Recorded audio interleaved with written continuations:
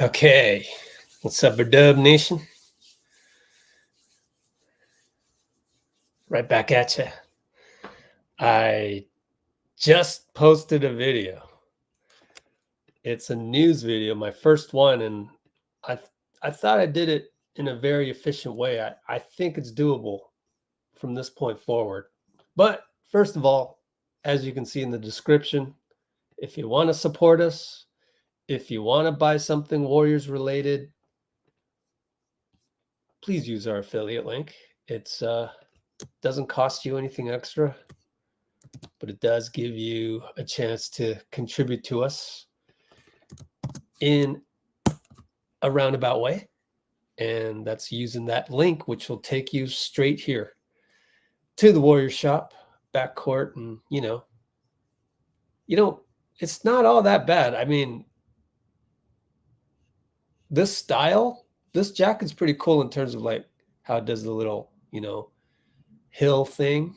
You know what they should do someday is do like a crossover with San Jose Earthquake someday, because I don't know if that's supposed to, allude to an earthquake or hills.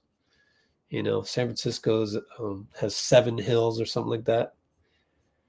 I'm sure some of you know that city architect of San Francisco is the same city architect of Lisbon, Portugal, Lisboa. That's why the two cities are very similar. Let's pull up the box score for tonight. Go over to NBA.com. Go over to right here, in case you missed it, my analysis of the Draymond suspension, of the incident with Gobert, of the Jaden McDaniels grabbing Klay horse collar style, which was unfair, that nobody's talking about. So I talked about a few things that nobody's talking about. And I just put this new segment up. I know this is funny because I'm wearing a black shirt with a newspaper icon, but it's my first one, and I hope people enjoy it. I mean, 18 minutes, I probably rambled a little bit too much, but yeah, a lot of alternative news that you're not going to find anywhere else. Just random stuff that came up. Random stuff that came up over the last couple days. Literally, it's going to be nearly daily. And now that I was able to do it, an 18-minute video within, I mean, I probably could have done better. I could have not rambled as much and got it done within, say, 12 minutes instead of 18. But I thought it was pretty lean and pretty free flowing, and didn't require me to edit a whole ton, which is the whole point. So go check that out when you get a chance. We are 8 minutes before tip off, so 18 minutes here isn't going to get you to tip off in time unless you ran it at 2x speed. I'm a little worried about our refs tonight. Oh no. Who do we have? Oh no. It's a bunch of nobodies. Sean Wright. Oh God. Oh gosh. Actually, I guess it's good. Okay, he's almost 20 seasons. Thing is I don't know him by name. Like, I may have recognized him. 19th season, I tip my hat, but like, I don't know him by heart, so I'm worried. But at least we're getting these refs when Draymond is still suspended. So Natalie's awful. Uh-oh, John Butler isn't all that great. 5th season. Oh no. Oh no. I guess you got to start somewhere, but please, I hope this guy has double digits. Hope he has double digits experience, because you don't want 2 single digits in the 3-man crew. 6th season. Oh man. Not good. Not good. Oh man.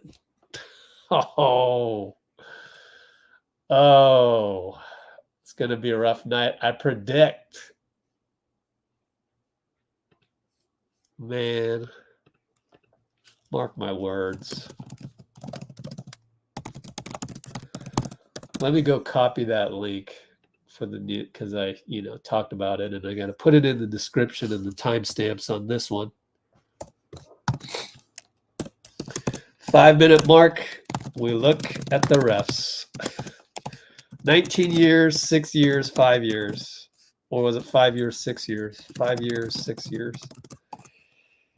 Yikes. Hashtag yikes. Oh, gosh.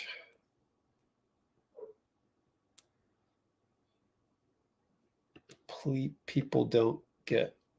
Oh, you mean no one's talking about. I changed the name to Draymond suspension. So algorithm type stuff. We only have 22 people on. That's oddly low. Maybe because over the last 72 hours, I blocked hella people. Like, good Lord. It's okay. 22, 25 people who think like we do, like we don't complain, we don't whine, we don't throw people under the bus. What a relief. What a, it's like that little 1 inch of air to breathe as the water's coming up on a sinking ship, like we're the only place where you can breathe. We don't throw Klay under the bus on here. Katie Boyd, man, so many people. Oh, and gosh, I was on Instagram. This Warriors creator, what do you create? You just create complaints all the time? I don't want to pick on anybody, but I saw 2 of them immediately. Like, oh, it's clear we need to trade people. What? You do realize we have 2 Hall of Famers not playing. Well, today it'll be 1 Hall of Famer not playing. By the way, speaking of Hall of Famers, Chris Paul gets the start. Now, if you were on my last live stream and you were paying attention, you know what my problem is with JK.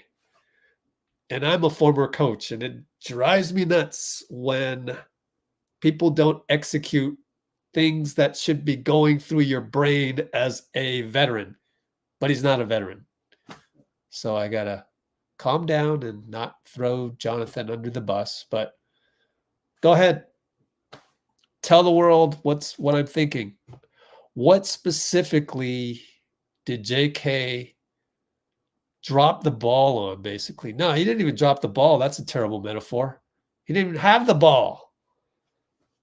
Let me wait a couple minutes and see if you guys remember what I was just really upset about the other night. So when CP3 starts instead of Kuminga, first of all, I go, well, this is OKC. They play small anyways. And CP3 was pretty good. There's some defensive sequences against Chet Holmgren even that were, not bad. He's tough inside. He's tough. But the passiveness of Kuminga is just, that's not starter worthy, kid. I mean, if we could just transplant Podziemski's brain into Kuminga, we'd have a freaking all-star, would we not? Oh my gosh. So that's why, to give away the secret. So if we could only transplant Podziemski's brain into JK's. But has anybody answered it yet? I guess you guys are 20 seconds, a little bit slower, but the reason why I think JK isn't starting, and I'm being very nitpicky, very, very critical, very nitpicky, but I want him to flourish, is because Shai Gilgeous-Alexander had 4 fouls. I think it was the 3rd quarter even. We're not even talking about the 4th quarter. He just didn't post them up. That's like your bread and butter. Like, you are actually taller than Shai Gilgeous-Alexander. You're bigger than him. You actually are. We can't say that of many guys. He has 4 fouls. And you don't go to the post and demand the ball? Why do you not have Mamba mentality? I don't get it. Actually, I do get it. He's young. He's learning. Quite frankly, he doesn't have Mamba mentality. Maybe he will develop it, and I hope he does, and there's flashes. But he doesn't have that yet. And that's why I think he's not starting tonight, because we need nerves of steel out there. We need killer instinct. And we have a guy like that. His name is Chris Paul. So he's going to start. And we get lucky because OKC plays small anyways. So that's a good matchup. I don't mind starting CP3 at all.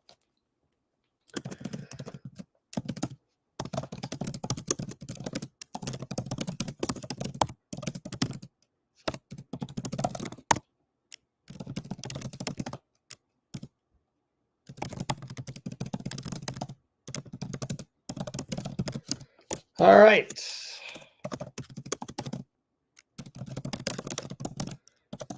What else we talk about? Monet's in the house. Daniel Barry's in the house. Fernando Garcia's in the house. Parth is back. I know, right? They shouldn't have gone full San Francisco, but I get it. But okay. Yeah, whatever. Thanks for watching that video. Let's see.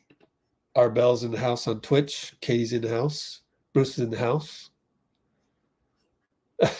News Network. Yeah, thanks, man. That's pretty cool. Yeah, I gotta screenshot that. Thank you, Bruce. Fun stuff, man. Oh, I forgot to. We haven't tipped off yet, so maybe I have time to tweet this thing out. Yeah, maybe I do.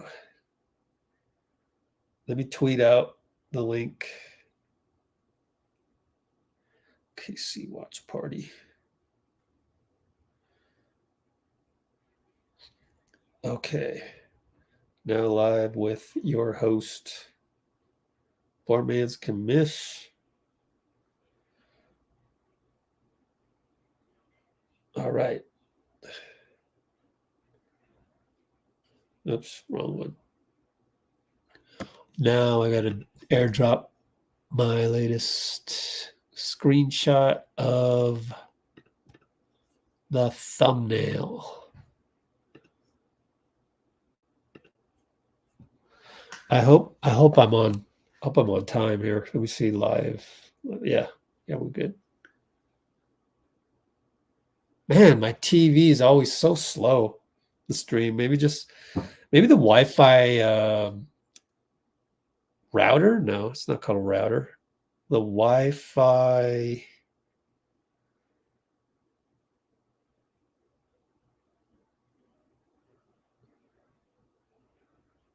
The Wi-Fi receiver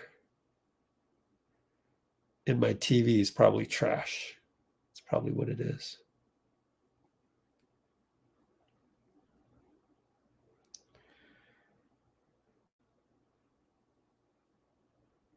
Dub Nation. Okay. Tweeted it. Boom. Boom, boom. I'm glad we have a early tip-off today so that I have enough time to rest up and go to my dad's house, watch some Raiders, and then watch some Niners. Oh, man, Bruce, I don't even want to know. I literally do not like to watch injuries on replay. Like, I've, to this day, not seen Sean Livingston's injury. Literally have not seen it. I told him that too. Last time I saw him, which was Summer League 3 years ago, maybe 4 years ago. Probably 3. 4 was 4 years ago was the pandemic. Bruce.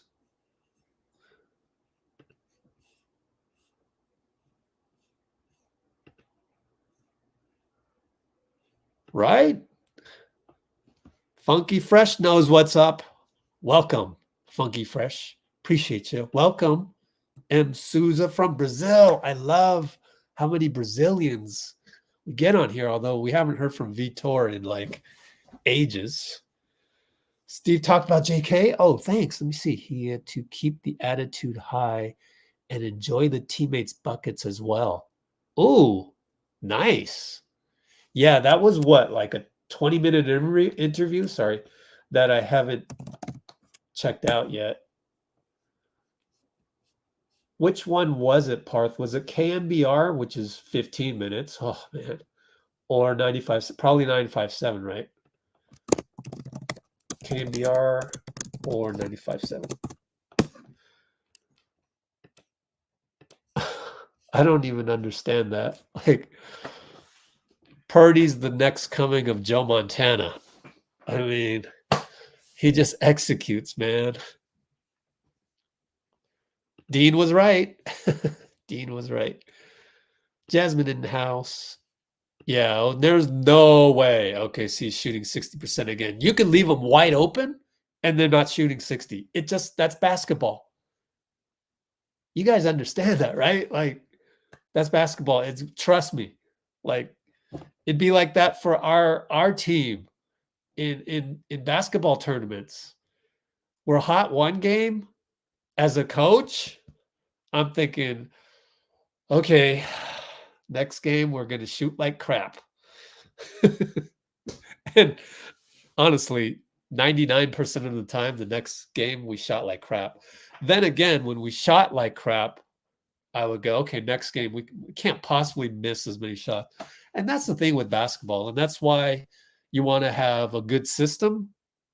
You know, Steve's got the Steph gravity plays and the, 0.5 basketball. And you need superstars and guys that can get a bucket, meaning Steph Curry, meaning CP3. When Draymond's here, Draymond can get guys open just based off of his action. So you need a superstar point guard like Draymond. But for Draymond, he still needs another guy to finish the play. So that's why typically the old school blueprint is to go and just get stars. Big three, whether that's Phoenix, whether that's the Clippers, trying to, 3.5. I don't know if you can call Russell Westbrook a big three guy. You try to accumulate a lot of talent, whether it's Boston, Jalen, Jason, and KP, because you're going to have a drought. And so you better have some stars that can put the ball in the hoop.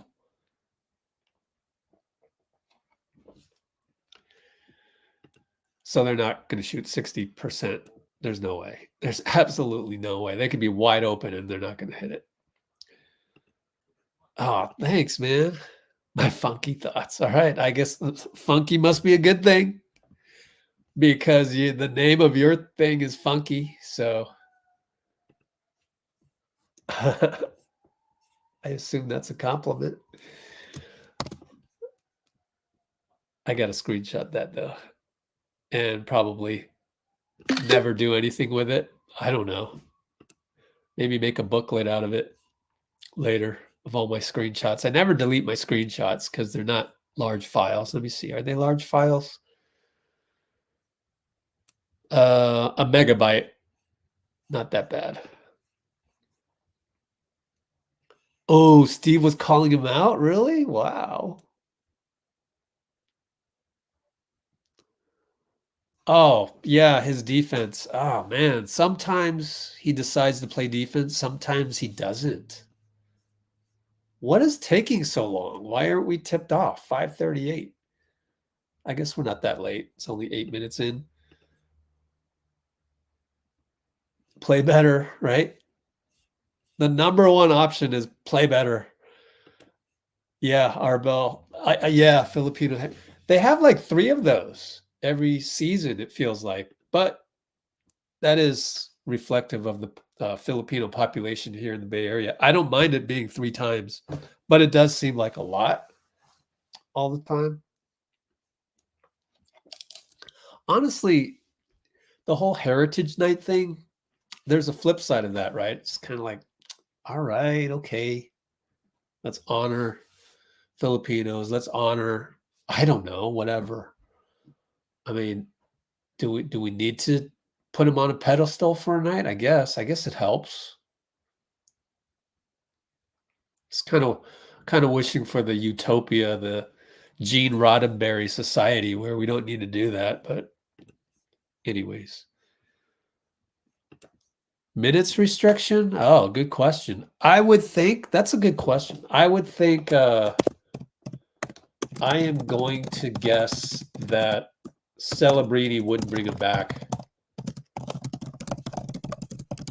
unless he's quote unquote 100%,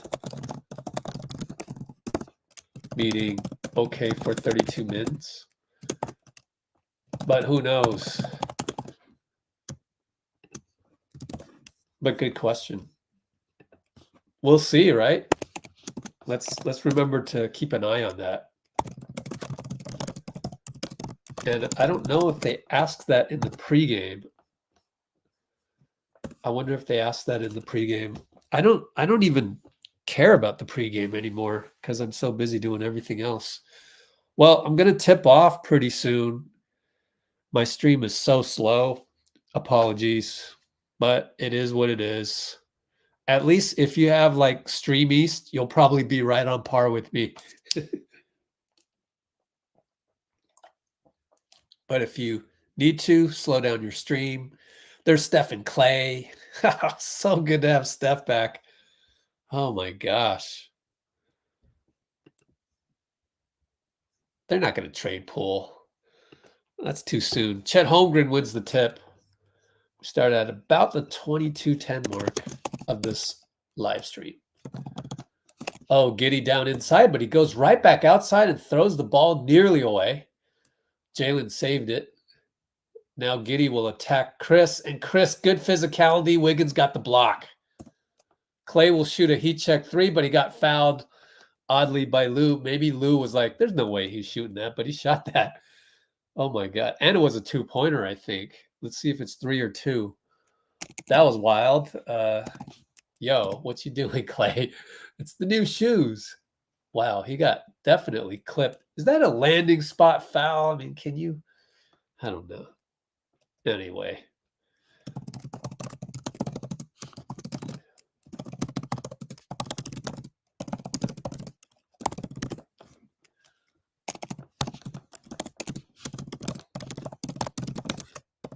Does he get 3 shots? I think he gets 3. Yep. Ref said 2 more shots. Breakout game. Hopefully. Doesn't even need to be like a breakout. Just shoot normal.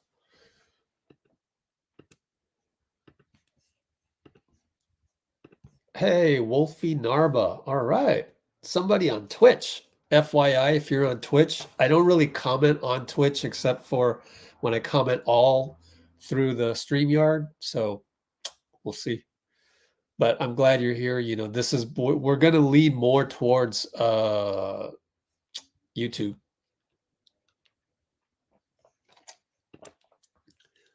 Holmgren from up top. Jeez.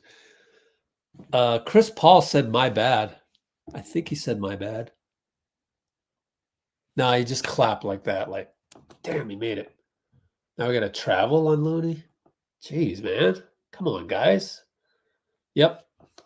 He actually did travel. Come on. It's always our veterans. God. Chet goes down the lane, scores lefty.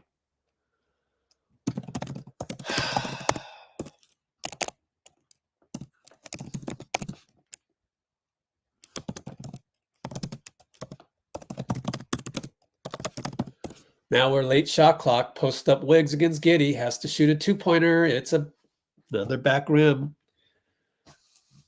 Okay, 5 starters. Got to all be on point, please. Giddey against Wiggs this time. Chet against Looney goes down the lane. Out to Lou Dort for 3 over Steph. It's good.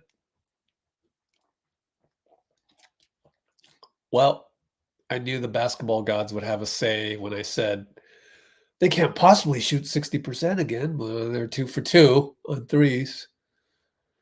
CP misses another one. It's a free throw line shot. Hit front rim. Shai. Good job by Looney and Klay. And Klay will get a steal. Credit Klay, even though Steph will get the steal probably. And Steph goes around everybody. Foul on Chet. And he grabs his knee a little bit. Oh, Jesus. It looked like he landed funny. Oh, Jesus. Are we going to replay this?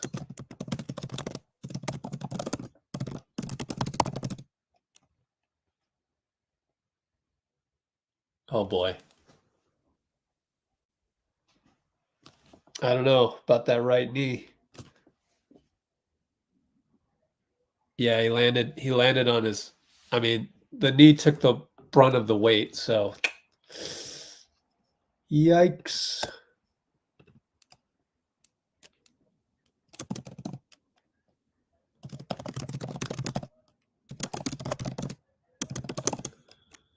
All right. Hits them both. Down 8-5. Need a stop. Scoring nearly every time down. Jalen, this is a great job by Steph to stay in front. That you teach that ever since high school, you know. Klay comes around a pick over to CP. Down low to Looney. Back to Klay for 3. Great screen by CP. Bricked it. Good play development, though.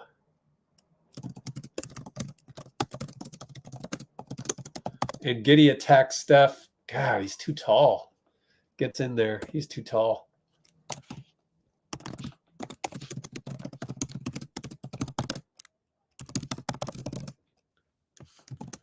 What a lead pass by Klay. Should have been a foul.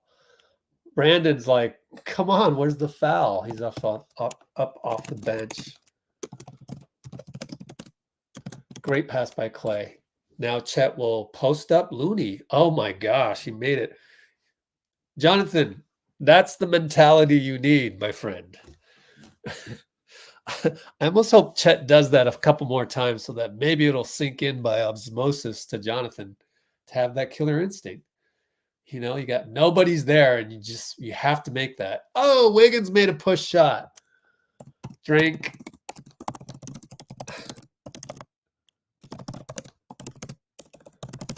All right. Now we got Shai posting up over to Chet. God, Chet's going to carry the ball. We got a call. We got a call. It wasn't us carrying the ball finally. Actually, they did call it on Looney, so I guess they're calling it tight. Down 12-9 still. Klay for 3. Splash. Catch and shoot. Over Williams, and Dagnall will call a timeout. So I believe it's tied up. Where's my score? Yep. Tied 12-12, 8-16. He just launched it. See that one more time. How did that develop?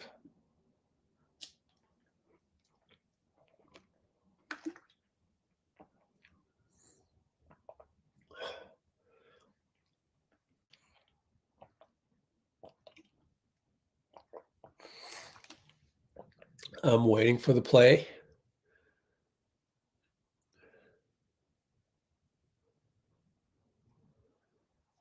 Huh.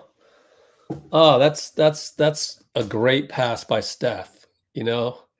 So when you don't have Steph, you know, it's a serious drop in talent because not a lot of people can make a pass this smart. Like it's high IQ.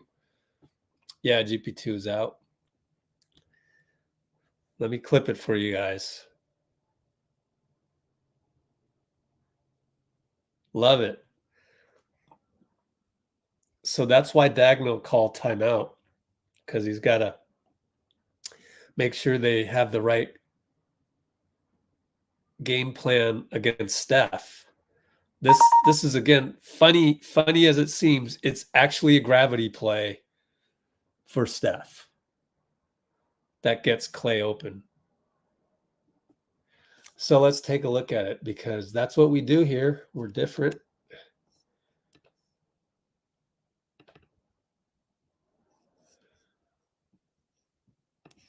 Okay.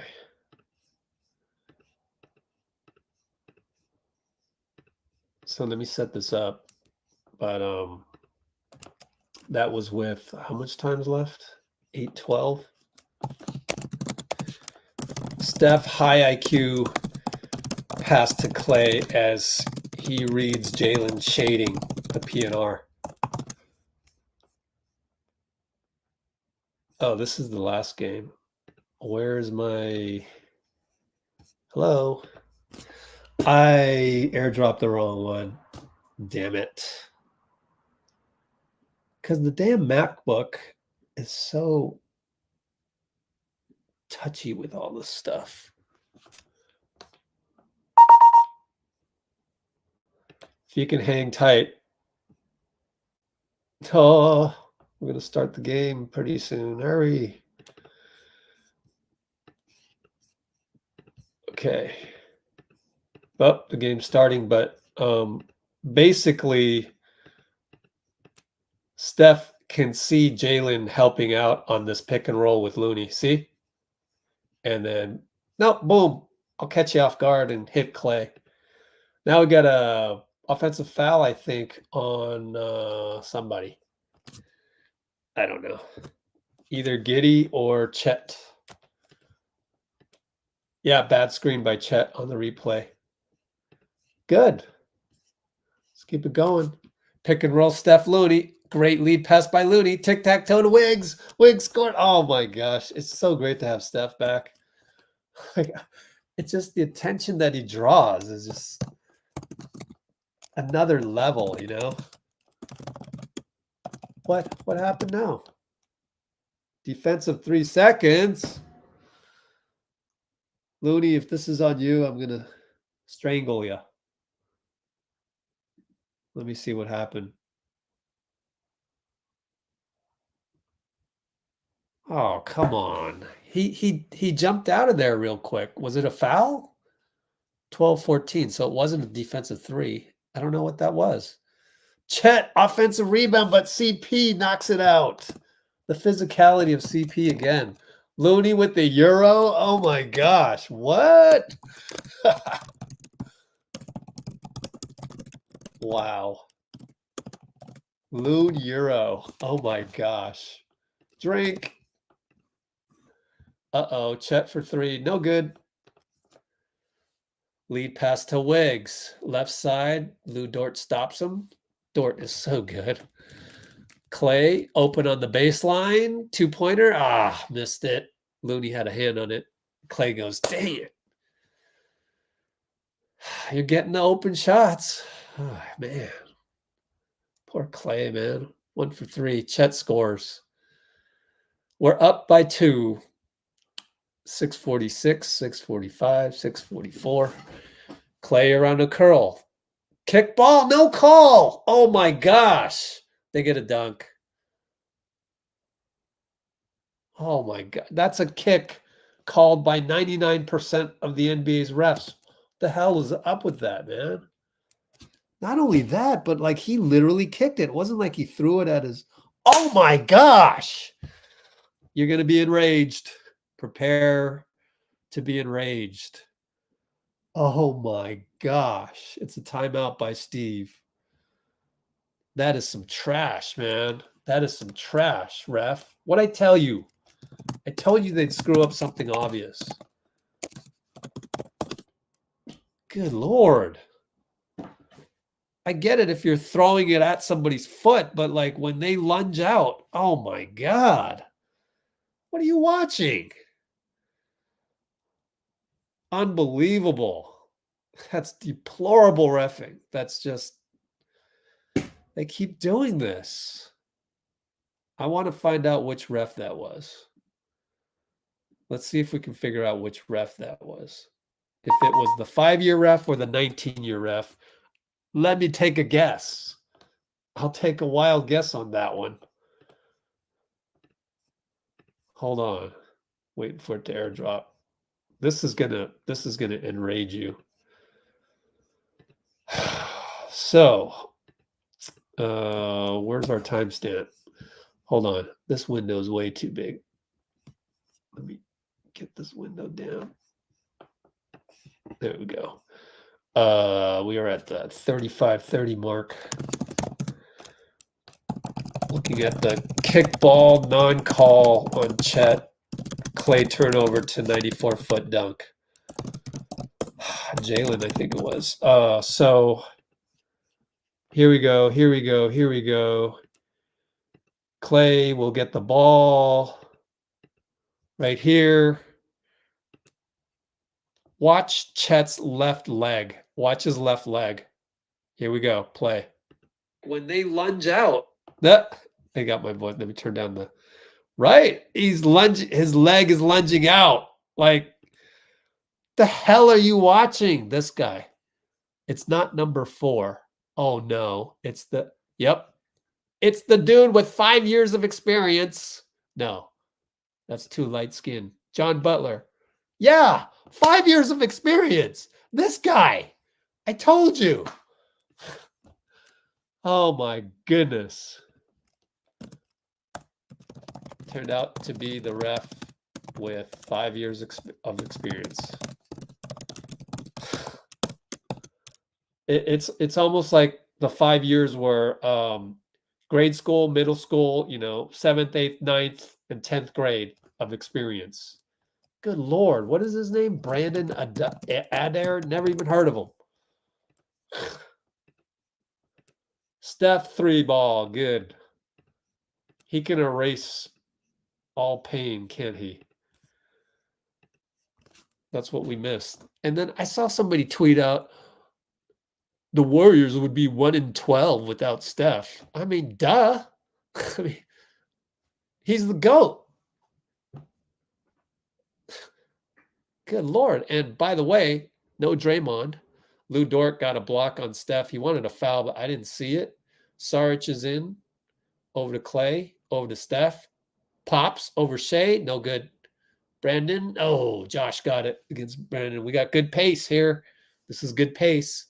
Giddey goes up top. Oh my gosh. He scores a push shot over Saric. That's a nice looking shot, Josh. We're up by 1 thanks to Steph's 3 ball after the break. Wonder if there was a design play on that one. I didn't really watch. Oh, Dario will take Chet, but the reverse layup is blocked by Josh. Klay has to foul. That's a good foul, actually, because we had 3 guys on Josh Giddey. They would have had a 4-on-2. So we're still up 1, 5:27 to go. I saw your last comment of, oh, we should start Saric. I mean, why are we doing that? Let's just go with what this coaching staff is going with. Like, show some loyalty, show some trust. We're the one place on the internet that isn't bothered by whoever the hell you start. Like, I would have been fine if Jonathan started. It's not. I was just explaining why he wasn't starting. Good defense against Shai. Good defense. So he's already impacting the game there. And we have the ball now. Steph over to Brandon. Oh, he traveled. Well, you kind of expect that. Oh, Steve is talking to JK about something. I wonder what it was. Let me see what he did wrong. That's at the 5:10 mark. Oh, he didn't cut. That's the thing, is us coaches, when we're sitting there, we're like thinking for the kid. Bro, JK doesn't cut on the BP travel. Middle was wide open. He just needed to be a target for him. Meanwhile, Shai goes pretty much coast to coast. Typical Shai fashion. Jonathan fouled by Lou Dort. There you go. Attack him, please. I'm glad to see that. I'm going to put that in my notes as a good thing.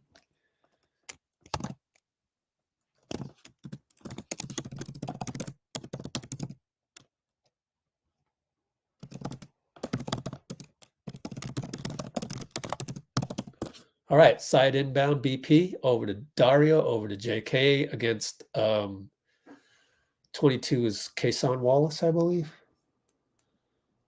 Now we've got off-ball foul. Lou Dort foul, I think. Let's check their fouls. 2 on Chet. That's good. And yeah, it's Kason Wallace. Brandon finds JK on the cut. There you go, kid. That's what you got to do. Yes. Oh, that's Shai again. Superstar status. Man, baseline, fadeaway, rainbow over Steph. Nothing Steph can do about that. And they score within 7 seconds. 7 seconds or less basketball. BP over to JK, over to Steph. He goes by Shai, deflected out of bounds. Our ball still. That pass by BP was almost late. The fact that it was late and he still scored.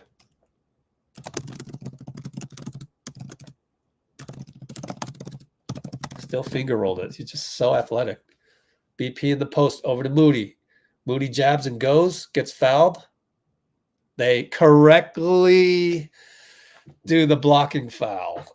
Thank goodness, because that was the other guy with only 6 years of experience.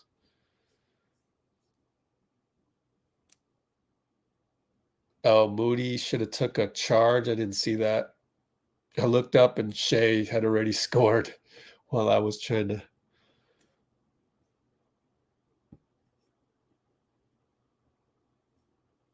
Why do they have Klay doing a pick and roll? I don't know. But, I mean, again, we're questioning a coaching staff that is way more experienced at basketball than any of us. So can we stop with that? I just want the one place on the internet where you're not questioning the coaching staff every single moment in time. Kenrich goes right into Moody, and then he gets a foul call. Maybe Moody should have flopped. I mean, Steve is beside it. Oh, I think Steve was like, come on, Moses. Interesting. Not physical enough would be my guess as to why Steve was not happy with Moody.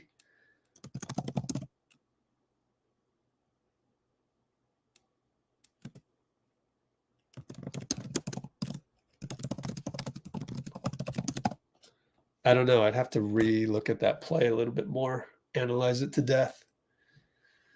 All right, Steph will bring it up. Tie ball game, even though it feels like we should be down like 4. Oh, Dario just muscles a layup past Kenrich Williams.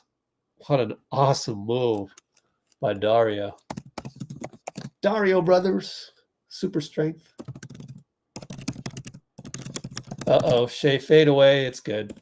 Over BP. Had no chance to block that one. You can only hope he misses. Steph over to BP. BP almost travels. Thank goodness they didn't call it. And he draws a foul on Lou Dort. Good one, BP. He's got just enough strength to handle Lou Dort. You like that, right? That's pretty cool that he's able to handle that.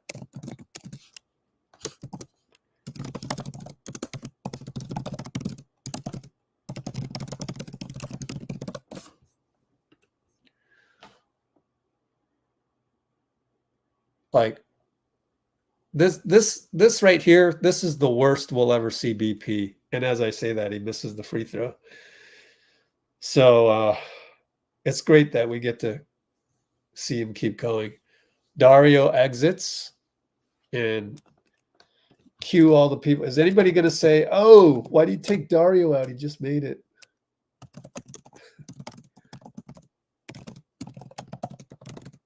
The reason why is they're doing a script on the rotation.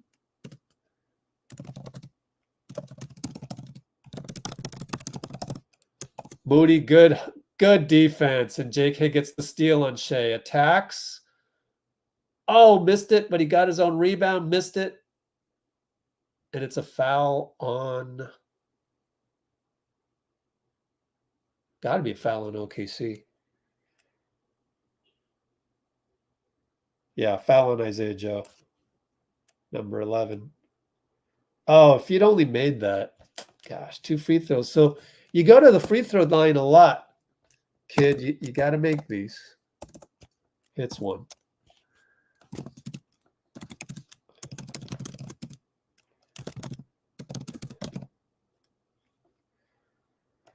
Great defense by the young fellas, by the 2021 draftees. And he missed the free throw. 1 for 2. Shai against Mo. Jukes him a little bit. Oh, man, that's too easy. But he missed it. Shai missed it. I'm telling you. Mo's point of attack leaves much to be desired. I don't know what's he got to do to fix that. Look at the between the legs by Shai. Good cut, but then I don't know 21's name. He throws the ball right to Moody. Oh, Aaron Wiggins. JK, way to attack instead of settle for the 3. Scores! JK came to play, and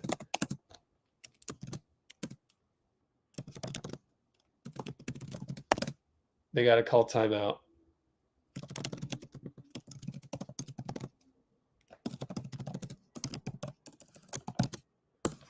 Yay, JK. Finally. We're only up 1. All of that, and we're up 1? No, up 4. Did you see this change just as I said that? They had it 26-25. How did we get 29-25 from a JK layup? How does that happen? $1 billion company website? How does that happen? God, this is such a trash website. Moody got a steal. I didn't even notice. But I'm glad he did it. All right, I'm going to take a restroom break. Be right back. Turn on the volume so I know I'm coming back from timeout.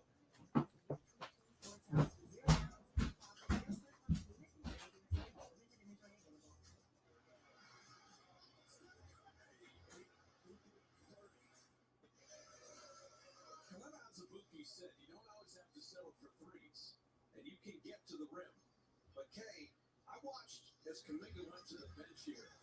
You know who loved it the most? Steph Curry. Out of the way, Jonathan. That's what I'm talking about. That's your defense. Osborne pulls out to his hat. Everett Williams running that 3 hours. They keep this going here and win the quarter.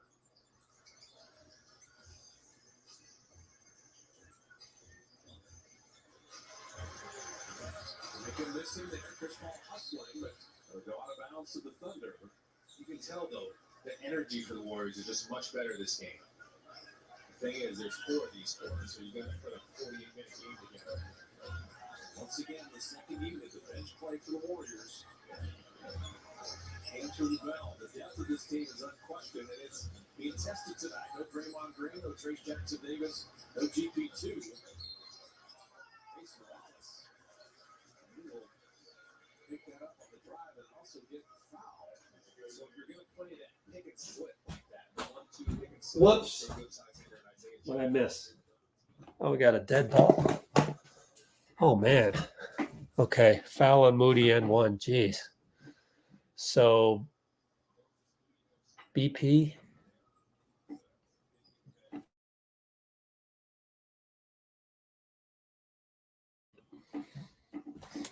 Was that? Yeah. BP. Late closeout. God, but he's been doing that a couple times.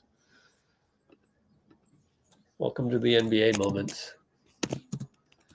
JK for 3. He's feeling it. See, that's where his attacks set up his threes. And that's how you got to do it. Inside out type of strategy for the game.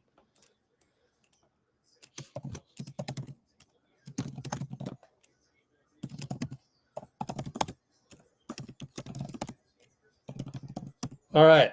JK over to CP. There you go. Oh, they collapsed. Moody got a 3, but then it went in and out. Shai 1-on-2. Come on, Moody. You got to be there. I don't know if he was hesitant because he had a corner guy. CP goes like this. That's pick and roll, isn't it? Oh, they're going to trap CP. Interesting. Moody finds JK a little bit late on that one. JK late in the clock. He's holding the ball too long. Nearly travels, then attacks, and it's going to be a charge. Held the ball too long. You're thinking too much, even though there was only 7 seconds. So maybe that's why he did that. Yeah. I will take that back. 9, 8, 7. That's all right. That's a charge, though. That's okay. You got to maybe pull up, Kobe style, pull up on that. You got to have that versatility.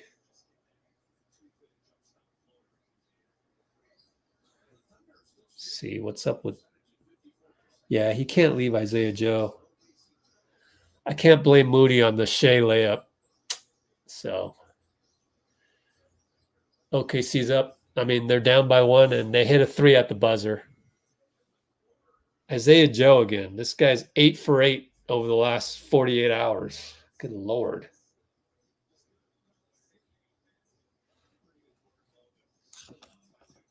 Oops, let's get rid of the old comment. Well, I mean, OKC's a good squad. Oh, gosh. Pretty much got to play flawless.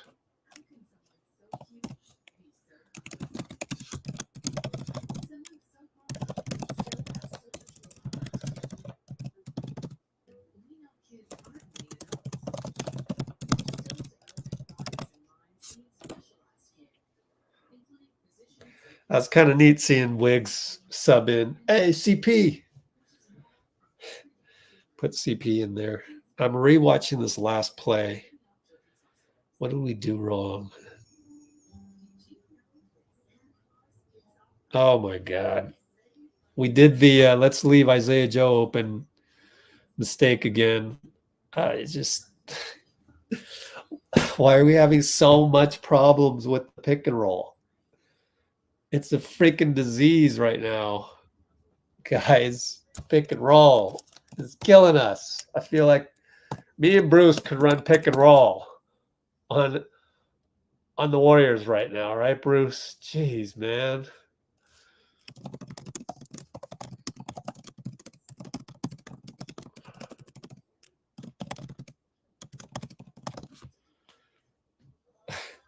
We saw a few of these last game, and that's when I was complaining that Looney was not doing a good job on those.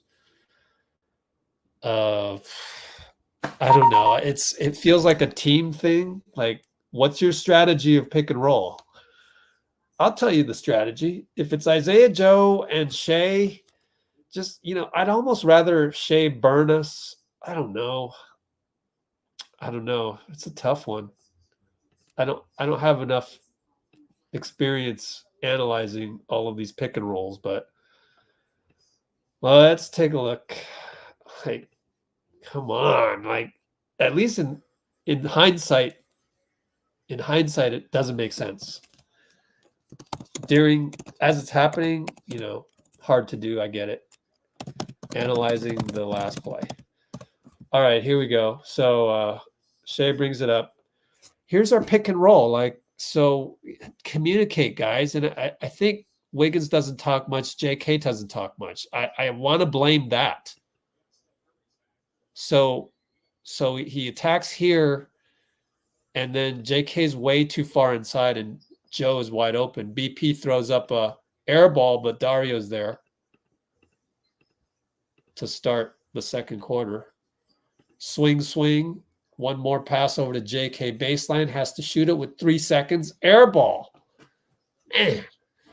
Well, it all started with the air ball by Brandon that Dario got. So not the best game for BP so far. And Isaiah Joe will shoot a 3 and got lucky there. Oh, man. Might have seen a clipboard being thrown. BP might have subbed himself out after that one. But we survived, dodged a bullet.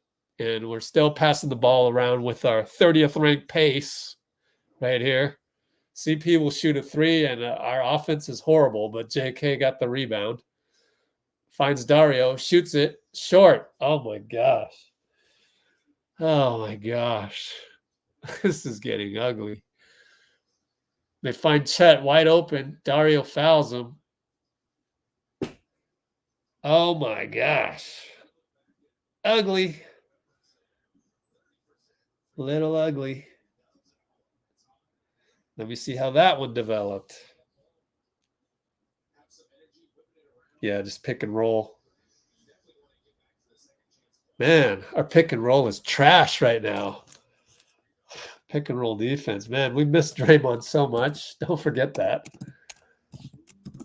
Wow. So that was was it Shai or Joe?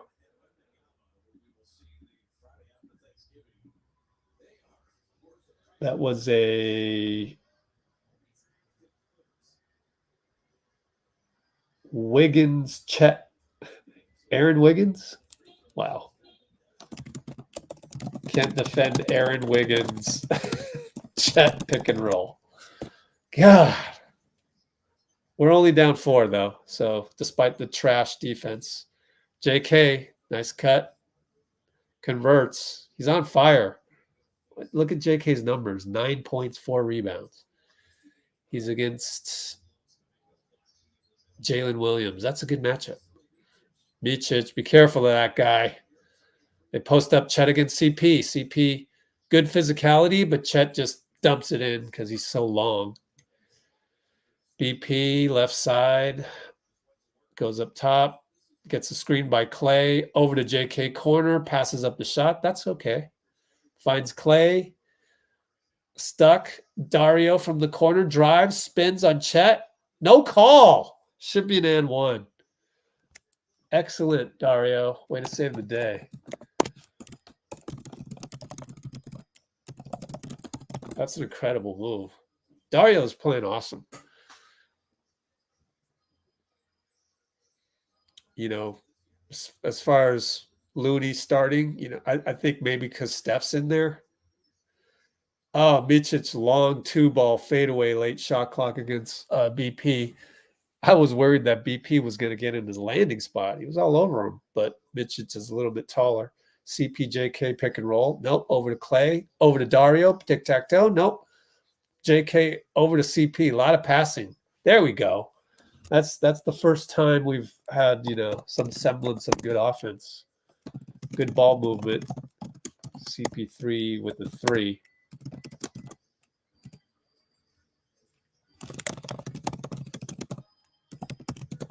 And then Wiggins, bad pass. Their Wiggins to CP. CP steal.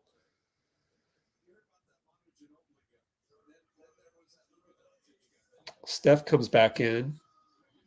Lou Dort comes back in.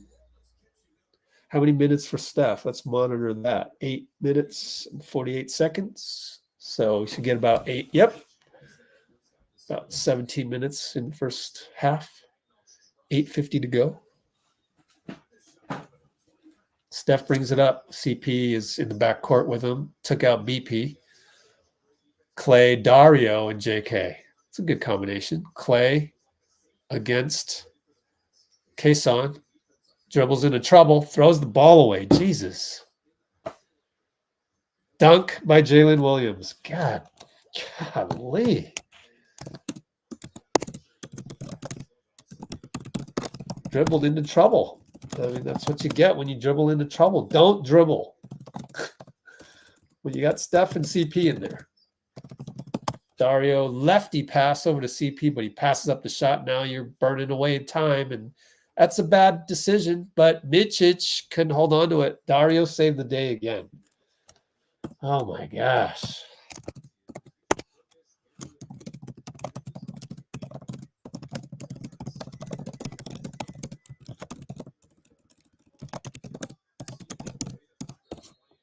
CP comes out.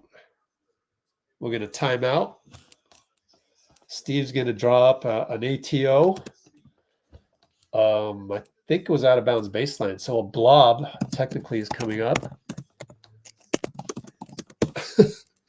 Fitz says OKC shooting 57%. Of course they are. Because I said that there's no way they would shoot 60%. That's why. Should never say those things. Basketball gods. It's a jinx.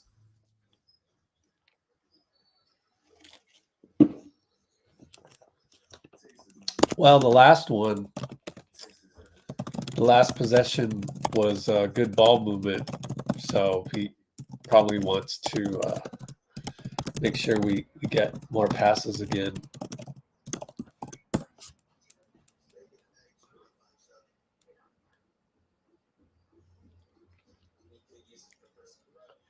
Yeah, what's their 3-point percentage in the first? It's already 3 for 6. The mantra holds. Every team we play, their first 10 threes, at least 4 for 10, at least.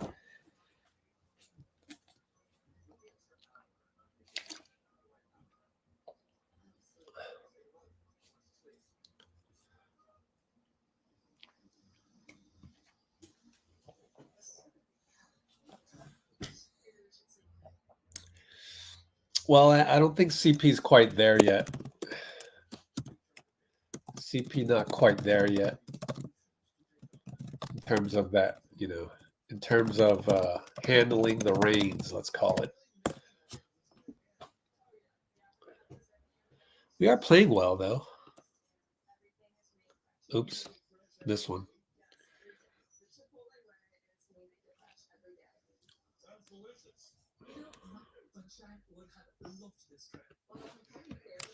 Well,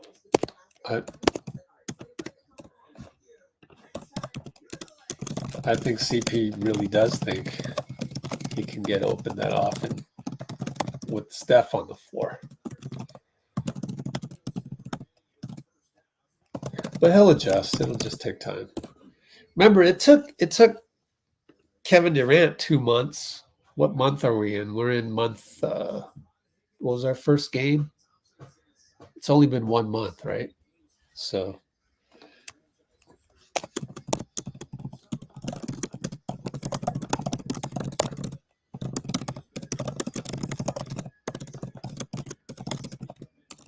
took Katie 2 months to integrate and have him feel comfortable, and vice versa with Steph. Okay, Klay, corner. And he threw it's his fault again. God. Oh, Klay.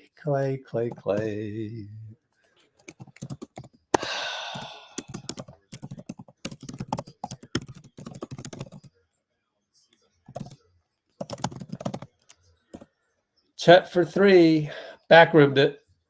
Klay, good jump, but it's over the back on Lou Dort. Let me see if that. Oh, my stream isn't quite synced up.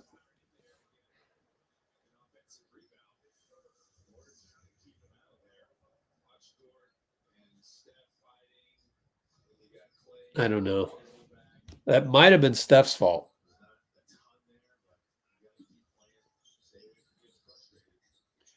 So it's side out.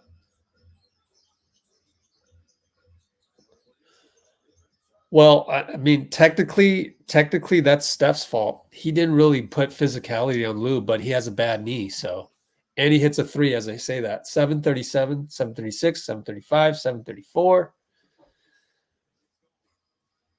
So we're tied up. Oh, 3 ball by Kassan Wallace. Wow. Missed it though. Yay, they missed. They finally missed. Steph probing on Chet over to Dario. It's against Chet. It's tough. Can't make it.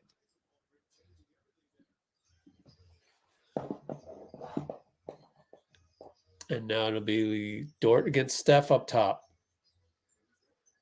Sort of a screen by Chet, but not really. And then he goaltends his own shot, even though it was technically in the imaginary cylinder, but it was coming out. But I'll take it. I don't necessarily agree with that, but I don't care. Klay comes out. Short leash.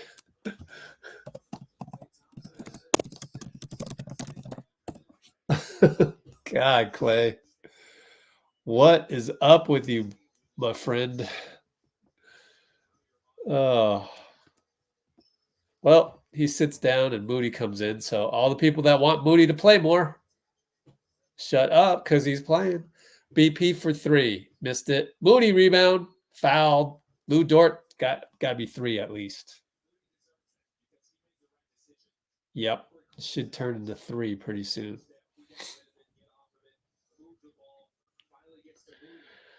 Moody was hacked.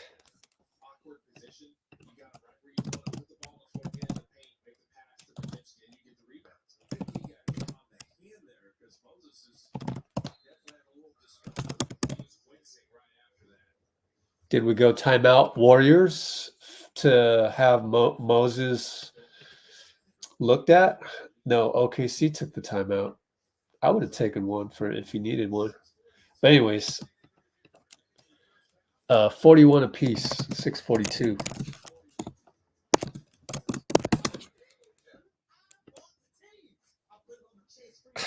God. The woes continue for Klay. Oh, they challenged it? Okay. That's why they called timeout. Let me take a look.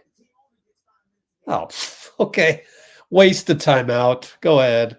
Did you guys see the replay at all? Yeah, it's an obvious. Wow. Very obvious. Dort slapped wrist. If they screw this up,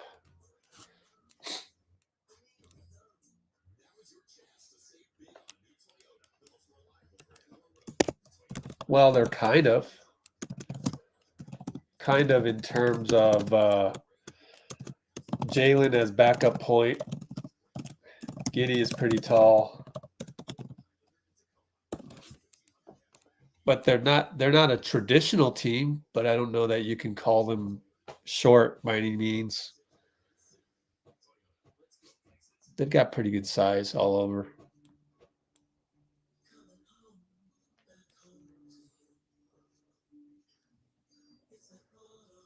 Trace is injured. Dario, a couple face. Oh, come on, man. It's hard to score against a guy that spidery.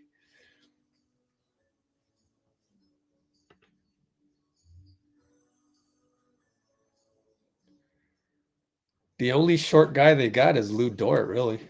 And he's not even that short, 6'3", 6'4".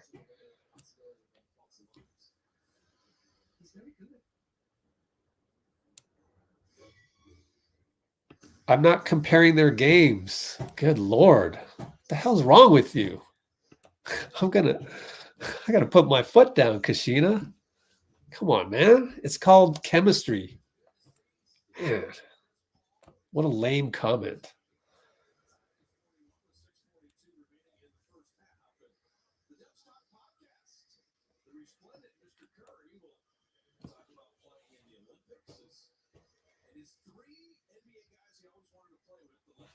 Well, go look at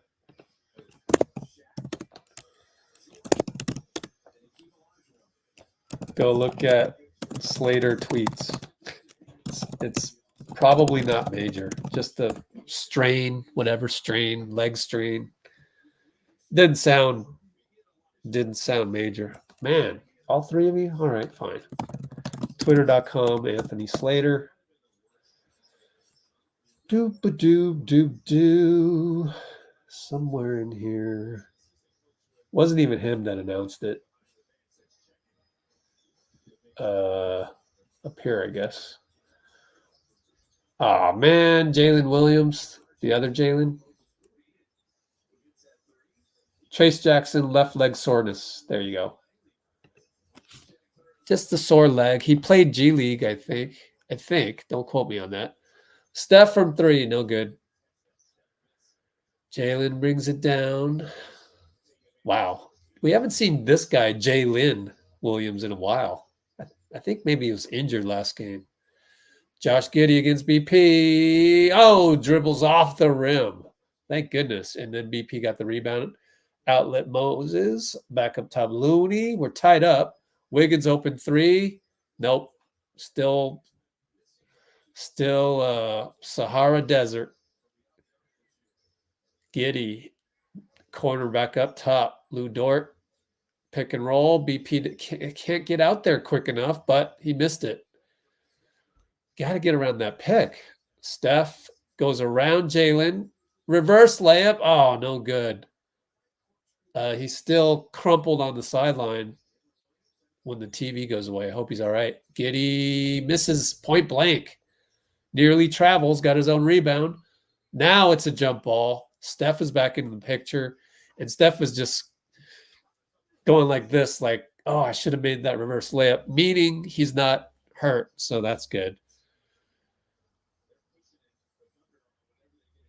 It feels like we're down 7, though. So I'm actually optimistic right now. Feels like we're down 7, but we're tied up. Looney wins another tip. How does he do that? He just steals every tip. His timing is impeccable on jump balls. Oh, nice pass by Wiggins, cross court to Moody, and then he loses it. Oh, man. You can't sub for Klay and do what Klay's been doing tonight. Giddey late call, then goes over to walk to the ref and complain about something else or something. Foul on Wiggins. 43-43 with 4:53. Would have been weird if it was 4:43 to go. You know, one time I was scorekeeping my basketball league, and it was 44-44 with 4:44 to go in the fourth quarter. I kid you not. That was so bizarre. And me and another guy noticed it, and it's one of those moments in time that just, only the two of us will ever remember that. That was weird. Nothing weird happened that day or anything. It was just funny. All right. And yeah, my men's rec league, sometimes they only score 44 points in the fourth quarter. BP goes around Giddey, finds Steph. Good job, BP. And he gets a swish on the 2-pointer. He just play makes. BP, that's the thing. He's able to do that.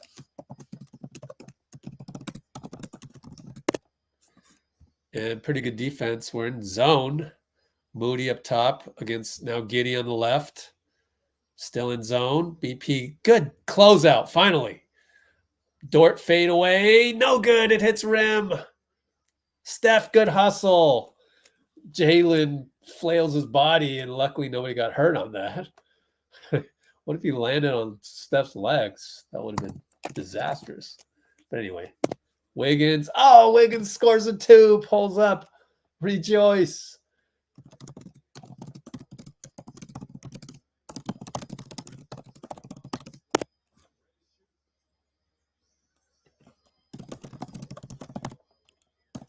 All right, Kenrich travels, no call, but he can't make the layup. BP wanted a charge.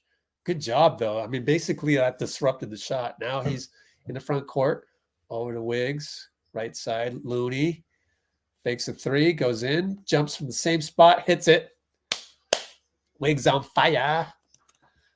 I guess he's on fire. 2 for 2. 4 for 6 overall. Pretty good. That's what you got to do. I mean, that's what Jordan and Kobe did. Your 3 isn't falling, even though they didn't shoot that many 3s. It's just like you keep probing and you keep doing that. Shai, no good. Good box out, Wiggs. Steph pulls up for 2, gets it. They got to call timeout. And he knew he called timeout. That is brash. Wow. Yeah, exactly. We're shooting twos, and that's what we should be doing because they're selling out on the threes and they're selling out on the only thing that's open is the middle. So we're taking it, and this is like a proud moment. Like, oh, they're finally doing it. They're finally taking 2-pointers because that's what they're giving us. Finally taking what they're giving us. So we got timeout. We should do this every game. Like just do the 2-pointers. It's not a terrible thing, right? Go ahead and score this way because that's what you're giving us. And you're in the NBA. You should hit a 2-pointer. And in fact, that's what Jordan and Kobe used to do all the time. That's what DeMar Rosen does. That's what Kawhi Leonard does. So don't be shy. Just keep going for those two. Yeah, that was brash. Yeah, that was so important to have Livingston and West. Yeah, I hope that means Wiggs is back. Yep. Klay should come join the party as well. Ah, finally. Yep, my men's league. Only 44-44 in the fourth quarter, but we're only playing an hour in the gym. 9-minute clock, running clock until the last minute and 2 minutes. Chet, baseline jumper, good. They pick on Klay, of course. He's the bad luck charm in terms of like you shoot over him, they make it, and he shoots, he misses. Oh, Steph barely got the ball over half court. CP's in the game, gets into Steph against Chet. Looney's there. They pinch Steph. Wiggins attacks. Euro against Giddey. Fouled by Giddey. Yeah, Wiggs. I'm loving this. Wiggs is like DeMar DeRozan, baby. Yeah. That was a nifty Euro. Nifty Euro in traffic versus a guy that can guard the Euro. Josh Giddey. Very DeRozan-like. That's a name you don't hear much on our broadcasts. Proud of you, Andrew. Did he make a free throw? He's even... No, 1 for 2. Oh, great. So he's going to miss this because the box score has spoiled it already. Oh, no, he missed the first and he made the second. My bad. Terrible play-by-play guy. Oh, my gosh. Shai and Klay. Okay, it's a 3-2 zone. No, it's a box and one. Box and one on Isaiah Joe, people. Did Fitz figure that out yet? No. Did Kalena? No. I figured it out, though.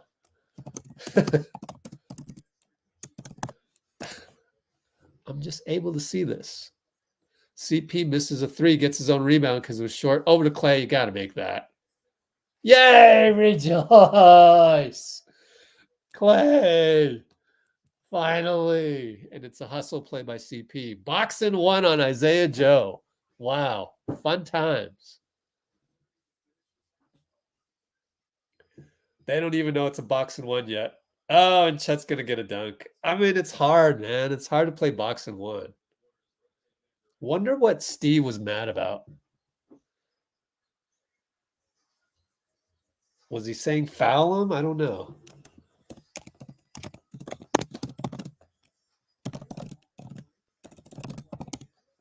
Klay from deep. Got it. Oh, my gosh. Okay. The heat check. Klay is now 1 for 10 on heat checks over the season. Chet gets it inside. CP wanted a clean call, but the ref calls a foul.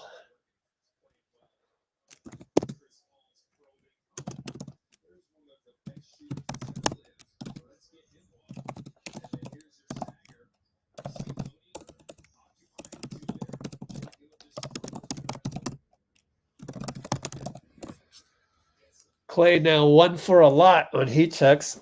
Somebody should have kept track of his heat checks just for fun. Little stats that nobody knows about. That's just like Warriors culture. We should do that. Like that should be a thing.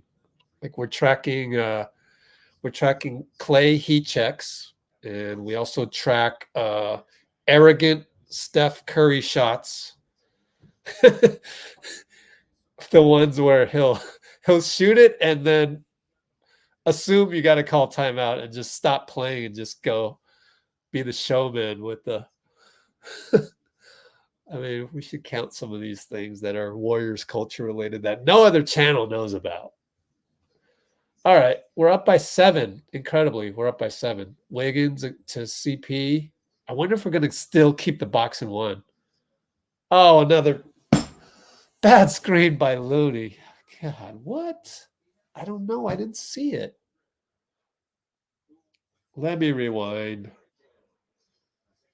Bad TV angle, though. It's tough to tell.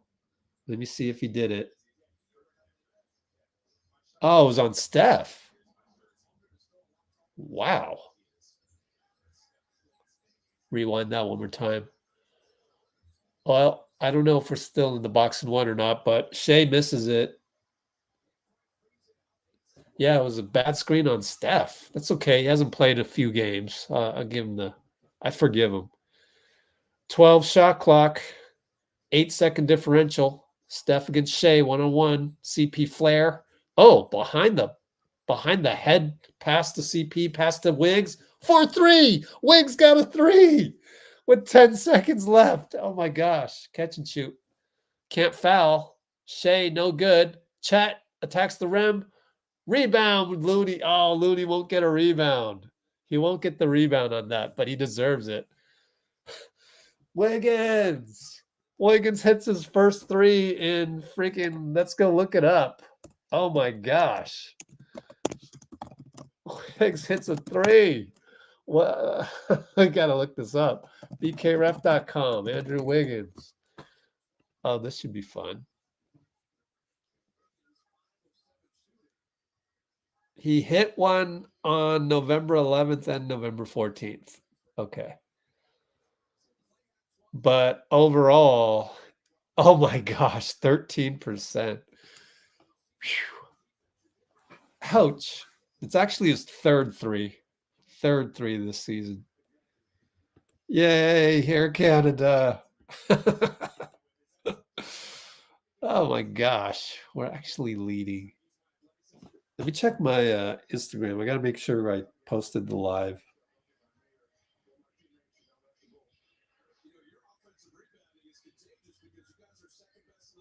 Oh yeah, I do have it. Okay.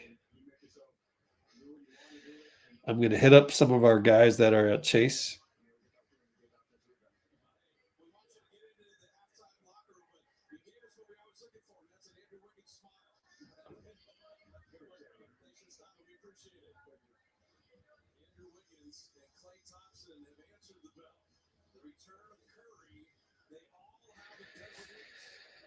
Okay. Oh my gosh, Warriors basketball is back. It's back. We have weapons, we have versatility, we have non-walk the ball up speed.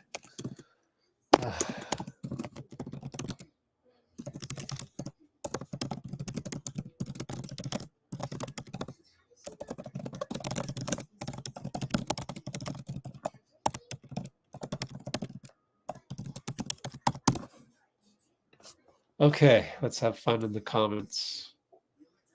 Yay. Uh-oh, don't jinx it. Oh no. Hey, right? Where are the biased people? Oh yeah, that's why he's the GOAT. One of the GOATs. Maple Jordan and Airplane Klay. Captain Klay.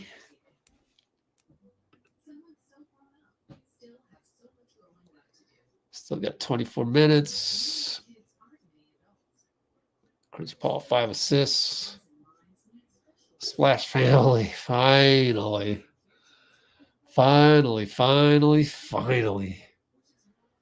Whew. Oh my gosh. We actually had a Klay heat check. So, and then we had a normal Klay heat check and normal Wiggins 3. That's how bad it's been. What a drought.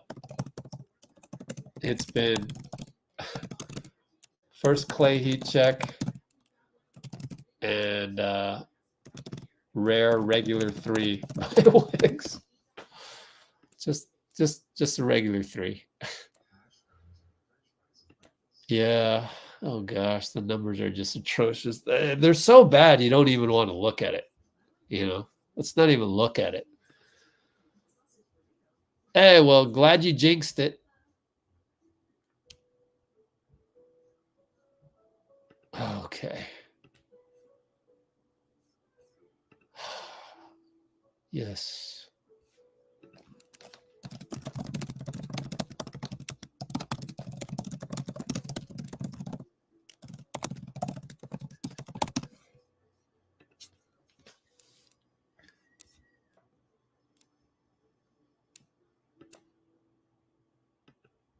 Yeah. Well, I feel like he always has that look in his eyes, so I don't know. That'd be great if they shot 45%. Team chemistry. Yeah. That last 5 on the floor. What were the 5 again? Let's check. Let's make sure. Oh. Well, it was Klay, Wiggs, Steph, CP, right? And Looney. Yep. So officially Steph, CP, Klay, Wiggs, Loon.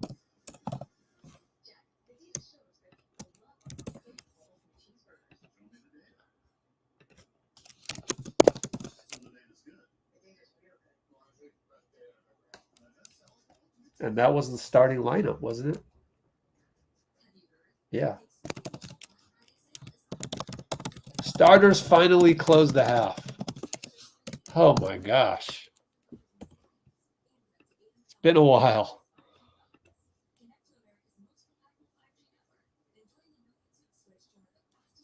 In practice. Yeah.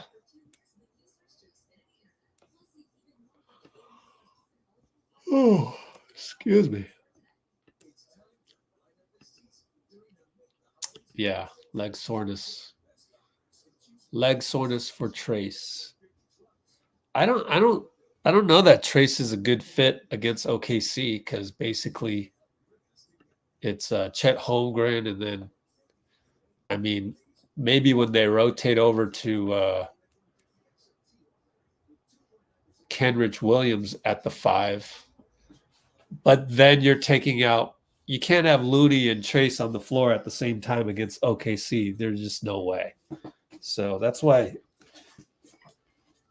you know, Trace not getting a whole bunch of minutes against OKC, I actually don't have a problem with. And I actually wonder why people on Twitter are demanding for Trace against OKC. It doesn't make sense.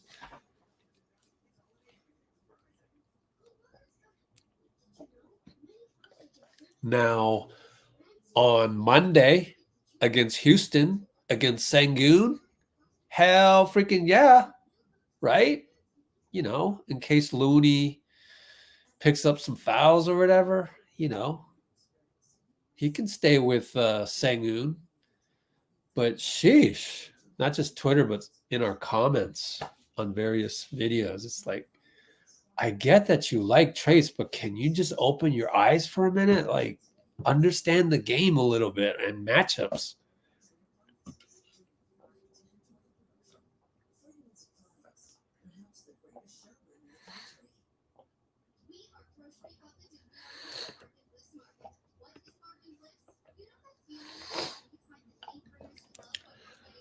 Oh, what was the halftime show? Well, we went through that, you know. Yeah, perhaps. But like I said over and over on Thursday, you have to check the box that you play them. It's part of off-season negotiations. Got to keep your word. So I'm the only guy on the internet saying that, right? Everybody else is like, oh yeah, you shouldn't have played CoJo. Like, I'm the one that's like kind of wondering why he did, and go, oh, you just kind of think about it and you go, oh yeah, actually, maybe that's why. That might not be the right answer, but it's plausible. As long as it's plausible, why can't we just give them the benefit of the doubt? Don't you wish in real life you would get the benefit of the doubt? Is it that you don't? Is it that your boss stays mad at you for arriving late? Oh, they're doing a little martial arts. So it's Filipino Heritage Night. That's why. So is it because your boss always gets mad at you for being late, but he doesn't realize that, I don't know, the bus is always late. You drive a hoopty and sometimes it doesn't start. Whatever the reason may be. And they're reasons, they're not excuses, right? Just give somebody the benefit of the doubt. Give Steve the benefit of the doubt. Like give him some credit, give him some respect, give him some understanding that they are living the life 24/7. They probably have more information than we do, and they don't have time to explain every little detail.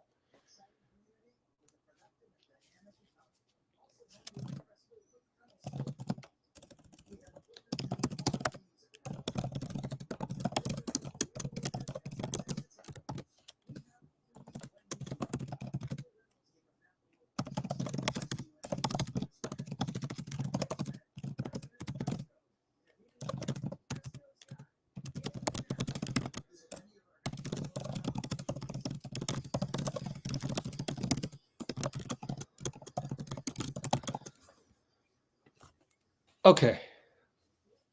Nope, you're missing the point. You missed the point. I said give Steve the benefit of the doubt. But do you see CoJo playing? He's not playing tonight. So, Steph is back. So he already explained it, actually. Steve actually explained it. And so I'm going to have to go right here. It's in the transcript. I can't cover everything. I'm not going to lead with a headline that says, Steve explains why CoJo is playing. Like, I need to pick one. You pick the juiciest one and you hope people click on it. But it's buried in here. So, I mean, again, he wants 2 ball handlers out there. So in the absence of Steph Thursday, they went with CoJo and BP, or CoJo and CP, or BP and CoJo.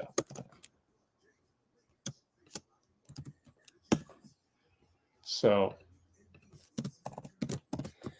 I mean, everything on this page, everything on here, let's see, find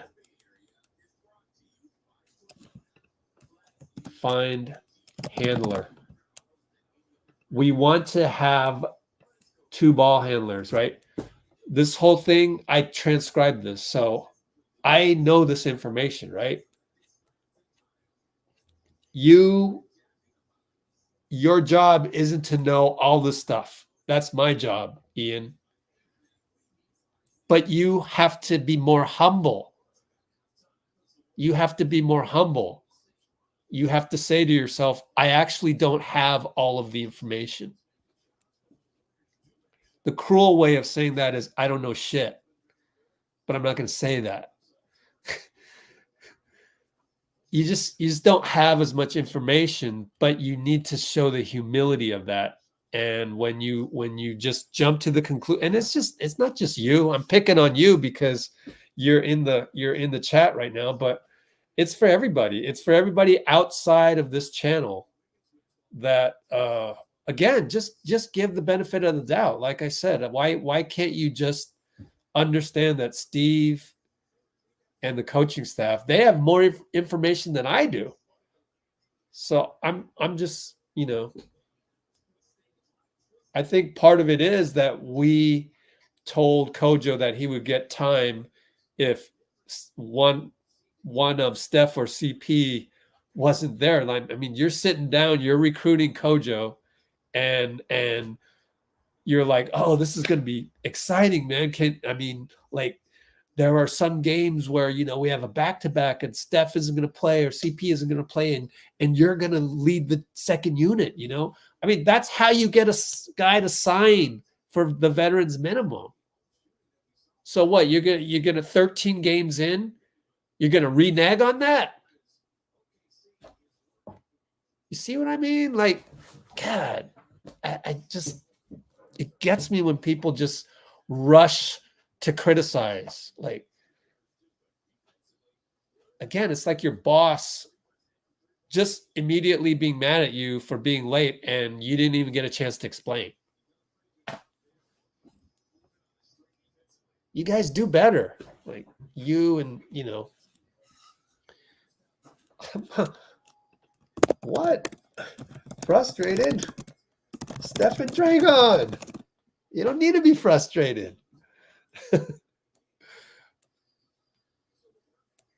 Your comments about Steve Kerr. Let's see. Anyways, I'm done. I don't mean to put you on the spot. I don't mean to put you on the spot. CoJo Spurs culture, there's that too. I know, man. Legendary coach. A lot of people don't think he's a legendary coach. Why? Because he's white and he looks wimpy. Yes. Admit it.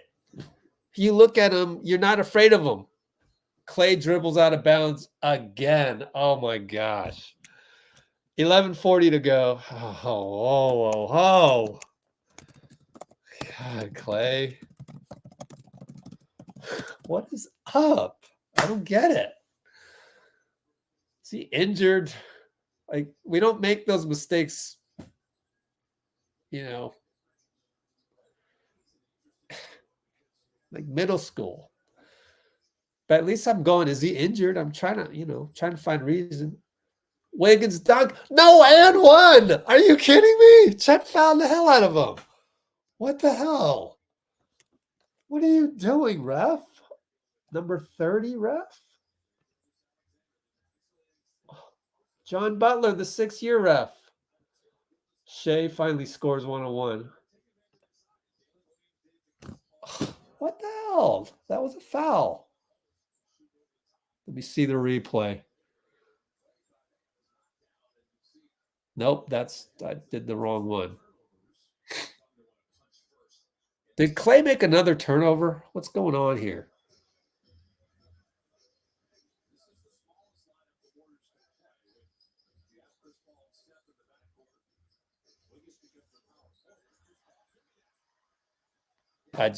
Chris Paul steal, Klay, layup good. I mean, I think Wiggins was fouled, man. Yep. So the last one, Klay, another over dribble. God, man.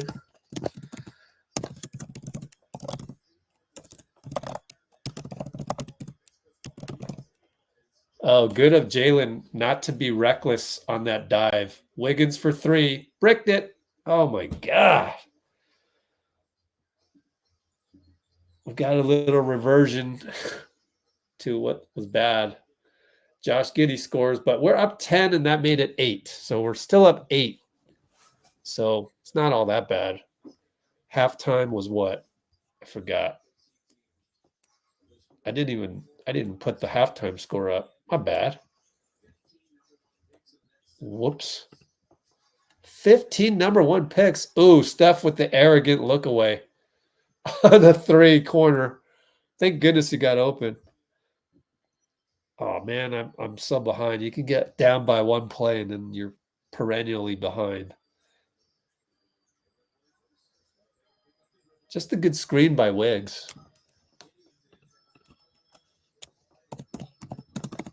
Lou Dort for 3. Air ball. Oh my God. Somebody didn't score against Klay. Yay.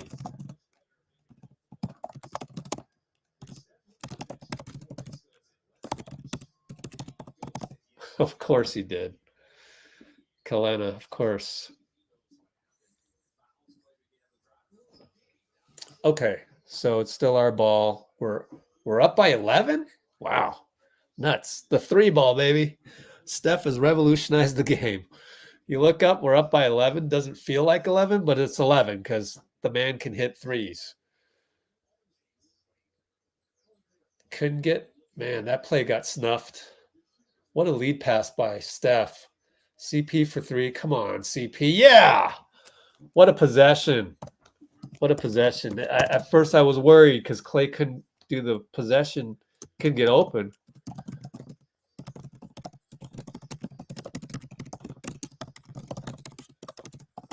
What a possession.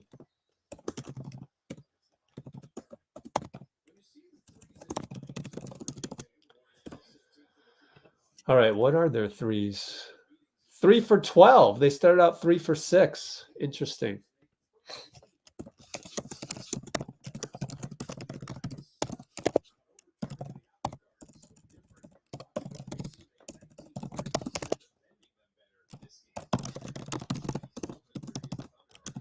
All right.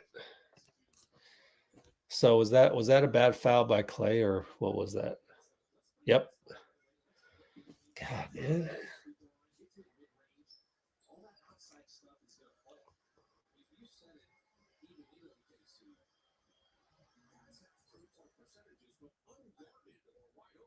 That wasn't really Klay's fault. I mean, that wasn't an egregious brain fart. It was just they were kind of playing zone-ish on that side, and good job by Jalen. Oh, Looney can't make it. I wonder what happened. Did Chet foul him? Didn't look like enough. Steph takes the charge, though. Yay, way to go. Positional.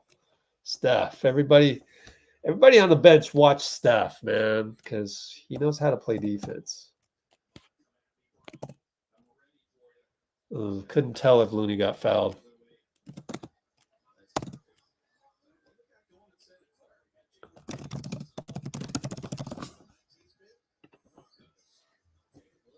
All right, 8-11, 8-10, 8-09. We're up by 12, incredibly. Steph splits the defense. Bye-bye, Chet. Oh, man. Beautiful. Beautiful. That's how you dribble. You don't need much fancy stuff. You just go in between guys. Chet. CP with the aggressive defense. You just love his bulldog defense. It's pretty impressive.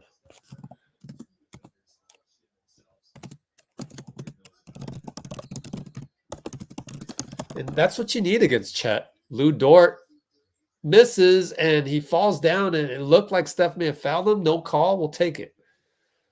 Wiggins attacks. Scores! 94 feet later. Way to advance the ball. Timeout Dagno. At long last, Warriors basketball is back. 75-59. I can't believe it. Let's see. Looney grabbed the ball, grabbed the rebound at 7:51, and we scored 6 seconds later. Way to go. 7:44 to go. And I think it's the threat of Steph and Klay. Oh, yeah. Let me clip that one more time. Let's clip this one. This is fun to watch.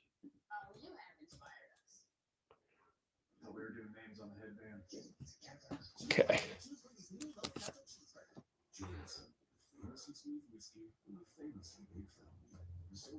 Can't even tell if we're in zone.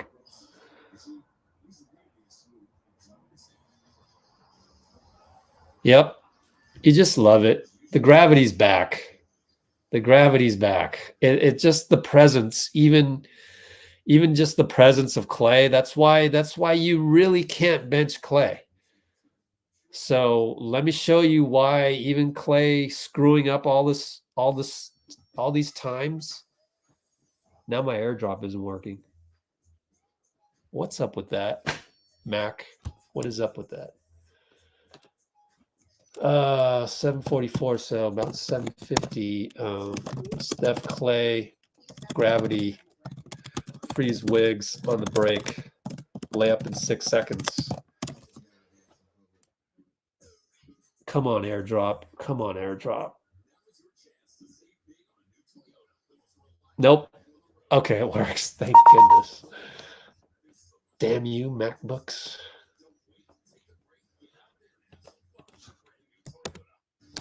Here we go. Let's analyze the gravity. This is why you can't bench Klay. This is why. Let me show you. So anytime you hear that on the internet, just know that that person doesn't have as high IQ as you. Why? I'm going to show you right now. Analyzing the last play, why you need gravity to stay. You can't bench Klay because they should ignore Klay, right? We get the rebound. Here's Looney with the rebound. There goes Steph and Klay. They're on the left side. What do these guys do? Who does Shai go to? Shai's got 1-on-2 because he's kind of worried about these guys and he's on his heels. And so Wiggins attacks and he gets it. And that's just the importance of having the gravity on the floor. I mean, it's not like it's debatable on that last play. Wasn't like pure gravity as Wiggins scores inside. But, it's close enough. They're still blanketed on them, right? They're running the break, and it's not like, oh, ignore Klay. Like, they're still worried about Klay. Every team will be worried about Klay. So you can't trade him. You can't bench him. You have to keep playing him because of his threat. And now we got 2 buckets in a row down low. So good job by Klay to find Looney there.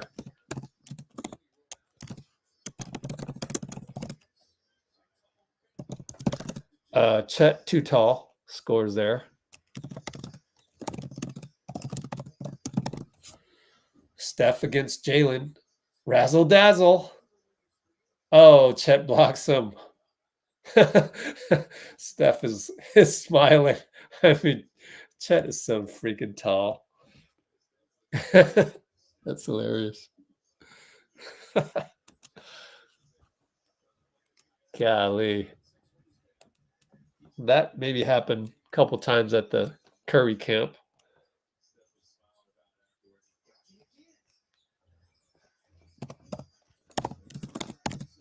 Oh, Klay attacks. Way to go, Klay. Oh, and then he did the 2 small. Oh, my God. Why? He is arrogant. Arrogant. Wow. Oh, he did the 2 small baby cradle. What? And then Shai scores. I mean, that doesn't please the basketball gods, Klay. What are you doing? Man, that's some arrogance.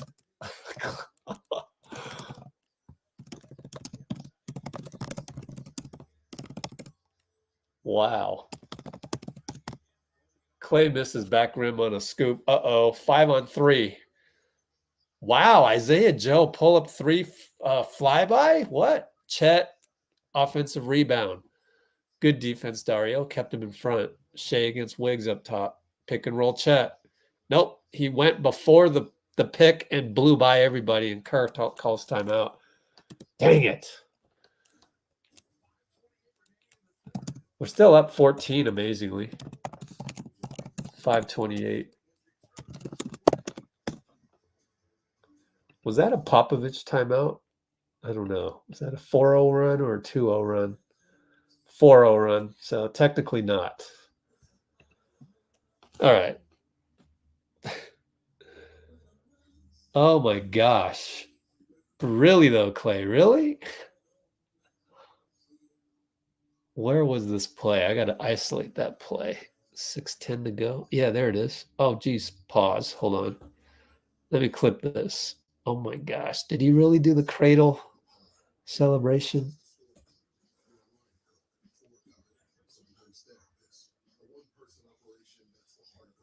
Oh my gosh. He really did it. Oh my gosh. The too small.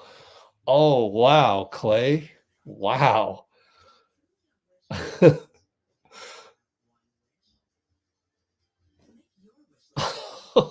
That's some arrogance. That's some 4 rings arrogance. Let's send it over. Is the airdrop going to work? Yay.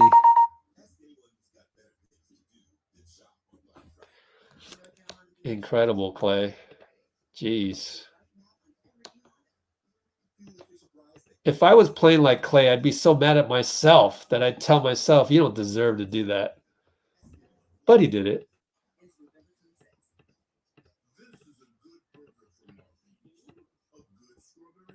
Okay. Klay gets the ball right there. Baseline. That's a blob. It's via blob. Let's put that in the notes. Wonder how that developed. Yep, Dario, good pick. Man, they went after this replay just barely enough time to see this develop. 1, 2, 3, 4, and Brandon over there. So Klay gets it here. He goes, he scores. And then he does the too small. Did you see that? Too small. Oh my gosh. Really? Oh, I minimized it too quickly. But you saw that. Wow. All right, Klay. The petty Warriors are back. Exactly. Wow. That was incredible. The petty Warriors are back. Wow.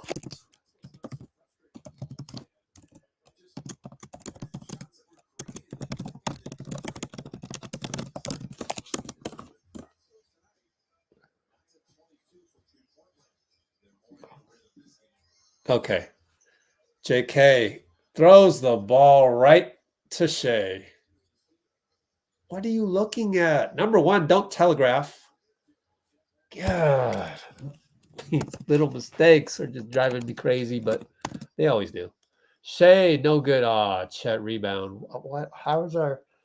Oh, Steph had to go against Chet. Man. I don't know. Then Steph sloppiness throws the ball away. Timeout. No, we've only got 4. Well, Dagno only has 2. Man.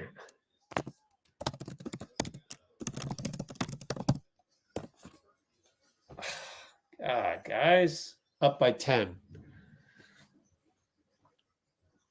JK, one-on-one Isaiah. Come on, he's smaller than you. And he throws the ball away. You got to call timeout now. Oh, he saves the day. Chase down block. Wow. What a crazy sequence. He doesn't attack Isaiah Joe. That's freaking Isaiah Joe. And Steph, no, missed it. Moody rebound. Oh, what? This is what we don't deserve that, but thank you, Moody. Oh my goodness. Craziness. Craziness. Ugh. This is wild. Chet dunk. All right. I don't like this unit. They've scored every time down. Can we get a stop next time?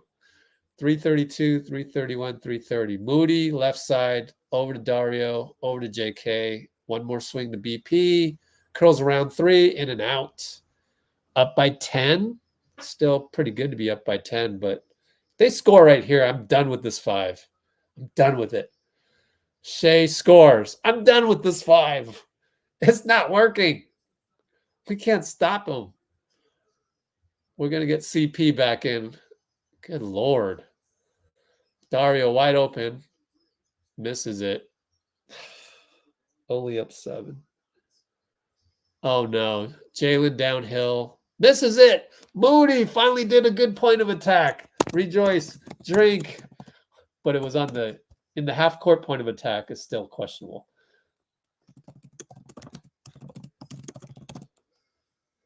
Oh no, another turnover. Oh, who are we bringing out?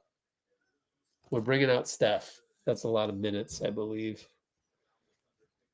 27 minutes with 12-minute quarter 4 coming up. They might insert him if we get the last shot, but yeah, he has 6 or 8 minutes left in the tank or left in the quota. Oh, man. Entry pass, batted out, and then batted back in. Can you just go on him? Yay, JK, finally. So I don't know what goes through that guy's brain.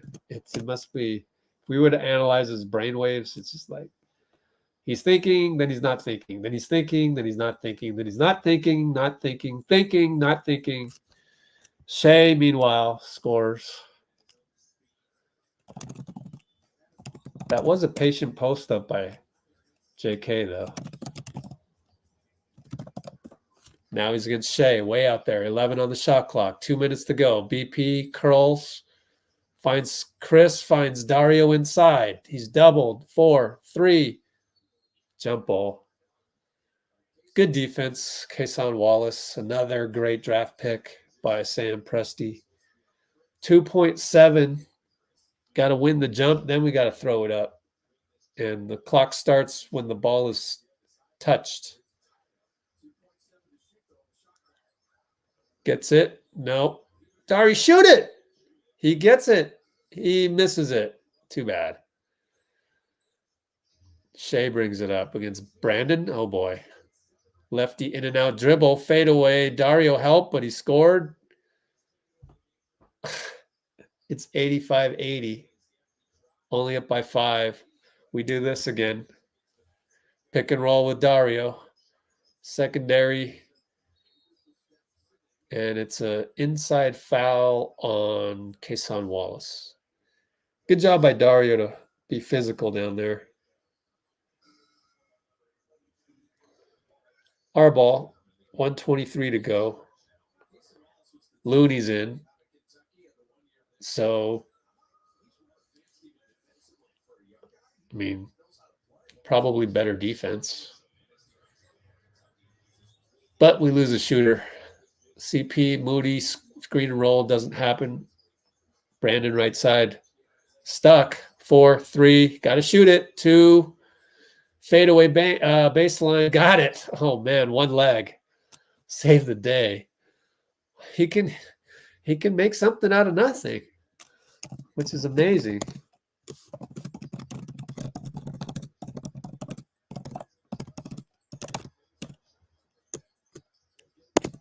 Shai shoots it no good. But they get a rebound, and Isaiah Joe, 3. Reload. Who lost somebody?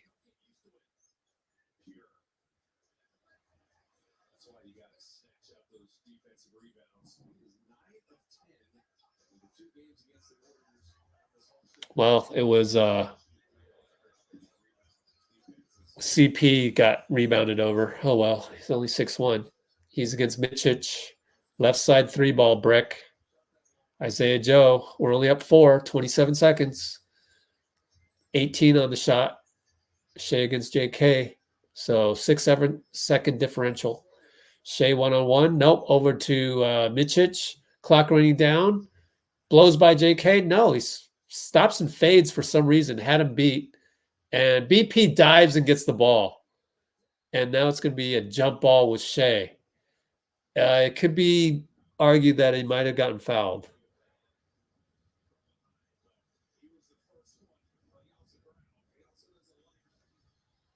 Let me see what happened. Yep, that's a foul on Shai. Awful. I mean, that's an easy call. I mean, there's no question. Look at Shai foul the hell out of him. His elbow was on BP's shoulder. God, man. Which ref was that? The young one? Yep. It was the young one. The 5-year ref. Bad call after bad call after bad call. And somehow OKC scores? Oh, my God. Isaiah Joe blows past Jonathan. Like, why would you let him go right? I don't understand it. He's right-handed. Like, that's what I was taught in high school. Oh, my goodness.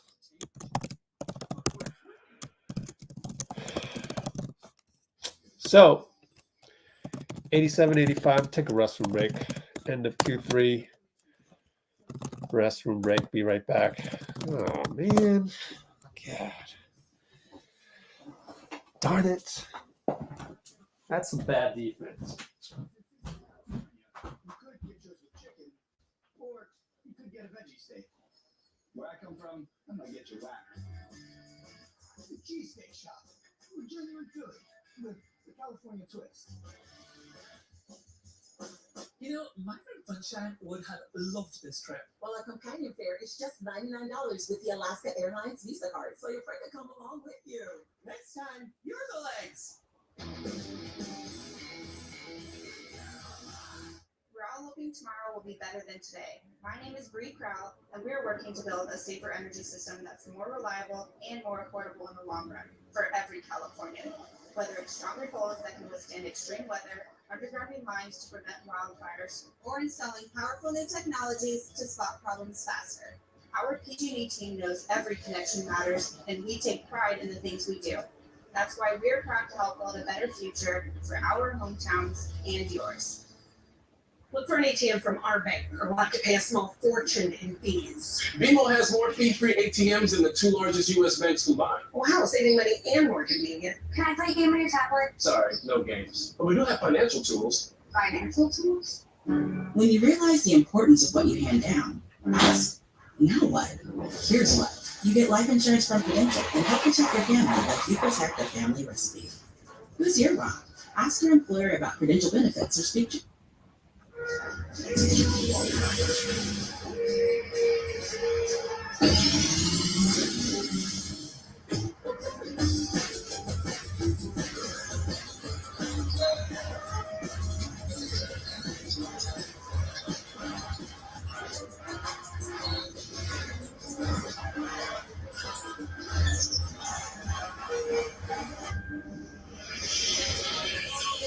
Steph Curry is back. That has helped the Warriors shooting, but that 22-6 run by the Thunder. All right, I'm back. That was some atrocious defense.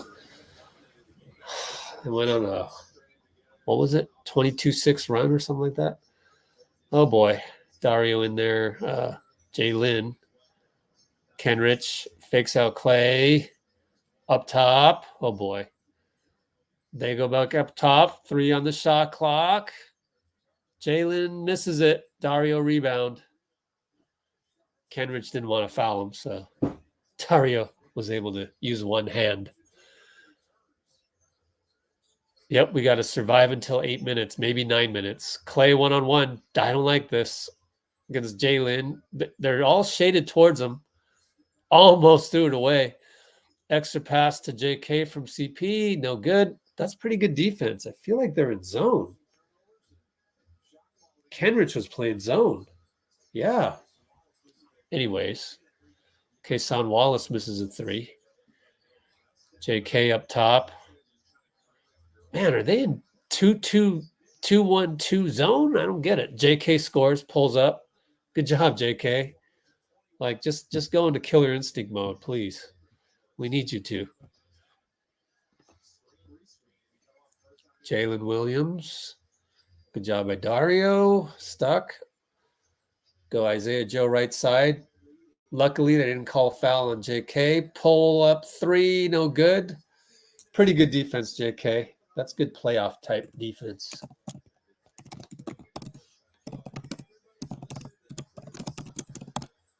Kenrich is, God, someone's got to be open. BP hits a 3. Thank goodness. There's somebody that's not afraid to shoot it. We need to transplant his brain into everybody who needs to make a shot. Oh, we finally executed a pick and roll, but Jalen just goes down the lane and scores on Klay. Klay gets the ball over to Brandon. Brandon Euro. Fouled. Thank goodness. Still point of attack sucks. Let me look at that one more time.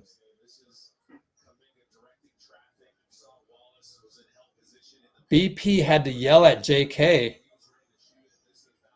Oh man, that's JK. Did you ever see the band Kiss? I know who they are. So Gene Simmons is famous for the top. So BP's yelling at JK to be in the right spot. Every single time. He's kicked it at the second free throw, courtesy of Jack in the Box. My angry monster tacos would make you very happy. Maybe I should have called them very happy monster tacos. I don't know. I just see JK's too soft on defense. Man, he is hit or miss. We're up by 7 though after the free throws. Giddey against Klay. Our point of attack is not there yet. It's very far off. Josh Giddey for 3, got it. Man, he's dangerous. He's dangerous. Quit shooting threes, but BP just made a 3. Anyways, BP comes around a screen, blocked by Isaiah Joe. At least he's talking to tell people who to guard. And Isaiah Joe goes right by Klay. Good help by JK. And then Klay's wide open for 3. No good.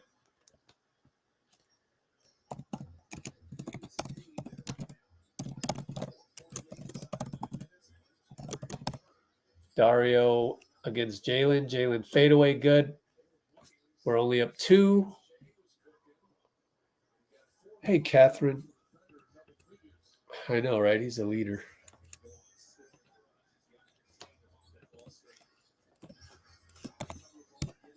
Oh, Giddey blocked Dario, but he got it back and scored.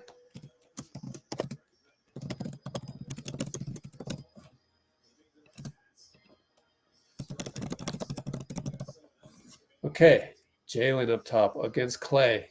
Goes right by him. Our point of attack is trash. It's just trash. Every time. Is our point of attack worse than last year's? It feels like our point of attack is worse than last year's. Good Lord, man.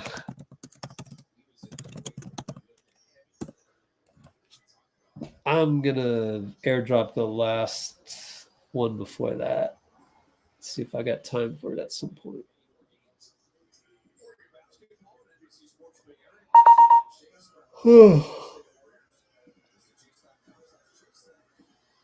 Steph back in with what, 9 minutes or something? How much time's left? 8. All right. So that makes sense. God. Up 2. Who knew? You go on the road trip that we go on. Bench is playing better than the starters. Bench is atrocious on defense today. God. Moody, left side. JK, go now. There you go. Forces it in there. Wiggins is there. 1 second left. Moody, no good. Good jump by Wiggs, but I just think JK's got to go earlier. Too slow on the post up again. Jalen against JK. Don't let him go by you. Okay. I mean, if he makes that, he makes that. Fadeaway good. Steve Kerr timeout. Tied up.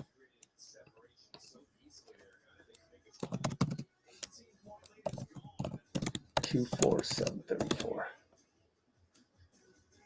What does that comment do? Mad and heaven. Like made in heaven? Heaven's not going to like that you complain every single time, right? Just let me do the complaining. You guys keep it to yourself. Let me be the, the one doing this. Just don't make it worse. Don't make it worse in there. It just makes it worse. Yeah, we do need to work on our defense. But I mean, we're missing GP2, number one. So don't forget we're missing GP2. So there's that. But yeah, I don't expect JK and Moody to suddenly have great point of attack defense. It just doesn't work that way. Like it takes years because they were never really taught that when they were growing up. And that's one of the travesties of American and actually, I mean, technically JK was developed by Americans. He came over, went to, whatever high school that he went to, but it was in America for a while. And, I would be shocked if they really, focused on defense, because that's the kind of player that can make your high school famous, right? So, your number one priority with Jonathan Kuminga isn't to make him a better defender. I mean, it's the way of life out here. Meanwhile, back in the day, Michael Jordan was focused on destroying North Carolina juniors and seniors. So he focused on defense. That mentality, that era is gone. So I don't expect JK or Moody to suddenly have good point of attack. So to work on our defense, I just don't know that our point of attack is any good at all unless we have GP2 and Draymond. Let's not forget about Draymond. GP2 and Dre are amazing point of attack defenders. So, yeah, it is what it is. We can't really get better on defense without those two.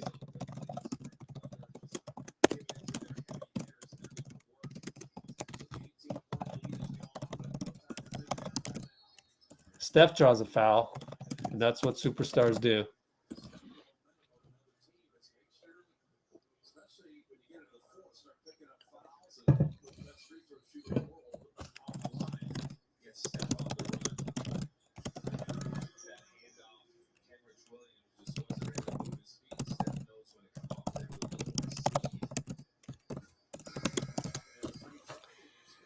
That's why it's a little bit different here, right? You kind of peel the onion a few times. We discuss it.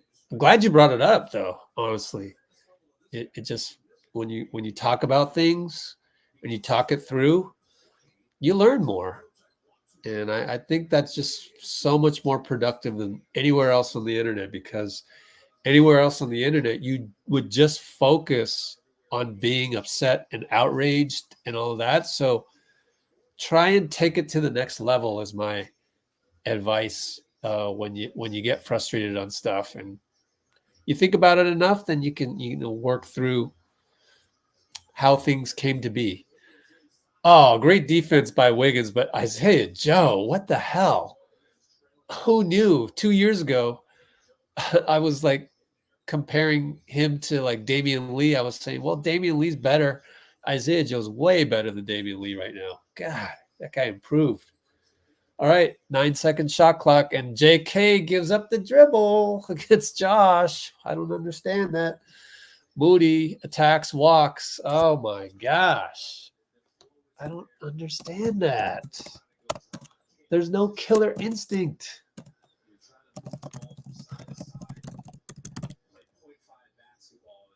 Yeah, exactly what Kalena's saying. The 0.5 basketball gets them probably to, but you got to realize with 10 seconds, you have the green light.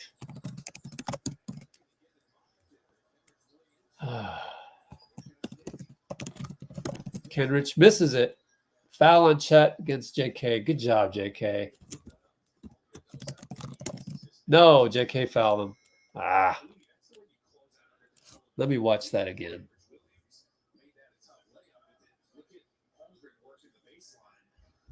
Okay. I mean, he fell down, so I'm glad he called it. Unless JK's in foul trouble. Nope, he's not. BP's in.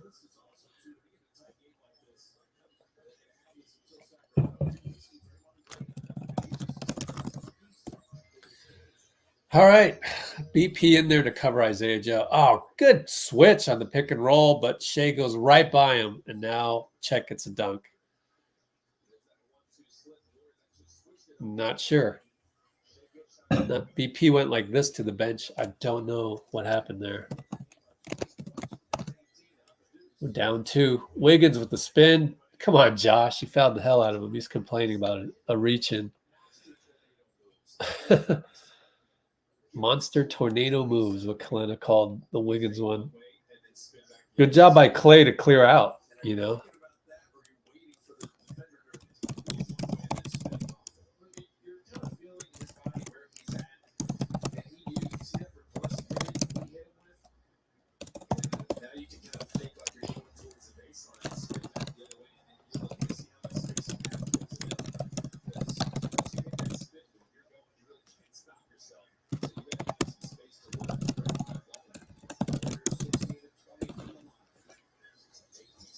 Oh, he made both. Amazing. No, he missed one. Never mind. It's 2 for 4, so he must have missed one. Down by 1, and we have an odd number. So Jalen against Looney. Man, he is just scissoring. What can you do?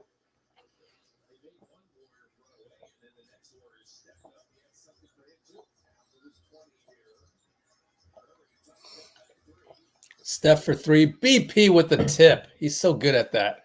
Klay against Giddey holds the ball. He's doubled. Podziemski with the fake, and then it gets picked. Chet downhill. Klay stays in front. Chet scores. Klay's like, I didn't foul him. But now we're down by 5 with a chance to be 5. Yeah, with a chance to be 6.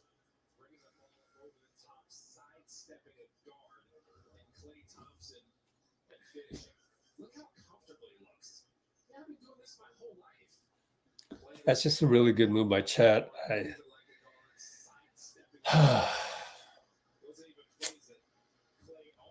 2019 Klay might have had a chance on that, but you know, go through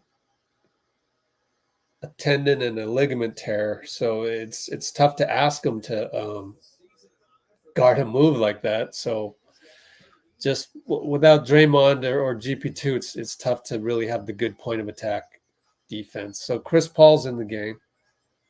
Took out BP. Wiggins two-pointer. No, 3-pointer. Thank goodness. We're down 3. Oh my gosh, he made a clutch 3. Amazing. Shai against Wiggs. 452, 451. We're down 3. Shai with the incredible pass to Chet. Missed it. Looney, good rebound. Chris brings it up to Wiggs. Back to Chris up top. Steph around the crawl. Looney slips and misses a layup. Oh my gosh. Wow. Shai against Looney. Pulls up from 3. Hits it. Smelled blood there. You got to make layups. Oh my God. That's a 5-point swing.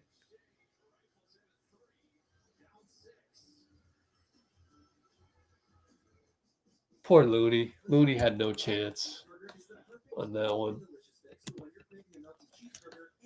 So it is 108, 102, 423.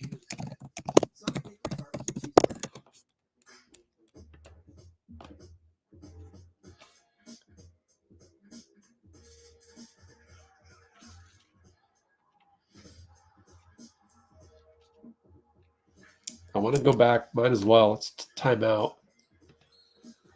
Let me look at what play this was.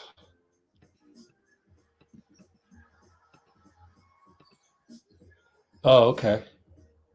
Might as well analyze it. I don't even know what we're looking at, but this was when BP kind of yelled to let them know to pick up somebody.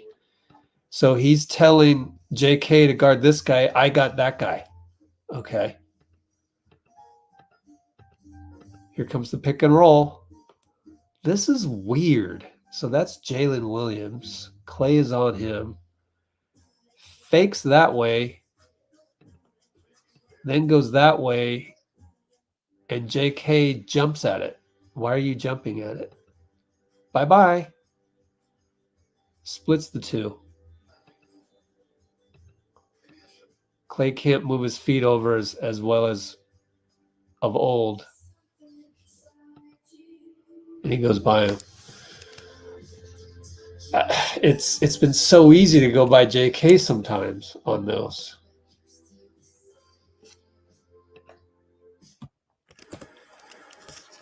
Oh, what was that on the clock? That was after the BP3, which was about 10:10.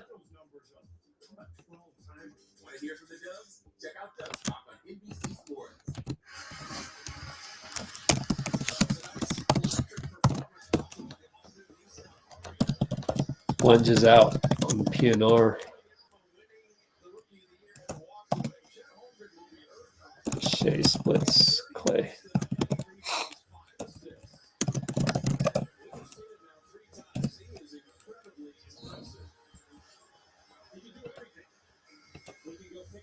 What do we got? 4:23.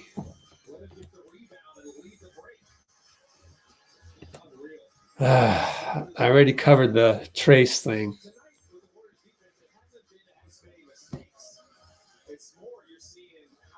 What? You want a big man against what? I mean, Looney just had a layup. What are you talking about? I mean, Looney needs to dunk. I mean, he gets about a dime off of the floor, and you want him to dunk. Steph against two guys. Chet's on him. Uh-oh. Wiggins back to Steph. Over Chet. Got it. That's a superstar. 4 minutes to go, down 3. That's why you can't trade Wiggs either, because he knows where he's going to be.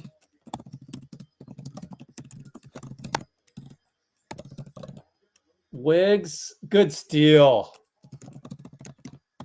Steph fakes. We'll shoot the 3. Missed it. Looney rebound. Thank goodness he got the rebound. We actually, man, every old school coach. Wiggins for 3 via CP. All right. Wiggins is back. Wiggins is back.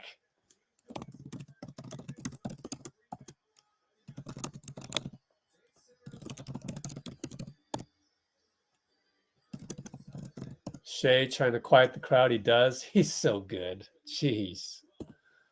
Behind the back.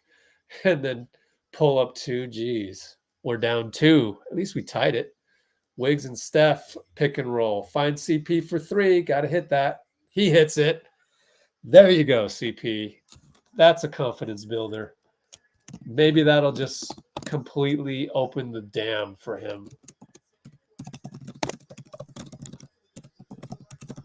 Chet fakes a 3. Good closeout. Wiggs closes out against on Jalen. What a job by Wiggs, but they tip it out.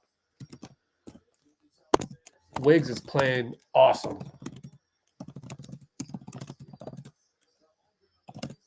And Holmgren scores late shot clock over Looney, baseline 2. Down 1. 2:16, 2:15, 2:14. Pick and roll CP Steph. Go to CP against Joe. Right side waiting for Klay. Klay drives, spins, fades. It's no good. Looney rebound against Jalen. He's schooling Jalen. Over to Wiggs for 3. Assist Klay. Splash. 1:57 to go. Wow. Wiggs splash via Klay. Good extra pass, Klay. Uh-oh. Shai down the lane. Look at him probe. Looney's all over him. Good playoff no call. Good playoff no call. And it was in front of the more senior ref, of course. Steph spins around, attacks, blocked by Chet. Oh my gosh. Steph said may have gotten hit on the head. Don't know. Shai trying to turn the corner. They call a foul on Wiggs. Challenge. Hold on. Let me watch the replay. Play on Steph. No, I don't think he got fouled by Chet. Let's see if this is a challenge one. Tough to tell. Gonna need a bird's eye view on the challenge if we challenge it. I think you challenge it. You got no choice. We're down 2. I mean, we're up 2. Hey, we're up 2. I mean, yeah, it's a close game, so you want to challenge this shit. Yeah, Wiggs. Exactly. That's one of the better comments tonight. So I'm screenshotting this because that is the type of energy we want. That is the type of vibe that we want. 77 concurrents. How many likes? 45 likes? What? Is that right? Refresh. Turn that off. 46 likes. Oh, man. 82 concurrents. 46 likes. Please splash the like button 36 times. Oh, the defender moves into the offensive player. Oh, man. Wait, who is that? Number 4, Sean Wright. Lead official, never heard of him. At least we're up. Thank you for the replay, finally. What the hell? That's a horrible call.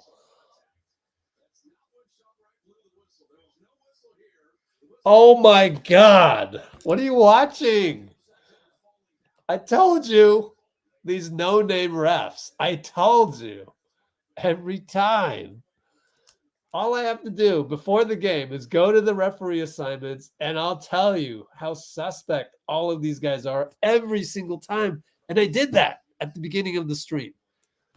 Sean Wright, really, I mean, lead official. I mean, this guy has 6 years of experience. This guy has 5. That's just awful. Awful, Sean Wright.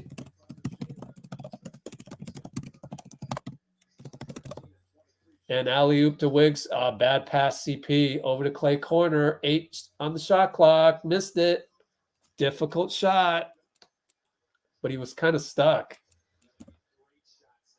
That's why we got to go a little bit earlier, I think.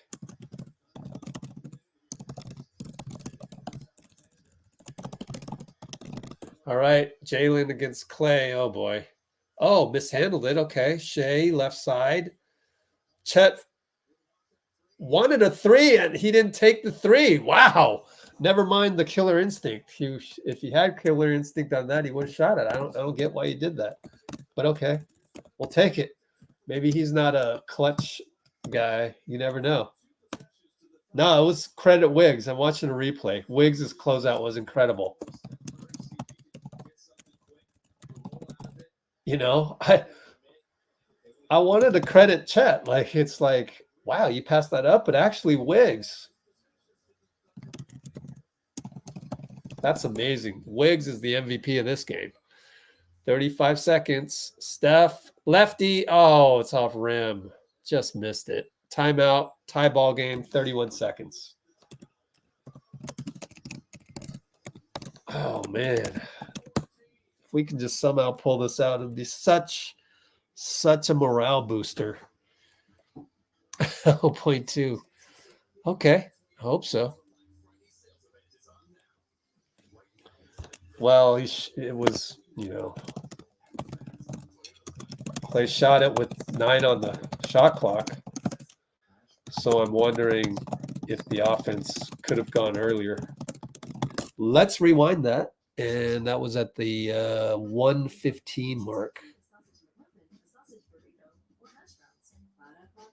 There it is. Yep. Let's see what happened. Nobody else is doing this.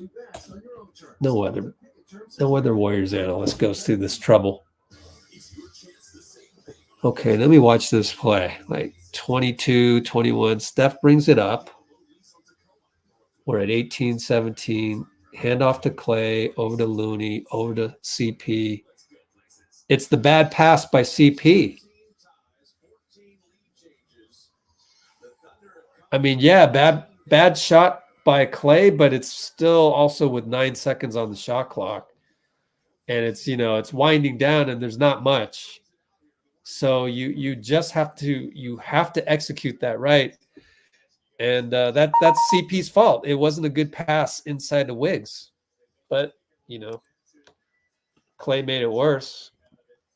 But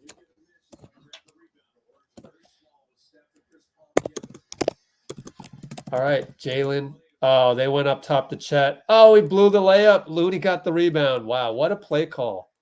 What a play call by Dagno.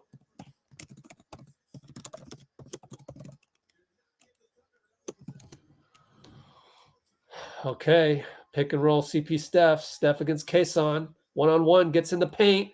Push shot. Banker, no good. Looney rebound. Out to Wiggins. Win it, Wiggins. 1.6. Wiggins. Wiggy. Oh my gosh, what a sequence. Looney again saves the day. Oh my, Chet's gonna kill himself later. But I don't care. That's his problem. I love Chet, but too bad. I got other fish to fry tonight. And Wiggs 3 after the Looney O-Reb. Wow, Loon. Does he have a triple-double? No. 6, 11, and 4. Oh, my goodness. What a game for Wiggs. What a game for Wiggs.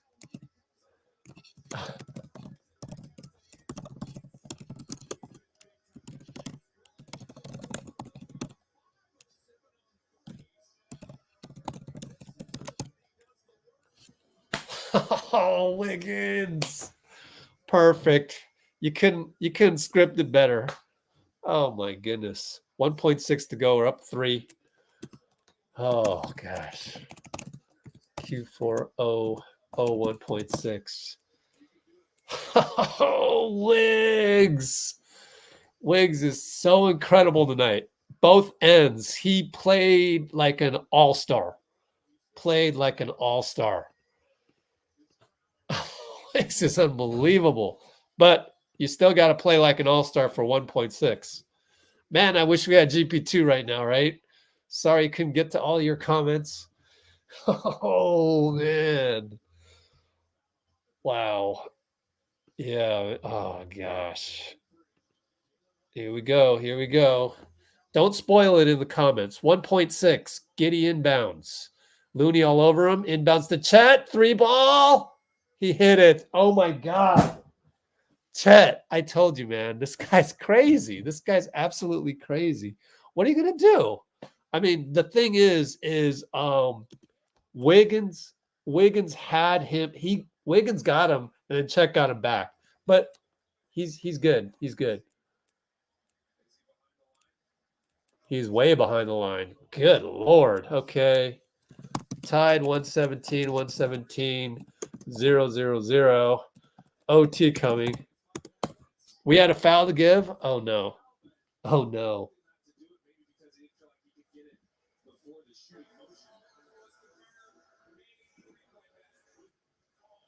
How can you not foul, Steve?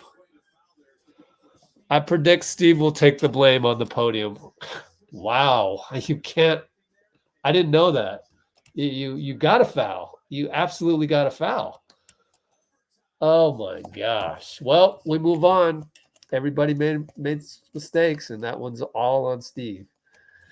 Let me watch the play one more time. Okay.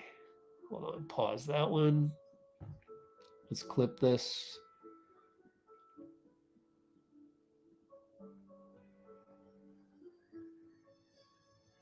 Yeah, we did it.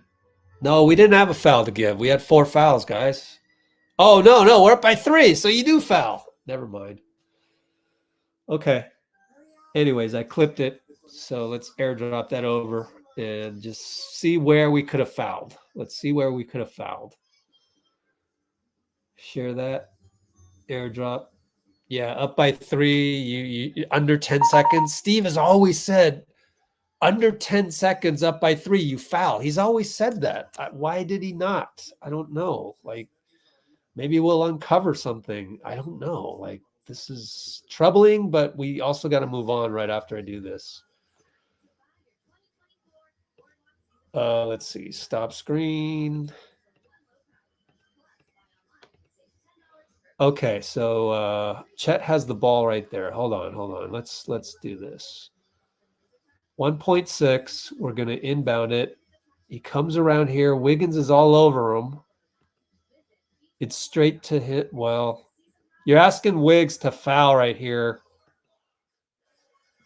Ooh, that's tough, right? Foul right now. Probably should have fouled. I mean, hindsight's 20/20, but yeah, you probably should have just fouled him at that point. I don't know. Maybe there's enough. Let me see. One more out of bounds because. Okay, here comes the pass. Yeah, you can't let him turn and fire, right? Wiggs should have fouled. Now you'll never let him shoot again. Like, lesson learned. I don't know. Steve's going to explain that one on the podium for sure. Wow, Looney won the tip. How did he do that? He won another tip.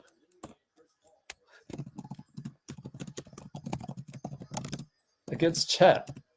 How do you do that? That's amazing. Give him some credit. All right. CP got the pick and roll versus Chet. Fadeaway 2. No good. Man, that trademark 2 has not been falling. Shai against Wiggs. Just don't give up a 3. I always hate going down 3-0 in overtime, you know? Chet, fadeaway on Klay. Missed it, but Lou got the rebound. Oh, man. Shai's wide open for 3. Missed it. Got lucky. CP rebound. Klay left side. Looking for Steph. Nope. Back to CP. Over to Wiggins. Post up Looney. Here comes Klay around the curl. Shoots a tough 3. It's way off. Looney rebound. Again. Wow. Gets it to Steph. Behind the back to Klay. Klay in his face. Air ball. Air ball. Oh, man. 2 air balls in 1 possession. What the heck? Oh, my gosh. Okay. At least it's early. Got it out of his system. Looney fakes a handoff. Gets it to CP. He hits a 3. Thank you, CP. Late in the shot clock. Man. All right. CP's playing like CP again. Well, at least on the 3s, not the 2s for some reason. Chet. Ooh, passed up the 3, and you reached in. Shouldn't have reached in, but you reached in, and we're up by 1. How many fouls on Wiggs? 4 fouls. Oh, gosh. Super worried about that.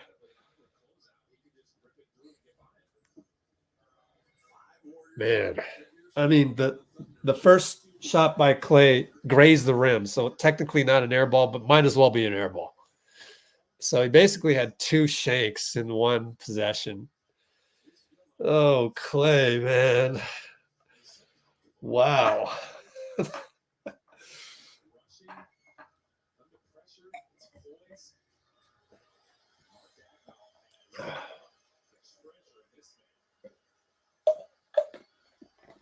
I mean, it's basically right or die. Chet missed the second free throw. Thank goodness. Got to take advantage. Tied up. 120 apiece, 302, 301, 3 minutes. Steph, Wiggs, pick and roll. Wiggs rolled too quickly. Ball was behind him, but he got it. Now we're late shot clock. 6, 5. Wiggs pull up. Missed it. Oh, my gosh. Tied up. 245, 244, 243. Shai against Wiggs. I mean, just any little mistake on the pick and roll. And we've seen it a couple times. Great defense by CP, but Shai just with the all-star bucket. Oh, man. We're going to need an all-star bucket. Looney finds, nope, can't find Steph. Lose all over him. CP has to come around. Now Klay late, 9, 8, down to Looney. Man, they're all over us on the split cuts. Wiggins at 3 seconds. 2, push shot, air ball. Looney tipped it. Nope. We got nothing. I mean, we're having trouble getting around their physicality.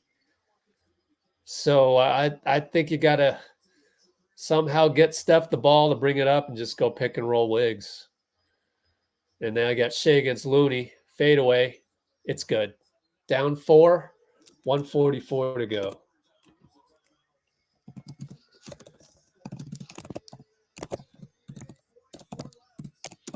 So there you go.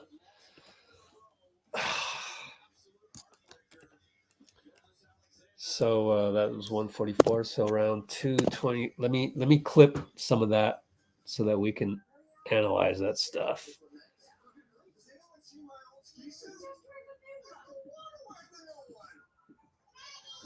That was an ugly possession, right?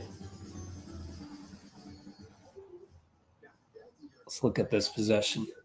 Yeah.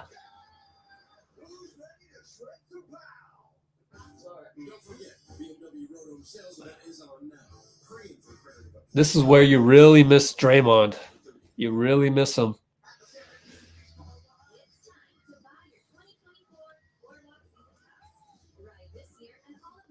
And then Shai's greatness, basically.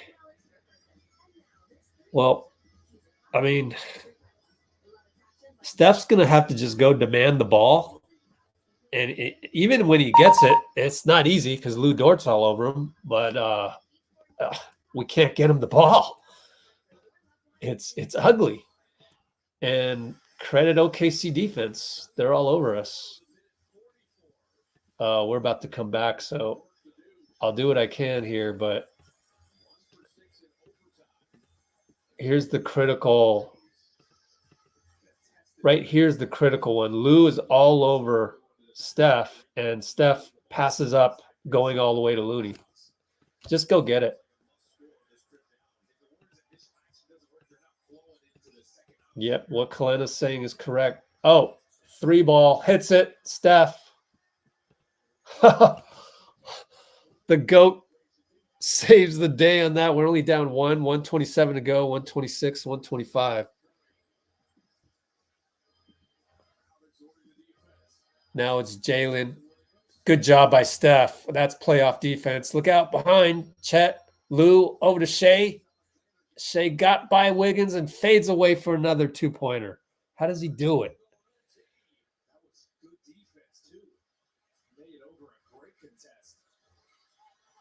Pretty good defense. Steph, another 3. No, Lou blocked it. Shai blocked it. Wow. And he finishes the other end. He's taking over. This is Jordan-esque. This is Jordan-esque, man. Wow, dude. That's insane.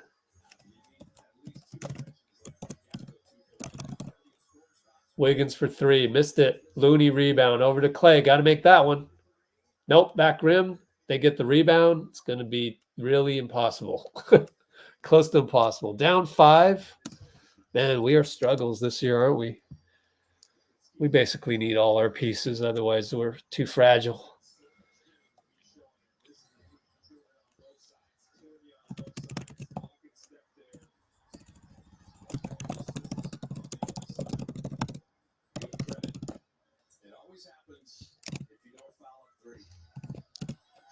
Well, it's a side out. Now we'll collect some fouls to force them to the line. Down 5. 35.2, Jalen at the line. Use that 7-foot wingspan and just slide down while he was inside the 3-point line. I think the thing is, because guys play basketball, it's hard to really get your mind around. You need to foul. When they catch the ball, you need to foul them. Push them, whack them on the arm, whatever it is. Tell the officials we're going to foul them. I'd be interested to see if Coach Kerr actually told them to foul or the plan was to just contest. There's some coaches just don't believe it as much. For whatever reason. The Warriors usually do believe in fouling, but there's also executing that as well. Man, we actually played pretty damn good defense on the last Shai bucket. The one before the fast break. He blocked Steph as well.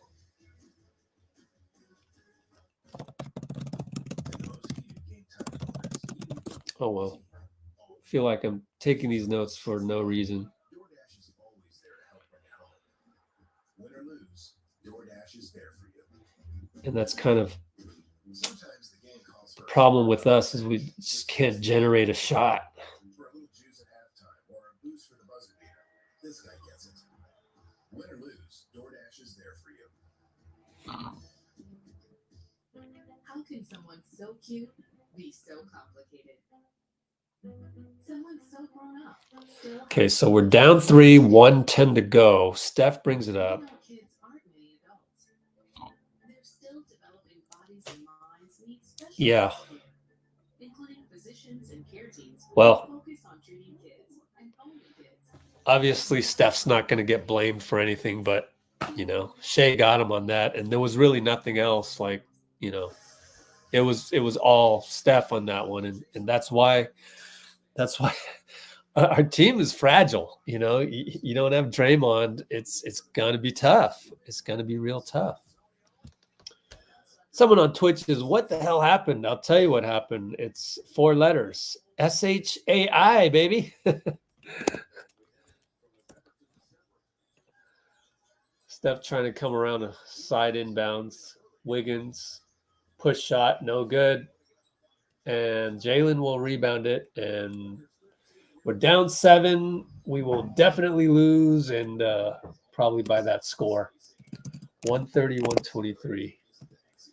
They're going to take a shot clock violation. We're doing – OKC is doing to us what we used to do to other teams.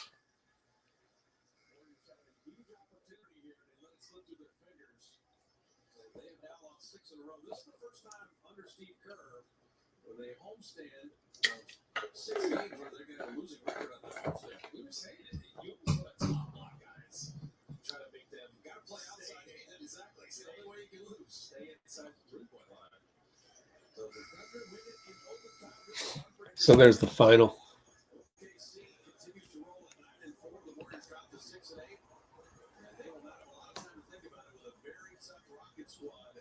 I will actually kind of disagree with I actually kind of disagree with that in terms of, this is how I disagree, is we don't have Draymond to be a physical force on offense. So kind of a little nuance there, because Wiggins did a pretty good job.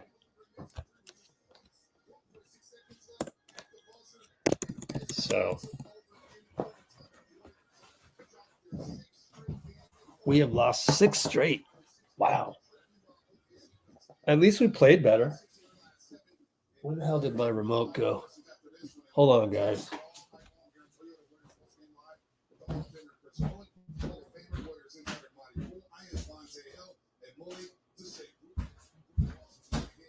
All right. I left the remote in the bathroom. Yeah, so on not having Dre, I mean, Dre or GP would certainly help with the point of attack issues that we saw back in the 3rd quarter. But as far as those last few plays on offense, we weren't getting anything in terms of like they were being super physical on Steph and Klay, and we just didn't have the right plays for that.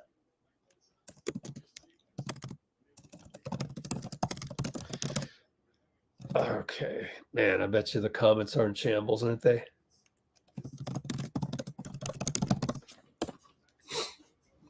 So OKC has our number. They have our number. Man, we got a lot. 126 concurrents, man. I hope the Blue Wrenches are taking care of business. But 61 likes, 131 concurrents. Is it people just want to come on here and complain about something? Is that it? 62 likes. Please hit the like button 69 more times.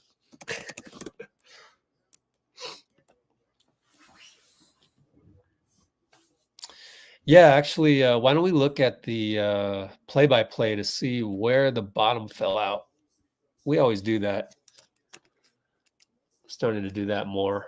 Let's look it up. So at the 251.15, looking at the play-by-play to see where we really screwed up. Third quarter, right? So let's go to the play-by-play. Had to be the third quarter. Because it ended up we were up by 2 and we started it. 1 point we were up by 18. No, 8. Wait. Was it the third quarter? Up by 8. Let me look at the summary. 61-51 halftime. Yep, 8 right there. 61-51 halftime. Yep, that adds up.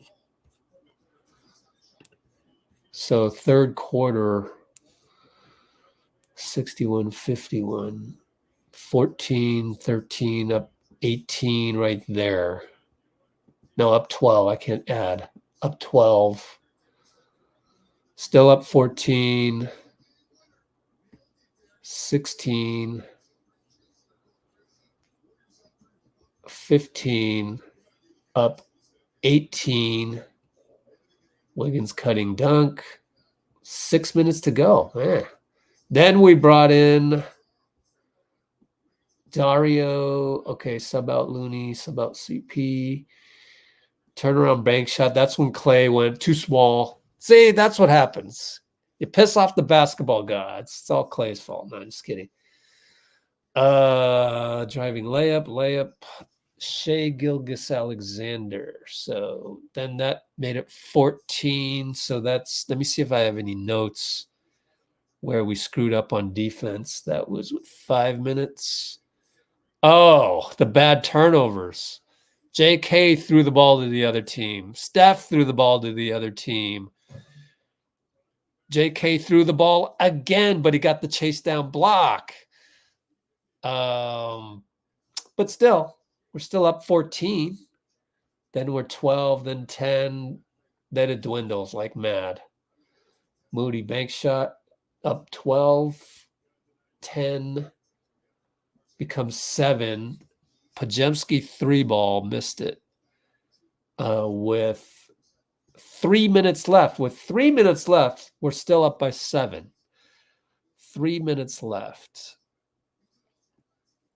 And actually, Mo had a good point of attack stop on Jalen on the fast break. JK got a dunk in the post with 2:35.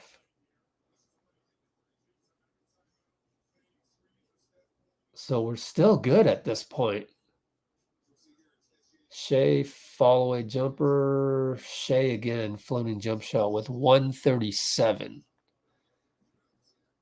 Huh. BP makes, okay. BP had to make a hero shot right here. We're still up 7. Then Isaiah Joe made a 3.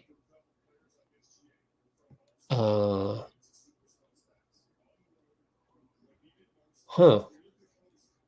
Rebound.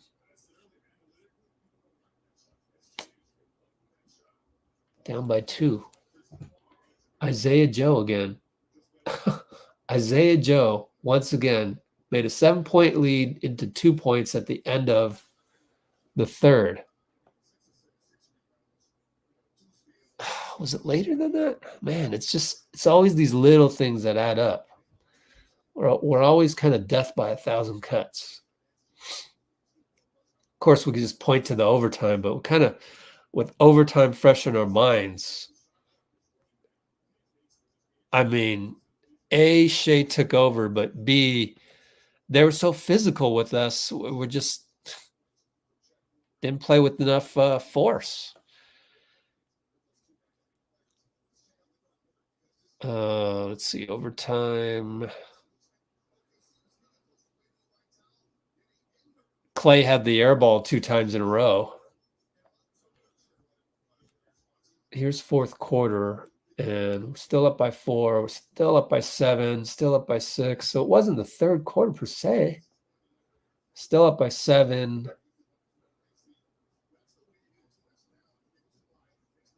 Yeah, our offense was pretty bad during one stretch in the fourth quarter, I think it was.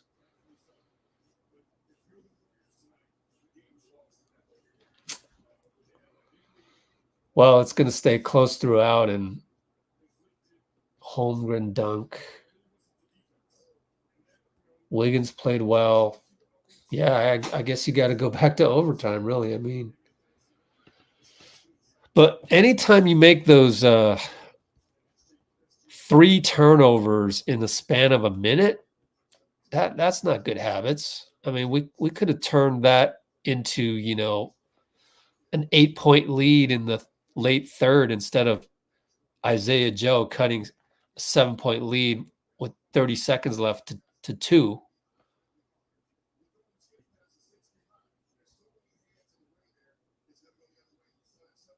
And Steph had one of those. It was JK bad pass, Steph bad pass, JK bad pass. But then overtime, 5 minutes to go. We're still, that's when it starts. I mean, Klay shot the air balls, but we were still only down 2. And then CP hit a 3, so we're up 1. So it really comes back down to with about, I think, 2:20 to go. We just really didn't have any offense. 2:20 to go. Steph doesn't go to Loon for the handoff. Is that this one? Let me see. Yeah. Yeah, we're down 2. That's when Shai takes over. So we don't score, and then he scores, and then they got the 2-possession lead.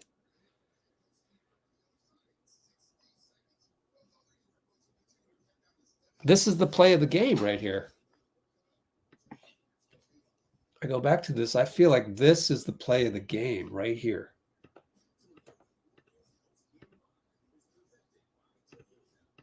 Here we go. 2:58:45 mark. Analyzing what I think is the play of the game. 2:20 to go overtime. Down 122-120. Here's the problem. We enter the ball. Look at how late everything is. So that's 18 on the shot clock. 18 on the shot clock. Loon's at the top. Steph is going to come this way from Wiggins. And then there's Klay and CP over there. Let's watch this unfold.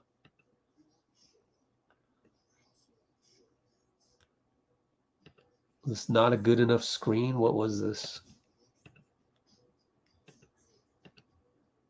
Sets the pick. Lou goes that way. God, he's a good defender.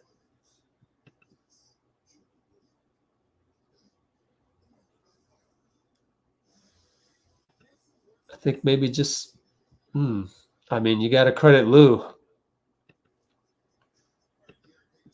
Does Looney go away from Steph, or does Steph go away from Looney?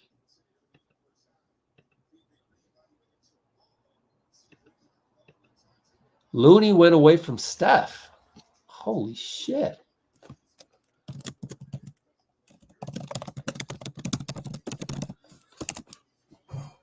Huh.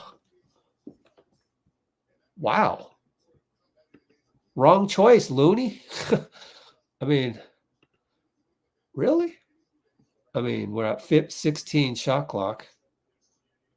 Great defense by Dort, but he goes away. He's not even looking at Steph at that moment in time. He says, okay, he's covered. Oh, my God. I mean, Steph's like, oh, my God, you went away from me. Yikes. I know all of Twitter is going to hate this analysis and everything, but the play of the game, Looney made the wrong decision. Oh, my God. Okay, so now you give it to CP. Okay, gave it to CP. He's probably thinking, oh, CP will get it to, I don't know. But that's critical. That's a critical mistake. Of course, hindsight's 2020. Now that I can go back and point to that one play, which is we're only down by 2.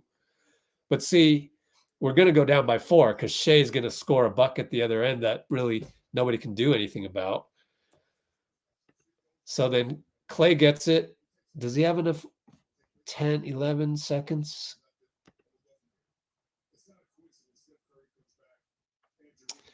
I mean, I also think if I'm nitpicking every millisecond, the fact that Klay had so many shots in the opponent's face that were air balls and stuff, that prevents him from even thinking about taking this, because in hindsight, we could go, oh, you just should have shot that, because you shooting it here with the guy in your face is, probably as good as Steph is getting the handoff over here in the beginning. I mean, it's certainly better than Steph not getting the handoff. So then Klay stuck. Actually, it's pretty good closeout by Kenrich. He knows what Klay's thinking. Immediately goes out. Yep. I mean, what else can you do? Just get the handoff from CP? Might be better for him to just curl around. I don't know.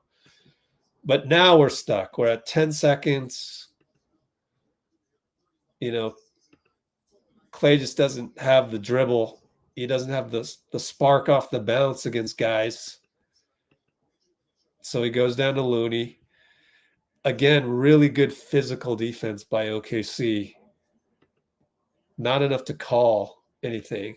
So now Looney's got to come around, and now we're really stuck. Now we only got 6 seconds. And then Steph does what he can, lose all over it. So now you got to go Wiggins. That's your play of the game. Because then after that, Shai comes down and scores. I don't know that there was any defense that we could play on that one. Shai was just unbelievable on the other end.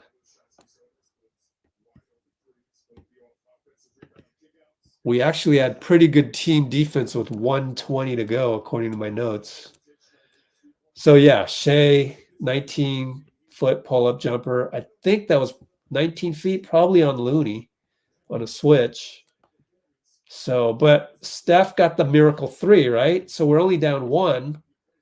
And then on this fadeaway, we actually played pretty good defense. Remember, Steph was scrambling around, almost doubling Shai, but I thought that was brilliant defense by Steph. But Shai got another fadeaway. Look at this. Shai. 1, 2, 3, 4 in a row fadeaways. Good Lord.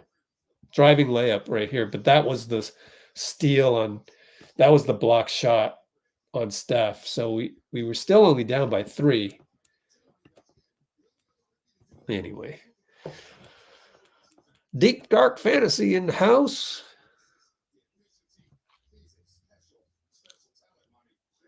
Oh, yeah, the that whole play where that review, that didn't make any sense.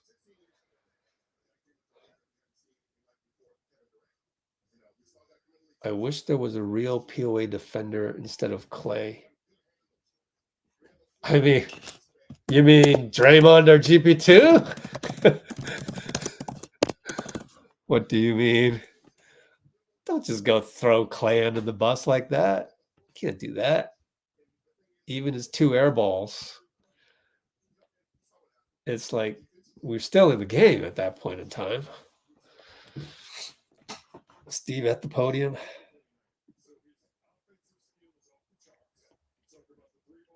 I guess I'll get there. My stream isn't even on there. Even the laptop stream isn't at Steve yet. Oh, gosh.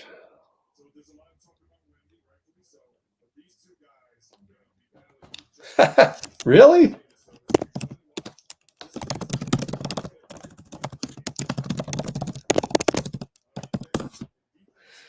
No more doomsday comments, please. We actually did lose 6 in a row in 2022. So it's a different NBA. You're going to see some wild stats all the time.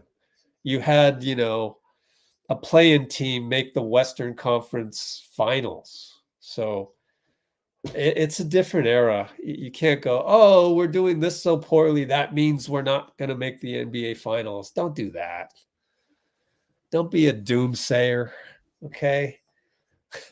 I mean, that's for Twitter. Like, we keep things optimistic here in the face of adversity, in the face of common sense.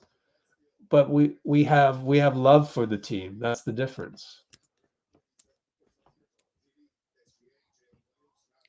We only foul if we wanted it. It was a clean foul. Yeah, I mean, I don't know that you can. That's the problem with that, and I'll be critical of Steve, is that the problem with that, and we can listen to this.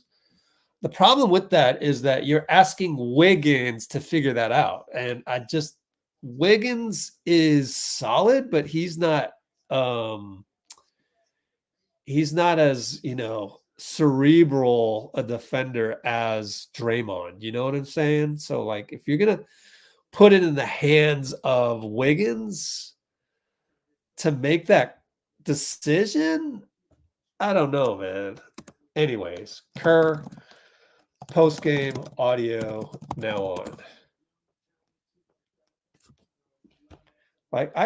We could trust Dre to make that decision. We could even trust Steph to make that decision. We could trust GP2, but I don't know that you put that onus on Wiggins. Like, so to me, that's coaching staff. But we don't have all our personnel too. Missing 2 of our top defenders. Anyways, let's go to Steve.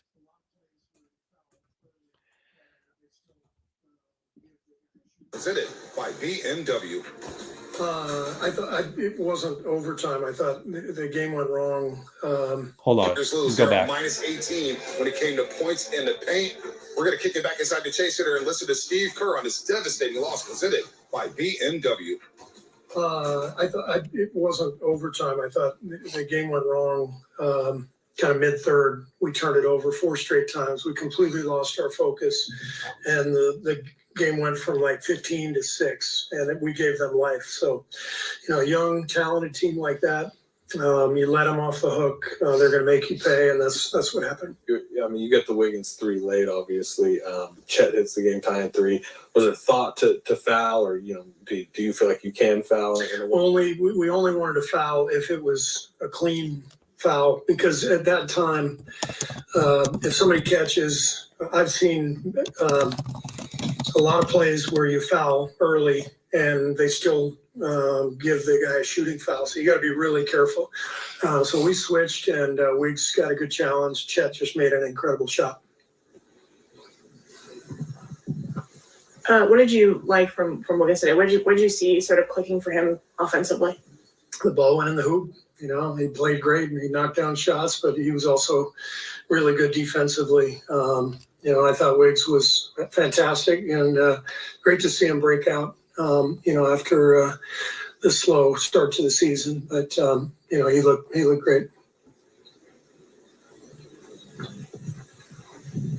How difficult was it just to contain Shai in overtime? And did you feel like just his shot making was kind of... Yeah, I mean that's Shai. You know, he's one-on-one at the top of the key. He's really tough, and they got shooters everywhere.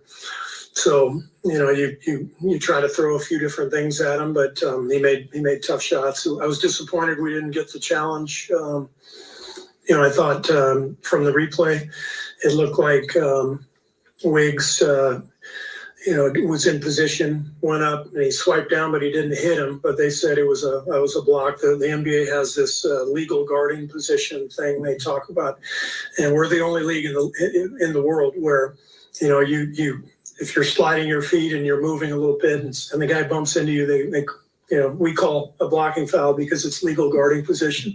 So I was disappointed on that play, but it's the way it goes.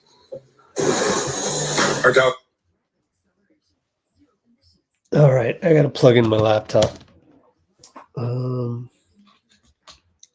Well, I respectfully disagree, Steve. I don't disagree with him much, and I've already disagreed with him twice this week.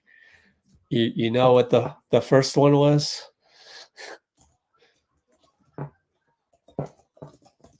The first one was saying that Draymond's actions were inexcusable. Like, I don't really like that word, that label, but I already did a video and a write-up on that one. It's on the channel. It's on the website. Go check it out. But I'm going to respectfully disagree here. And you heard it here. I just, you got to foul. I mean, like, he still's got to make 3 in a row. I mean, I'd rather have Chet make all 3. Chet hits the game time 3. Was it thought to foul, or you know, do you feel like you can foul? We only wanted to foul if it was a clean foul, because at that time, if somebody catches, I've seen a lot of plays where you foul early and they still give the guy a shooting foul. So you got to be really careful. So we switched, and we just got a good challenge. Well, you know what I'll say? I'll say that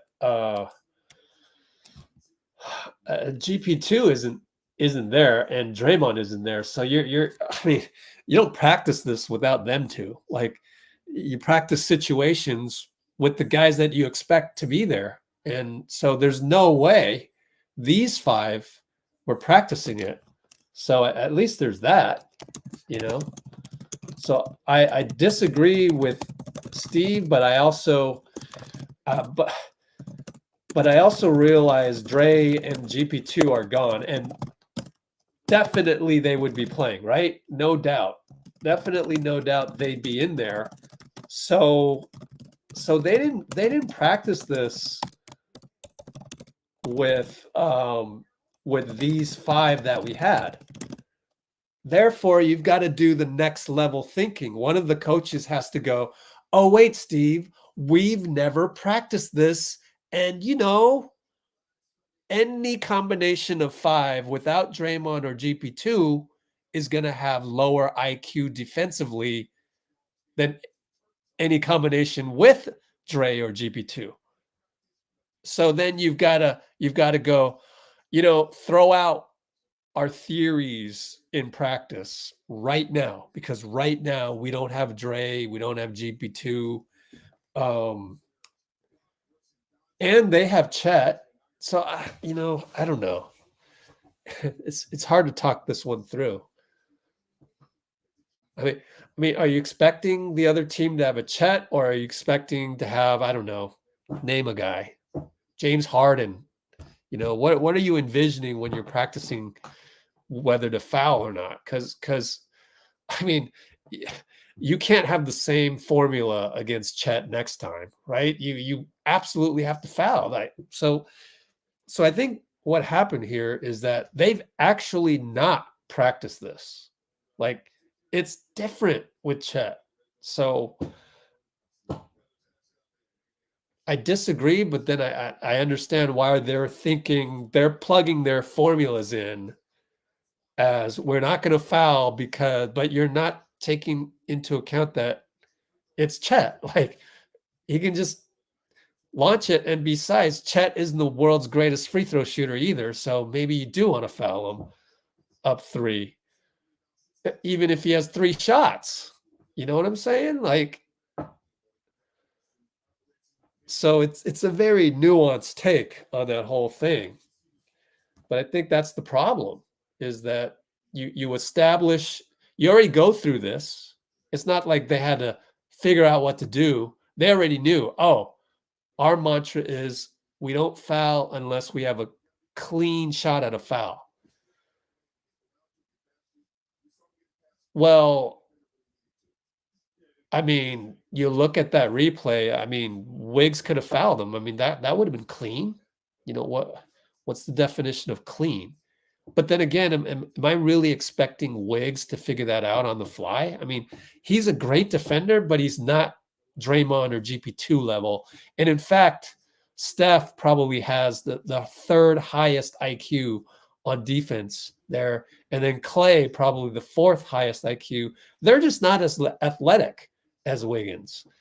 So I wouldn't want Wiggins to make a decision. I would want to tell him a 1 or a 0, yes or no, are we fouling, right? Not if you have a clean foul. Like, that's not something you tell Wiggs. Despite Wiggs being an awesome defender.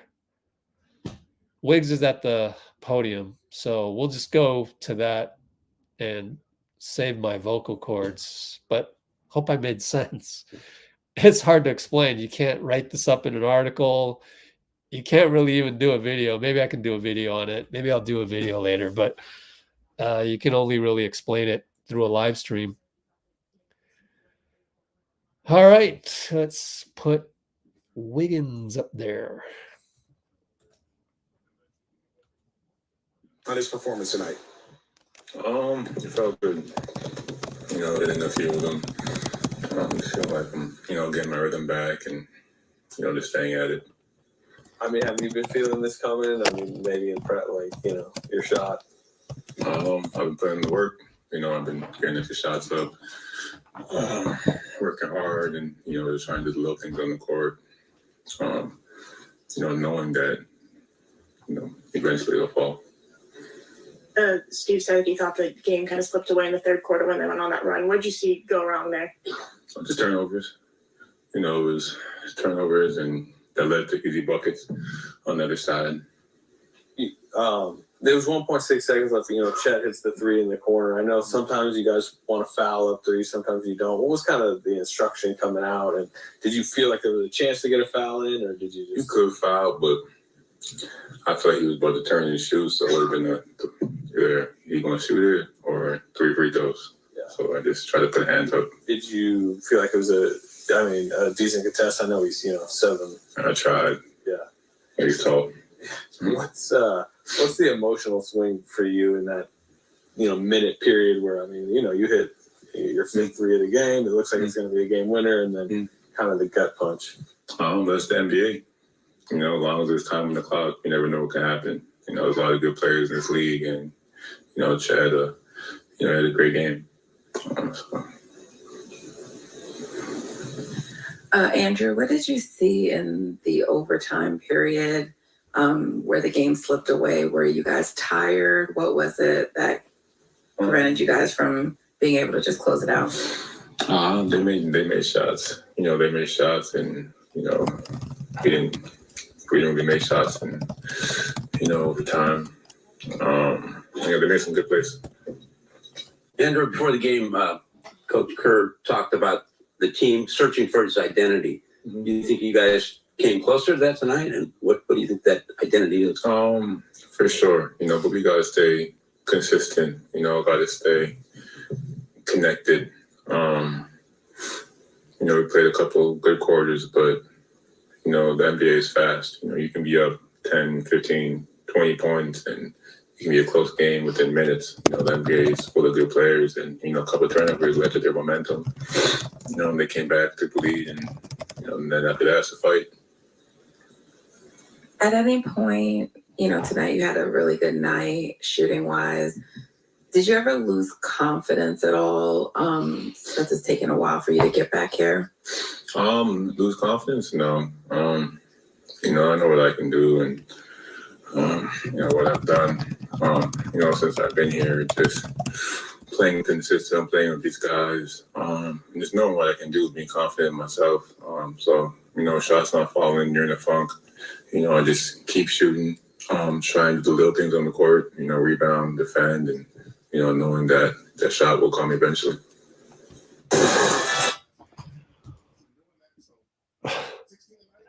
What? I mean, I have no idea who that is. I do have an idea, but I'm not sure. But you're gonna ask an NBA player, a former All-Star, if they were tired.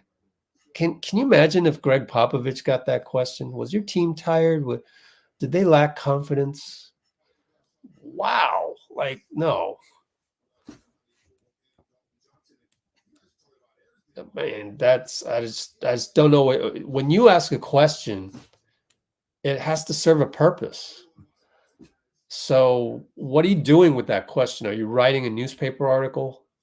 Are you doing a video compilation? Are you whatever? I don't see the purpose of those questions. Like, maybe you're writing an article and then later you're like, you know, bullet points. Here are the reasons why they lost. It wasn't that they were tired. It wasn't that they were not confident. I mean, what do you expect them to tell you? Like, oh yeah, we weren't confident. Oh yeah, we were tired. Wow. This, like, I need to see the article. Where are those questions going to? Like, is there an article? Let me read that article. That one doesn't make sense. And really, if I was Wiggs and I'm up there, I'm like, wow, really? You're gonna ask that? Like, come on now. I would love to see that question asked to CP3. Like, CP3 would not, he'd be like, come on, it's basketball. I've been doing this for 19 years or whatever it is. I don't get tired. It's overtime. You have this thing called adrenaline.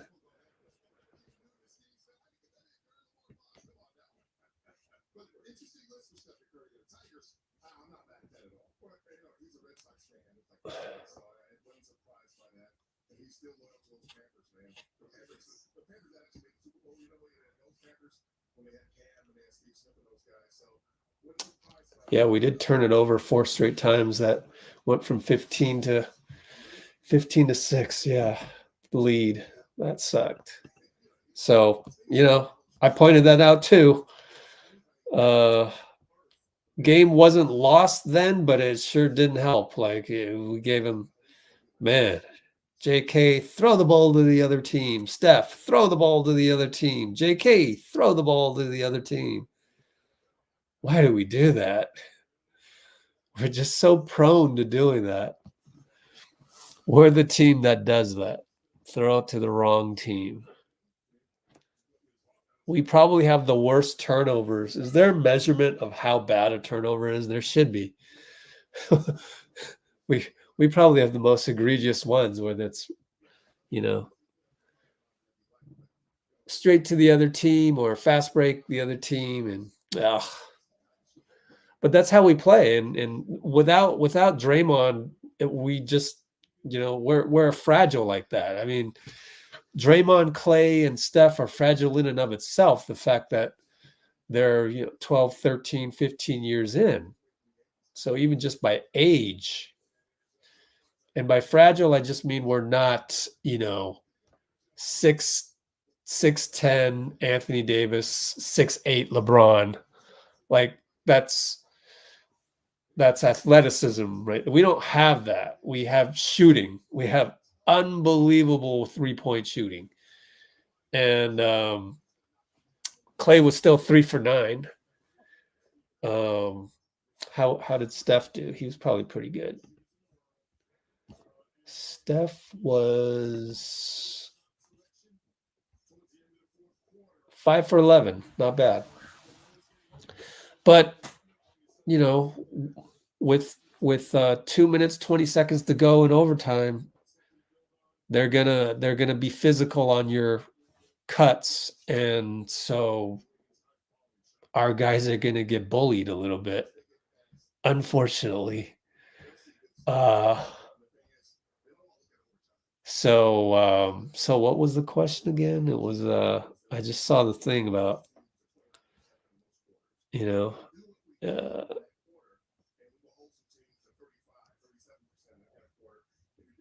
where was this?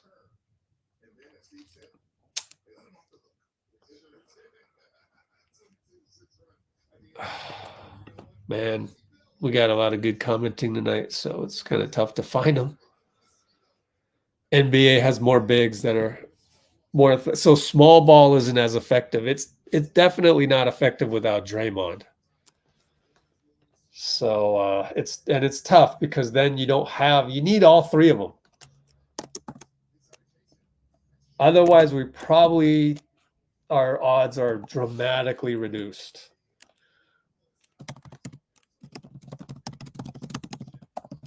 So as long as we have Steph, Klay, and Dre, it's going to be a small ball team because they're small. So, you know.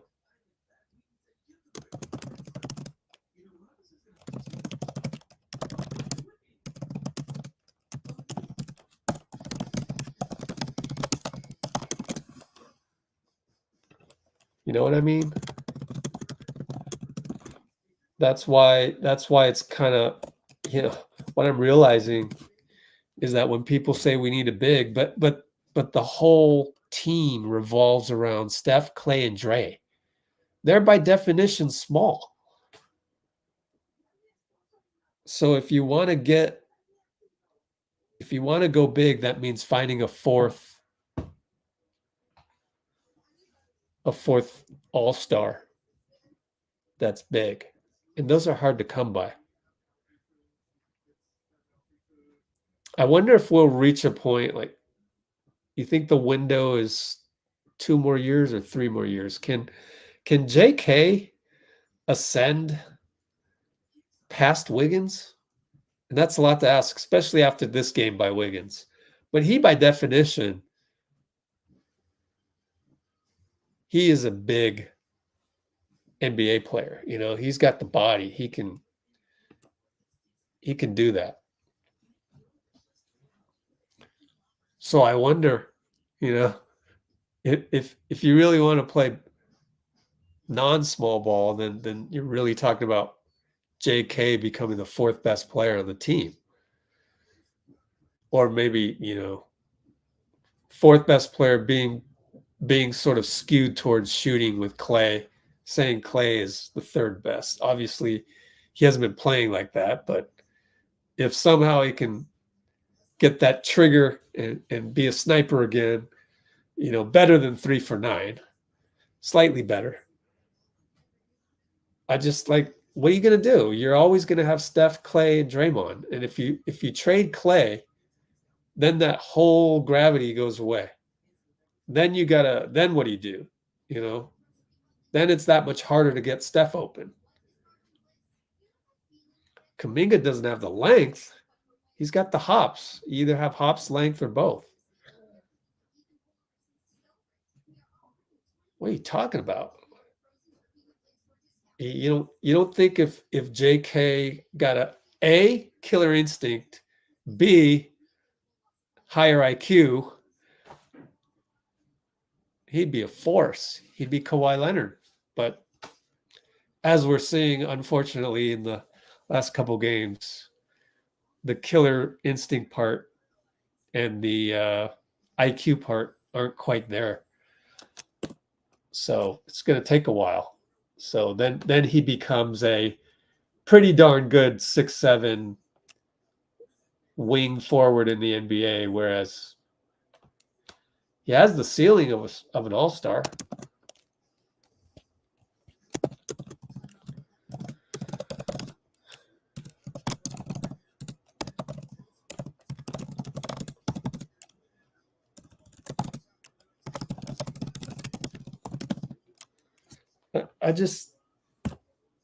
I'm not here to really project Kuminga. I'm here more to say that we're stuck with small ball. We are really stuck with small ball. So you better like it, because if you don't like it, go root for another team. Go root for OKC. That's a good team to root for. But if you're always complaining about small ball, you just really don't get it. Like that makes no sense. Like it's Steph, Klay, and Draymond, and that's it. You lose any one of those three legs of the stool, you're in big trouble. And tonight we definitely could have used Dre. And don't forget, Draymond's the best defender of all time, in my opinion. For Dean likes Bill Russell. So Draymond is the second best defender of all time, even for Dean Chambers.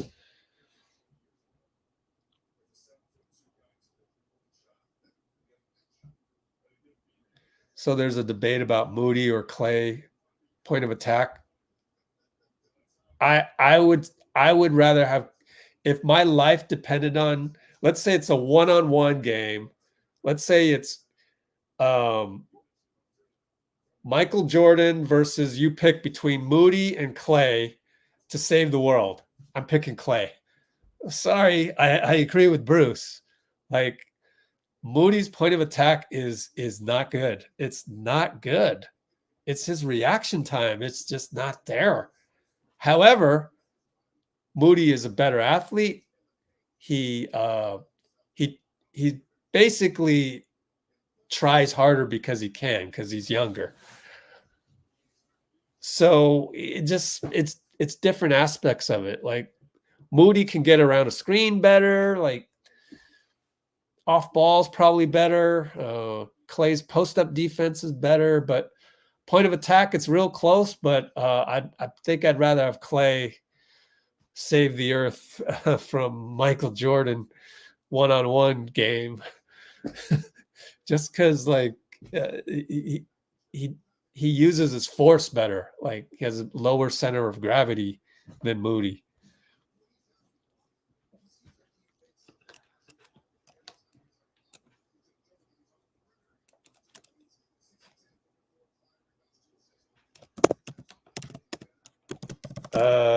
You said Mo better than Klay, PVO, and Tuck. That is not correct. We should get Dean Chambers on, but he's probably busy working. I mean, it is a Saturday night. OKC coach. I wouldn't worry about being on the floor, coach. Who cares? Like, I wouldn't want to win by, technical foul on Mark Dagno. I wouldn't want to win. I would want Klay to work more. What does that have to do with point of attack defense? Never said he was. There we go again. Here we go again. We're going with, you're not listening to me. You're looking at comments. You're looking at, 280 characters. Like I said, Klay's point of attack is better than Moody's by this much, not much. And now you're going, Mo is not better than Klay. What, overall? Like, or Klay is not better than Mo overall? Actually, I read that wrong. So actually, Reginald agrees with me.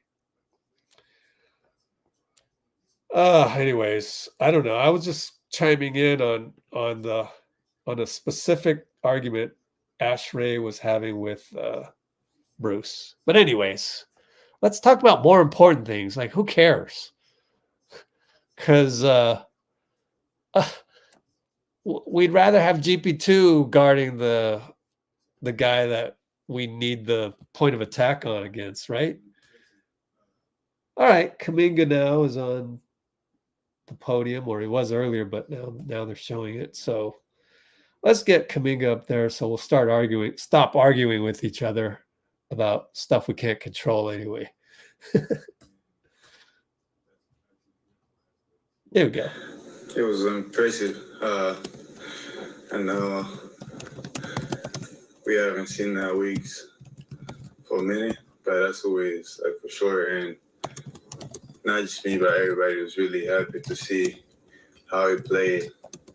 And that's actually great for us because I feel like that's him going over that hump that he had to now getting back to who the real Wiggs is. Seeing Andrew kind of bounce back like that, Steve's talked a lot about how, the message is to just keep shooting, especially with guys like Klay and Steph who themselves have gone through shooting slumps. Does that sort of reinforce that message? Does it, just speak volumes to kind of the patience of keeping shooting? It gives your guy confidence, and not just the rest of the guy. I mean, I haven't shot well, Wiggs didn't shot well, but having your head coach telling you to keep shooting, it brings your confidence up. I feel like that's what we really needed, especially just seeing Wiggs hitting threes again. It felt great because that's his confidence coming back. Jonathan, what is the morale like right now in the locker room? 6 games in a row is tough for any team, even a team like the Warriors. How do you guys keep yourselves focused on trying to just change the narrative right now and start winning? We're great. We're good. We're actually good. It's just a matter of time. Things like this that's kind of separate people, but with us, it's not the way. I feel like it actually bringing us together even more. Because once we get over these lows, things gonna change, and ain't nobody gonna remember 6 losses in a row. Because once we start rolling, everything gonna be just fine. Are you worried about the separation that's happening in terms of the other teams in the conference? I know this year you guys wanted to get off to a good start, and now it seems like you're trying to maybe climb another uphill battle. No, we actually started good. Like I say, it's only a matter of time. We actually started good. And things just haven't went the way we wanted the past couple of games. It's only 6 games, so we have a long season ahead of us. So that's not something we really worry about. What's the toughest part? Facing off against that Thunder team you faced off against 3 times now. They always seem to be high-scoring games, at least on their end. What for you is the hardest matchup?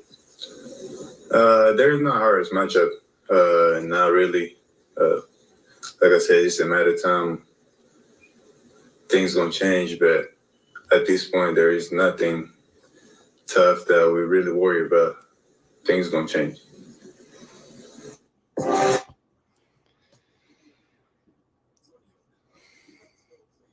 I don't know where some of those questions are going to go. Like, is that going to end up in a newspaper article? I mean, it has to have a purpose. So people don't understand.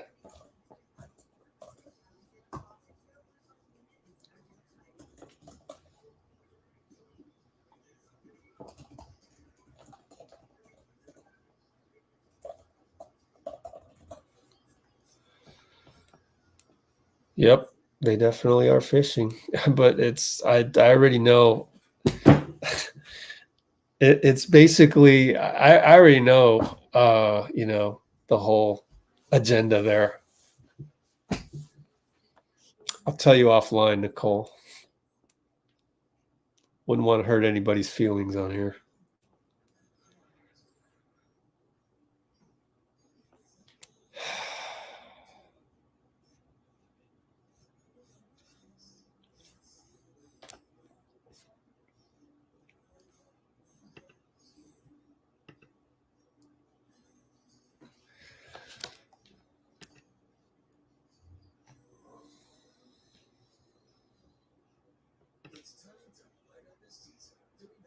Do you know what one of the weakest comebacks is? One of the weakest comebacks is just putting the LOL. Like it doesn't say anything. It's just like, oh, LOL. So I just said something lame in the comments, and then I'm gonna do the smiling face, and it's like that doesn't help us think of you as a high IQ person. In fact, you sound, it makes you look even, dumber. Like, it makes you look like you have no other comeback other than, you ever notice that in commenting? It's like commenting etiquette. Anytime somebody, it's tete-a-tete in the comments, and then somebody comes back with the LOLs. It's like the weakest comeback ever, because you couldn't think of nothing. So all you could do is come up with LOL.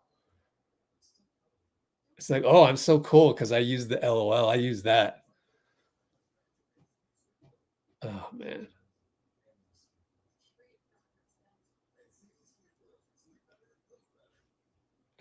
Right. Oh gosh, we're gonna try to throw in Guy Santos against the OKC Thunder. Why would we do that?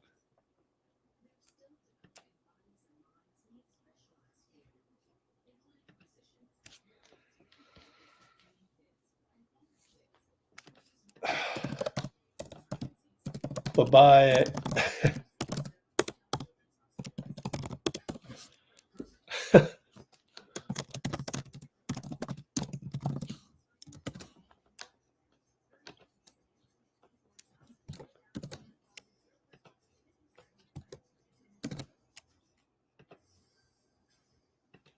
Lame.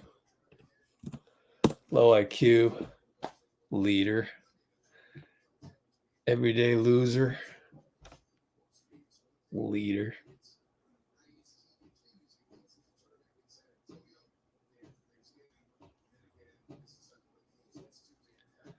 One day, yeah, I mean one day, but it's gonna be difficult to develop on a championship contender, with all our pieces. But we'll see. I mean, you never know. It always happens the same way. Somebody gets injured, somebody's got to step up. Yeah. Or he could just ball out and score, 35 points a game in G League. Then you kind of go like, oh, okay, well, we definitely have to bring him up now for a while.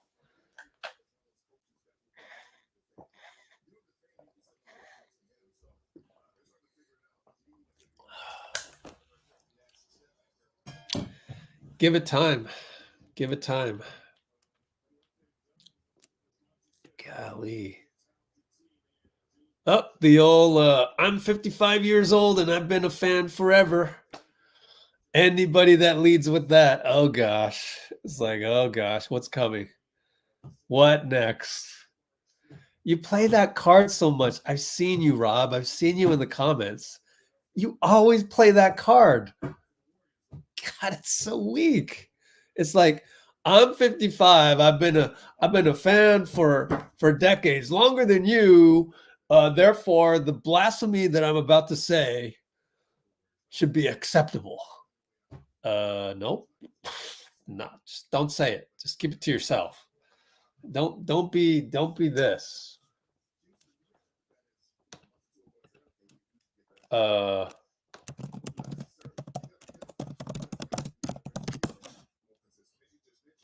Where is this? Don't be that guy. You want to be that guy. I mean, my goodness, like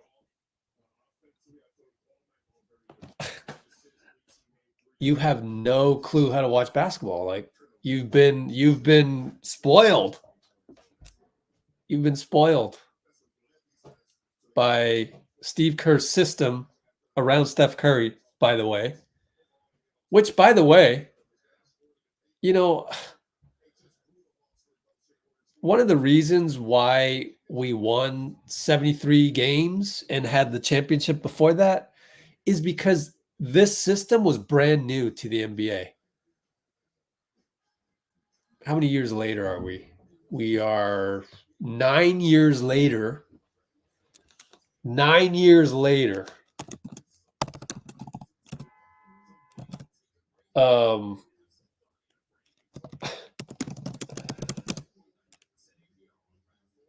in 2014, 15, and 15, 16, we were able to shock the world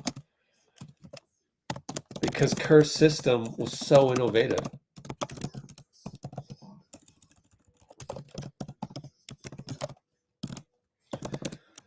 But you'd think after 9 years, the NBA would catch up a bit. Meanwhile, Steph, Klay, and Draymond are only getting older at the same time. And we did pay harshly. We had a couple seasons of rough going with the 15 wins and then the play-in loss to Memphis. We didn't have all our pieces, right?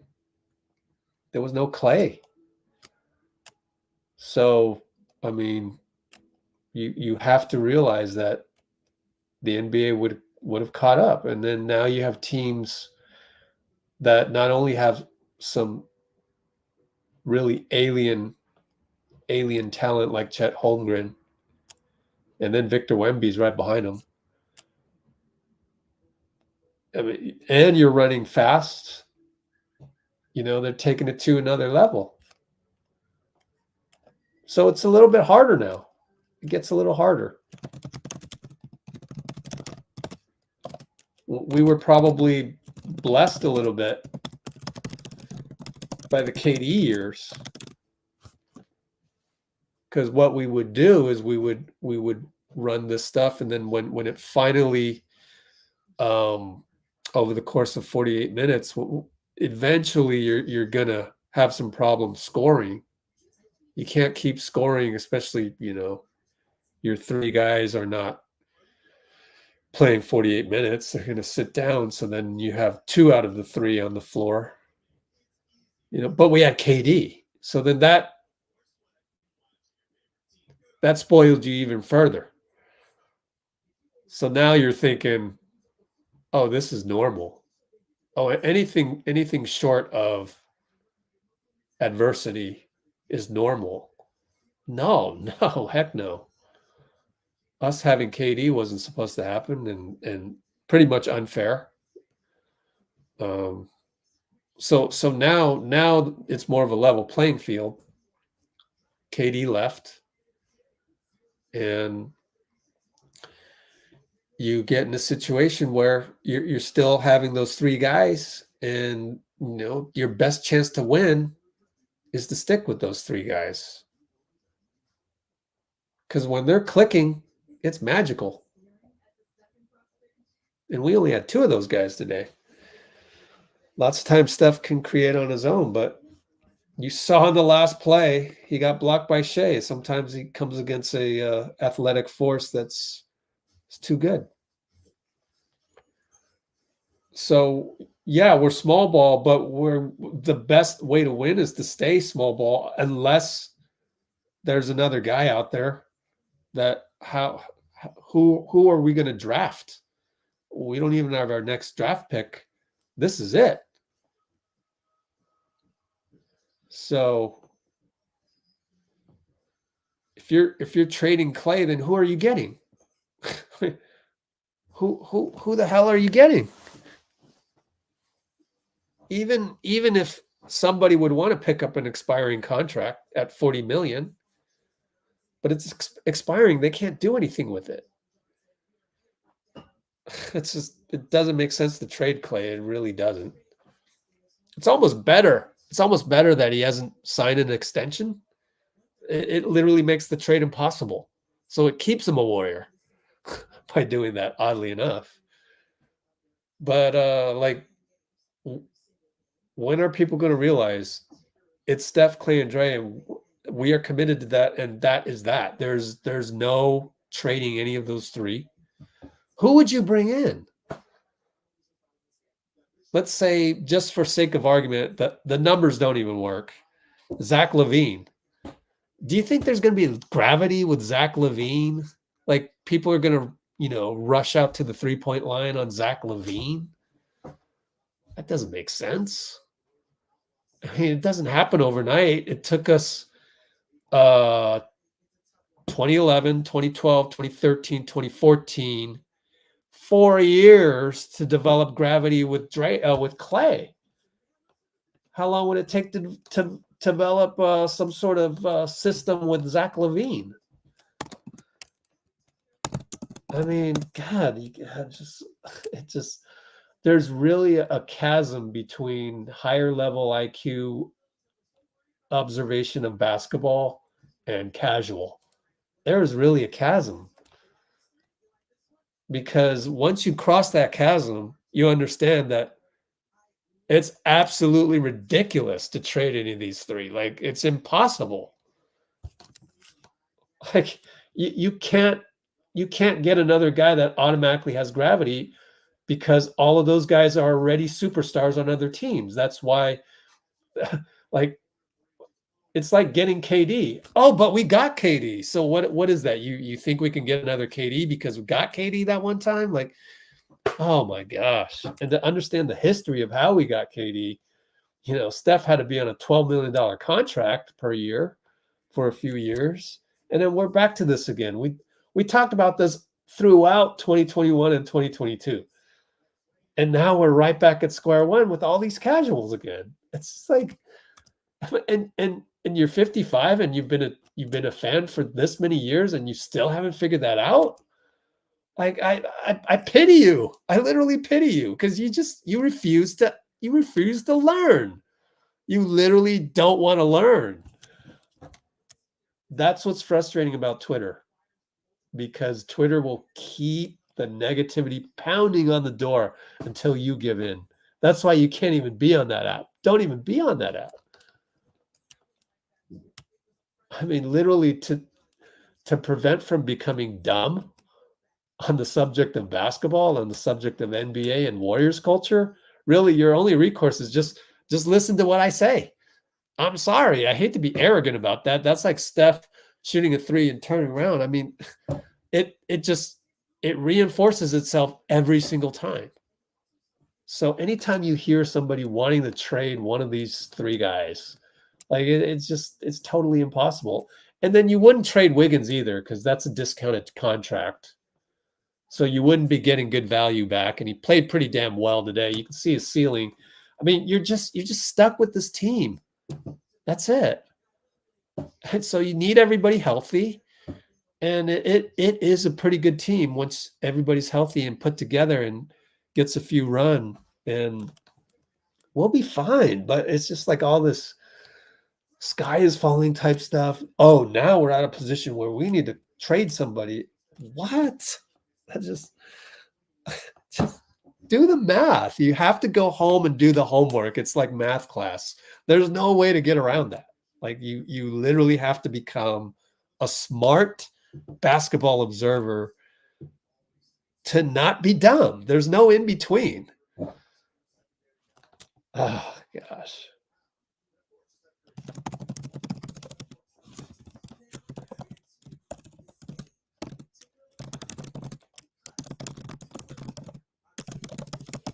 And then you're talking about Mark Jackson? Oh my God. Like, oh gosh. I'm sorry, man. I'm sorry.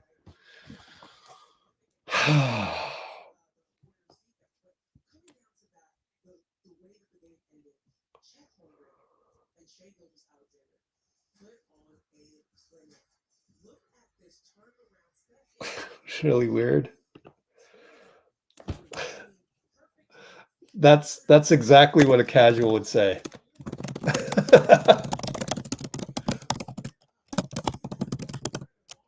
Oh my God. Good luck, Taiwan. You have no hope. I mean, it's exactly what Draymond said. There's just a lot of dumb people out there, like, just don't get it, refuse to learn, have so much ego. That's the problem with societies these days. There's so much negativity that your ego gets in the way. You're in a fight, you're in a fist fight with everybody. And so you got to say all these crazy things, and it's not an environment to learn. Where do you learn anything when you're, caveman analogy. You got to step out the cave, go hunt, and not get killed by the saber-toothed tiger. Are you gonna learn the geometry of how to build the wheel while you're surviving against a saber-toothed tiger? That ain't happening, right? You got to be in a safe environment. And so many of you are not in a safe environment. So I already know, Taiwan Moore, you got some shit you're dealing with in life. I already know that. It's like you're just expressing it, like you're revealing it to me. So I hope you find that place where you can find some tranquility, have some gratitude for this team, because all of those positive emotions are basically the same emotions. You're having gratitude, you're in a state of learning, you want to create, you want to be in a position where you're creating something. Do you think like creating, right? You're thinking like Tupac is in the studio creating. Do you think he was gang banging at the same time that he was creating songs, epic songs and stuff like that? No, he removed himself away from that. So I hope you're able to remove yourself away from that, because you're caught in the negativity of Twitter, where it's the two-dimensional world. You scroll, it's negative, and then it makes you want to be negative. I'm sorry it consumed you, but it did. I hope you can find a way out, and we can talk. We can talk as two people who want to learn and appreciate what we have.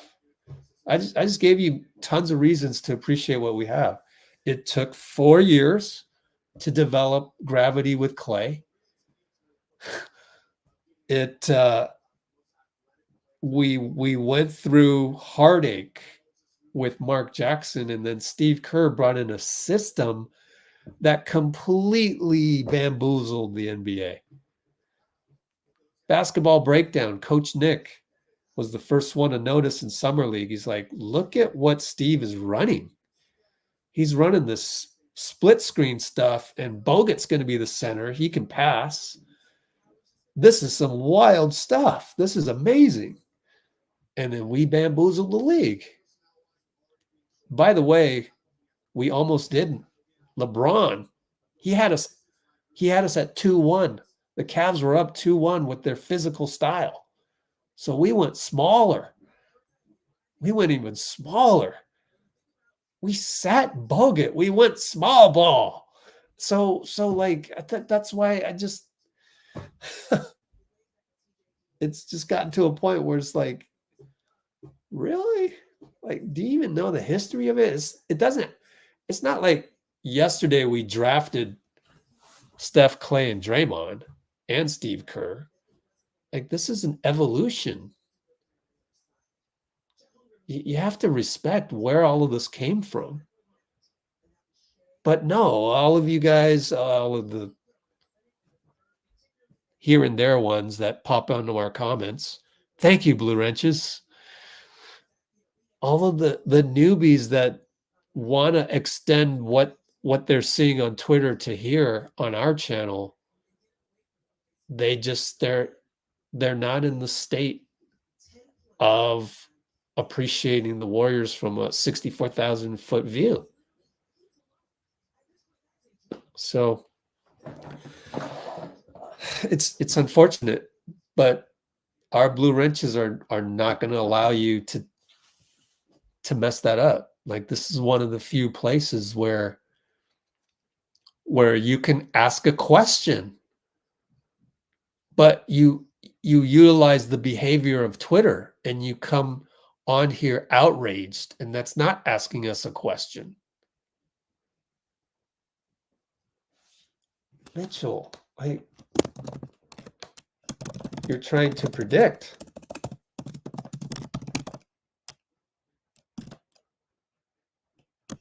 Embrace the unknown. It applies to life. I don't want to predict everything. I don't want to know if I don't want to know if YouTube is going to turn out okay for me. It's part of the process. I work on it day by day.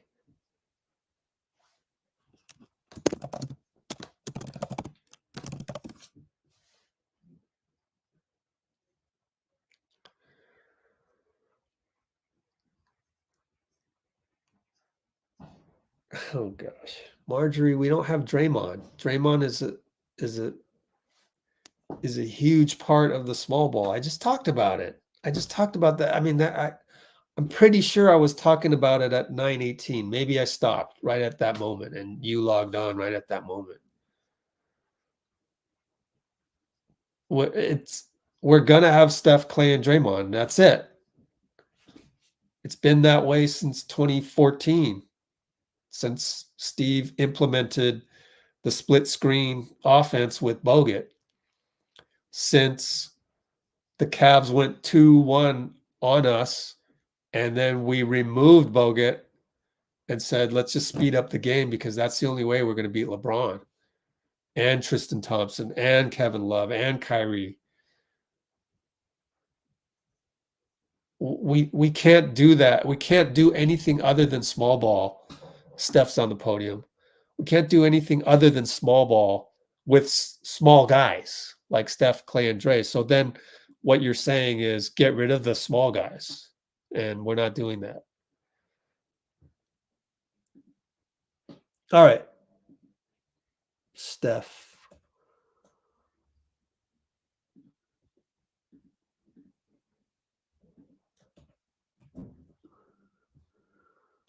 At the podium. Wiggins hits that big shot. You guys look like you're in pretty good position. Then it kind of falls apart. How's this hitting you right now? I know it's been quick, but still. It's an emotional roller coaster. Playing as well as we did for first 30-ish minutes, and then giving up that big lead. Wiggs hit some huge shots down the stretch. CP hit some big ones. Chet and Shai were making tough shots too, so it's kind of going back and forth. And then you think, with the NBA, it can go either way, and especially how the last 5 games have gone for us, that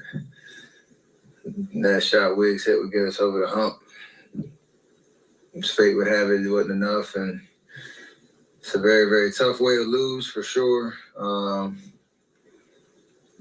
But you gotta, keep hold of the rope, as they say, and understand it's a long year. And we showed some signs of creating good shots on offense and trying to connect the game. Just didn't have enough. When you look at what's left this streak where it is now, I don't think you've really experienced anything quite like this, especially at home. I know you haven't. What's that? How's that hitting you? Man, it's tough. You hate losing games no matter where it is, and especially at home. And this is, like you said, where you set a standard of protecting your own court. And, there are different challenges for us this year that we're going to have to overcome if we're going to be competitive in the standings, late in the season. You hate seeing what is it, 1-6, 1-5, whatever it is. You hate seeing that, but it doesn't mean we can't turn around. You said challenges this particular team has to overcome. What do you think are the biggest challenges? I think, we obviously know we need to shoot the ball better as a group, limit our turnovers, especially like a night like tonight where we're up 18 and you're giving a very explosive offense, easy buckets and transition, and not, again, connecting the game, taking care of possessions. A night where you end up hitting shots, those blemishes are pretty costly. I know we've been experimenting with rotations and lineups that can find some chemistry and develop an identity of how we're gonna, win games. And we've shown some bright spots early, but I think, through this losing streak, We got a little rattled a little bit, so we got to, figure that piece out. And, missing Draymond is tough. I was out for 2 games. Seems like a perfect storm of everything. So we have to, again, maintain confidence in ourselves and our ability to figure it out. But it's going to take everybody. How urgent is it starting to feel? Well, it is still very early, but feels like the urgency. Losing a streak like this is urgency for sure. It's not like anytime you're this many in a row, it's a problem that you got to fix, and you don't want to develop a losing mentality at all at any stretch in the season. Just that's a stink in the locker room you don't really want to have in there.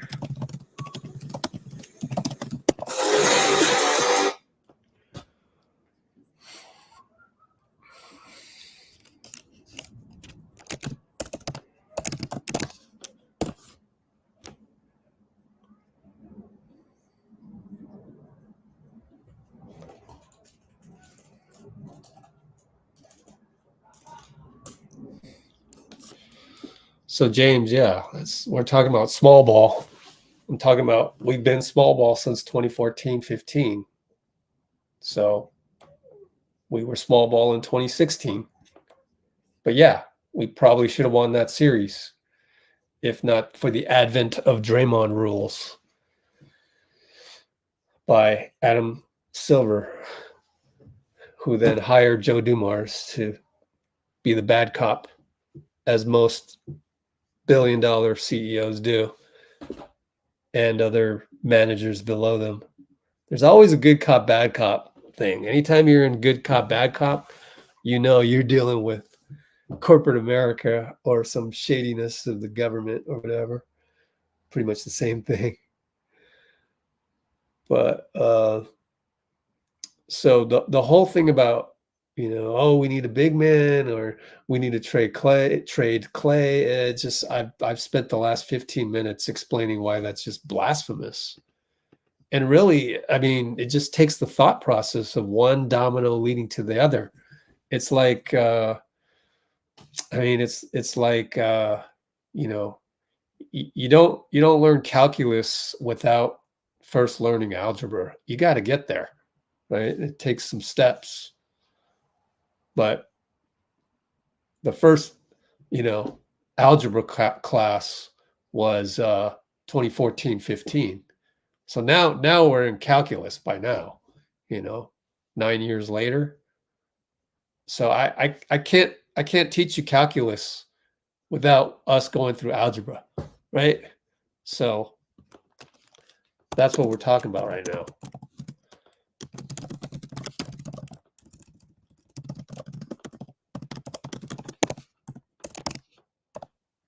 I can't teach you calculus without teaching you algebra.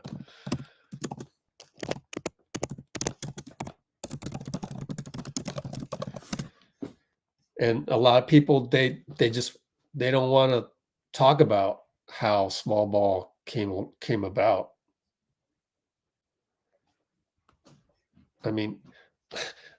Steph is 6'3". It's inherently small ball. It just is.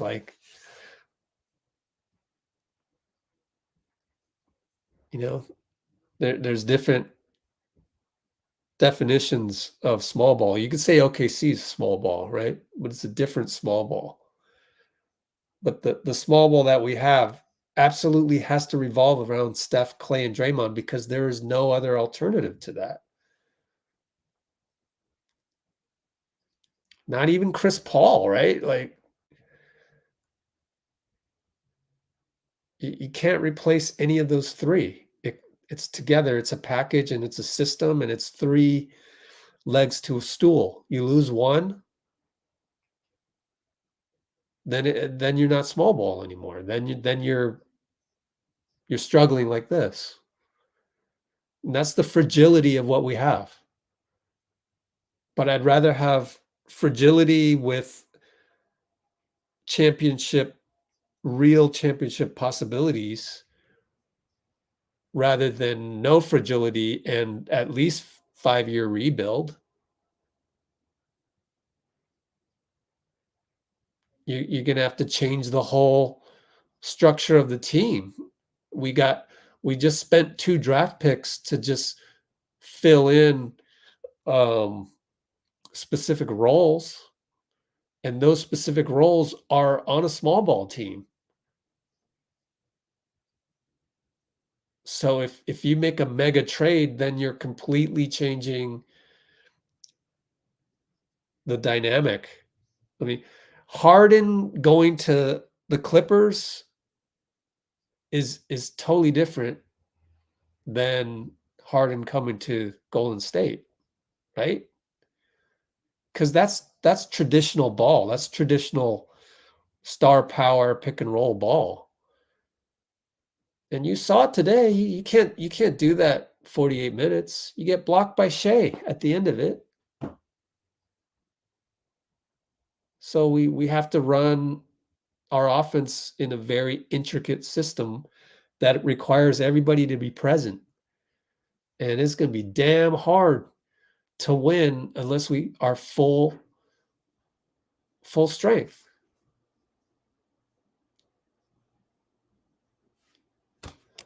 Small ball doesn't work on any team now? I mean, what? You're not making any sense. That doesn't make sense. That's false. What do you want Steve to do?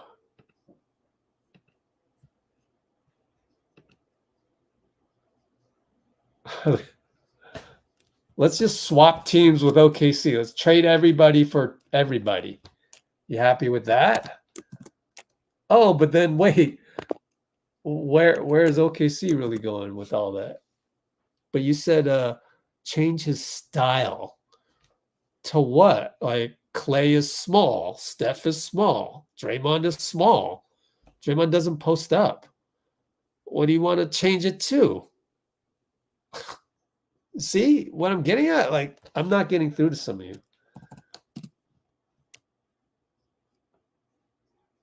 How do you change your style from small ball? Like it literally is only small ball. Like Steph, Klay, and Draymond are small people. What are you going to play?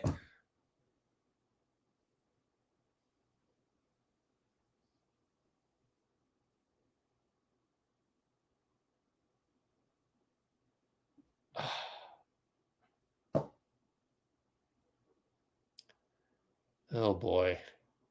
What are you talking about, James? I'm catching up to James. That big center they got from Trace. I mean, what's Trace's job out there? For us to go big ball and rely on Trace to do the scoring?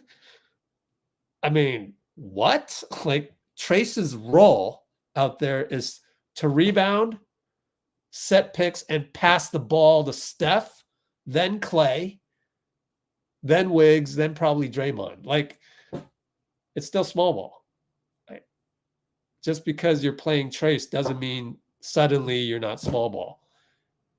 And for us to not play small ball, then you would have to bench Steph, Klay, and Dre, or probably 2 of them, because then we're too small. So what is your big ball team, and how far are they going to go? Your big ball team is what? Dario and TJD, Dario at the 4, TJD, Jonathan at the 3.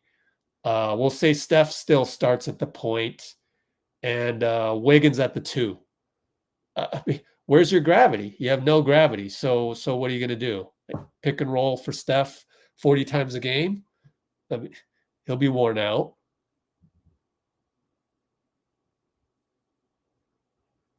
Pick and roll for Wiggs. I mean, I'll just drop coverage on Wiggs, dare him to make threes all day long. Like, he's not hitting more than 5 threes a night. I could probably withstand that. What people can't withstand is the 11 threes combined from Klay. And Klay does need to step up, but that's the thing. It's a 3-legged stool. So without Draymond, Klay's worse, Steph's worse. It's just part of the system. We have a fragile ecosystem. Come to grips with it. They had David West. I mean, James, these are role players. So I didn't say we would get rid of Trace, like Trace off the bench, but we're not changing our offense. Did they change the offense to post up JaVale? I mean, David was in there and he posted up, but that was second unit.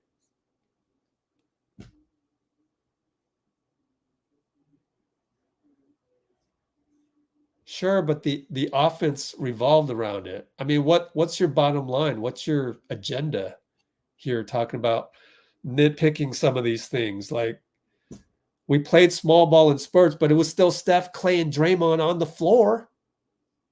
That's what creates the gravity. I mean, of course, you've got to sub out people.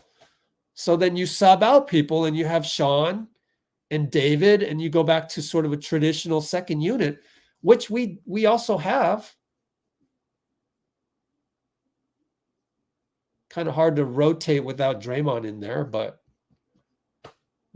one of 5, one of at least, let's say 8 people in the rotation, 8, 9 people. I mean, I don't think people understand how intricate our system is and the fragility of it. Like, you can't tinker with it too much. We tried with Wiseman. That didn't work out because our ecosystem is really that dependent on all of its wheels turning at the same time. It's a thing of beauty when it works. And sometimes Steph can manufacture it out of nothing. He's that great. He did that a couple times tonight.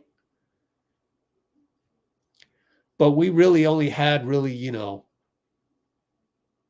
handful of, tic-tac-toe type plays that were, we don't have Draymond out there. I mean, it's tough. But you can't expect to, change the culture of the team. I mean, that just doesn't work. Like, we should probably go look up if there were any games where we had to start David West and Sean Livingston. Now, was that team going to win a championship if they were missing Steph and Dre? Like, was a starting lineup of Livingston, Klay, Harrison at the 3, Harrison, Wiggs, pretty much the same.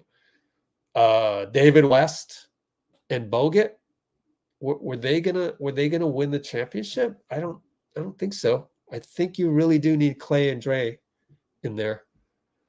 You need all 3 of those guys. They are the engine that powers the simultaneous wheel. Also, Andre was a big part of that. But Andre was so versatile, he could play with the first team or the second team. And talk about a point of attack defender, right? We don't quite have that anymore. Wiggins is all right, but he's not the best point of attack.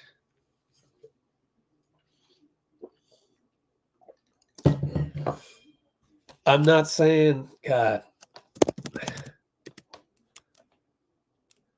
careful with your words, number one. But also, the system still revolved around Steph, Klay, Dre. What are you proposing? You haven't said that. Get to the point. You want to just come on the live? Fine. You can come on the live. Let's just do it.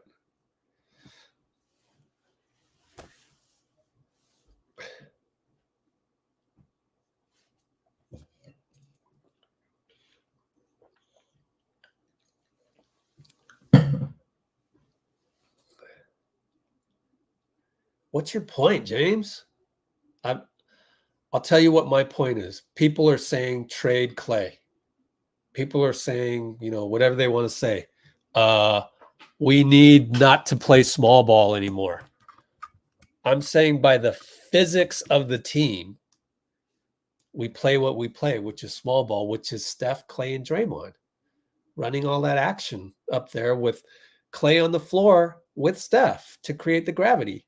We saw it tonight. OKC was worried about Klay, even though he's been in a, month-long slump. Just a mere presence created a dunk or a layup for Wiggs. So I don't even know what you're getting at. If I don't even know where you're going with this, then I don't even know what to talk about with you. You're just trying to poke holes at what I'm saying. But what I'm saying is people need to stop talking about trading Klay. It doesn't work.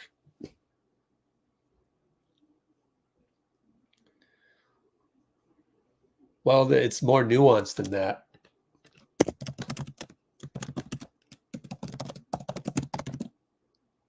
It's more nuanced than that. It revolved around the gravity of Steph Klay, right?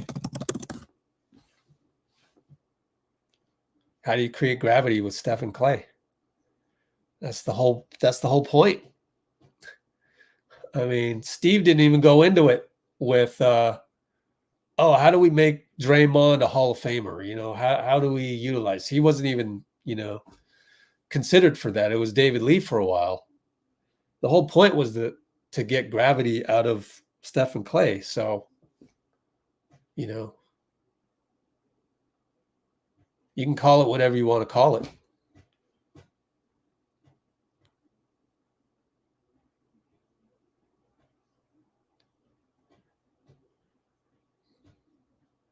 I don't know that there's any trade that can be made or any other thing that can be done other than waiting for Draymond to come back, making sure he gets his conditioning, and then throw him in there, and then we have gravity again. Because the gravity kind of revolves around Draymond too.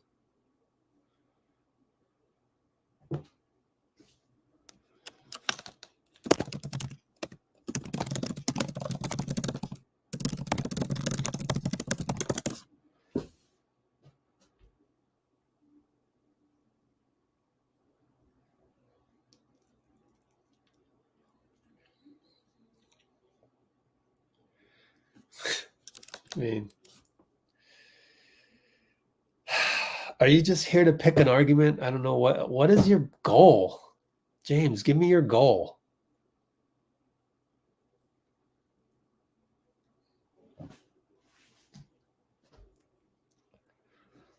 All right, let me check and see if anybody at Chase Center is still around.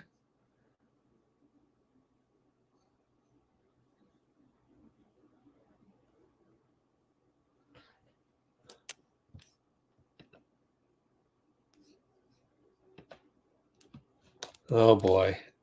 Now you're going off on a tangent. Is this even worth my time?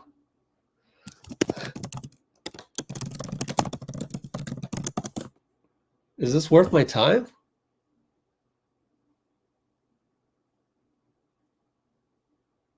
Draymond was barely hitting the floor. Okay. Let's look it up. Draymond Green.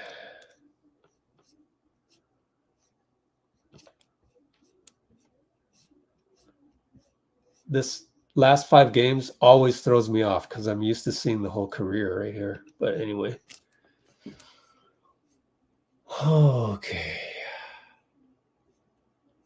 Well, he started every game in 2014-15, so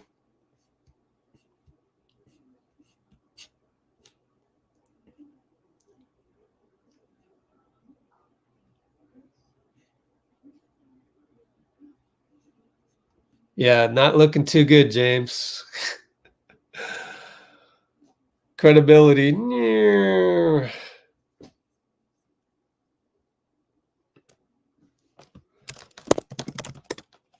That was before 2014-15. God, James. I'm this close to just blocking you because now you're trolling me. I mean, did I click on the wrong year? 2014-15, we won a championship, right? Draymond Green. Man, game started 1-1-1-1-1. He started every game. He didn't start alongside David, right? Nope, he didn't.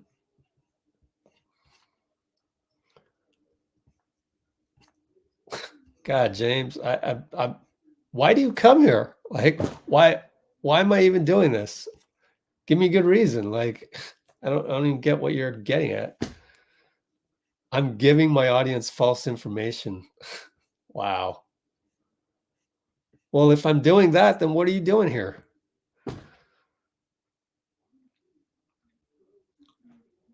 It's right here.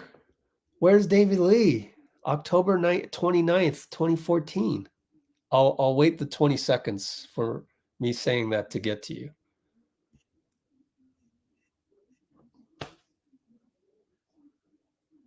David Lee got hurt, so?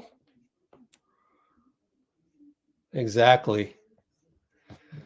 That was 2013. Yeah, he was hurt. Therefore, we had Draymond, so. And where's this going?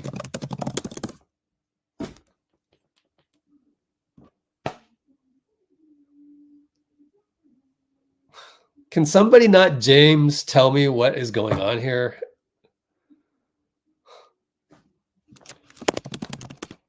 Yes, I know that.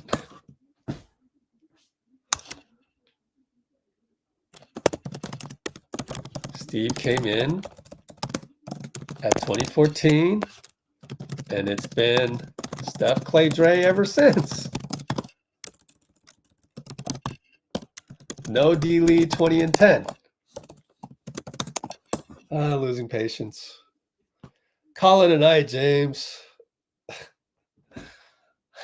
Golly. I don't even know what point you're trying to make. All right, I got to do some work. Telling me I gave false information. What is false about the Warriors being about Steph, Klay, and Dre since 2014? There's nothing false about that. That's the common denominator. But no, you're going to keep saying that I'm giving out false information. Oh my God.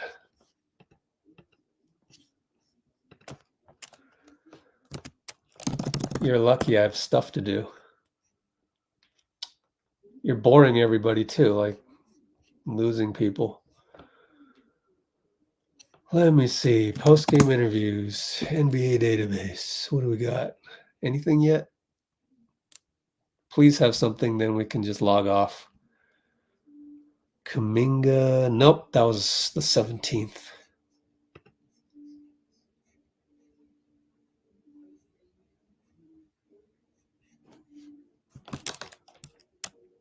Yep.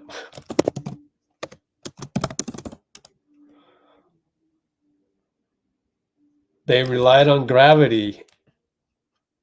Bogut.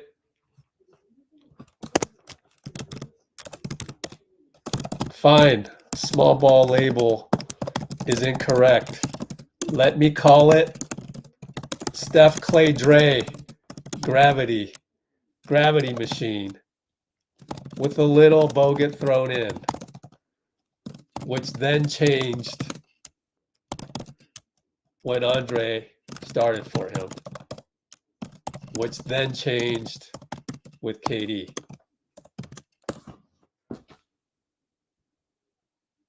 Bogut doesn't post up, James. He's out there at the pinch posts doing the split cut action thing. Stop it.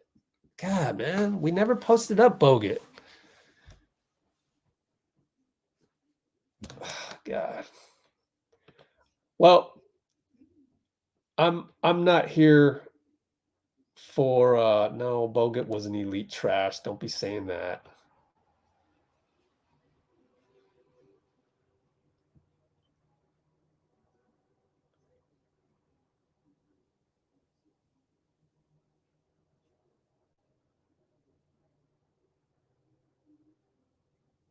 We've never had a traditional offense. We've never had that. That's even more reason not to do it right now. We've never done that. It just doesn't make sense to, post up big guy, Klay, try to feed it in there, and then what? Then what do you do?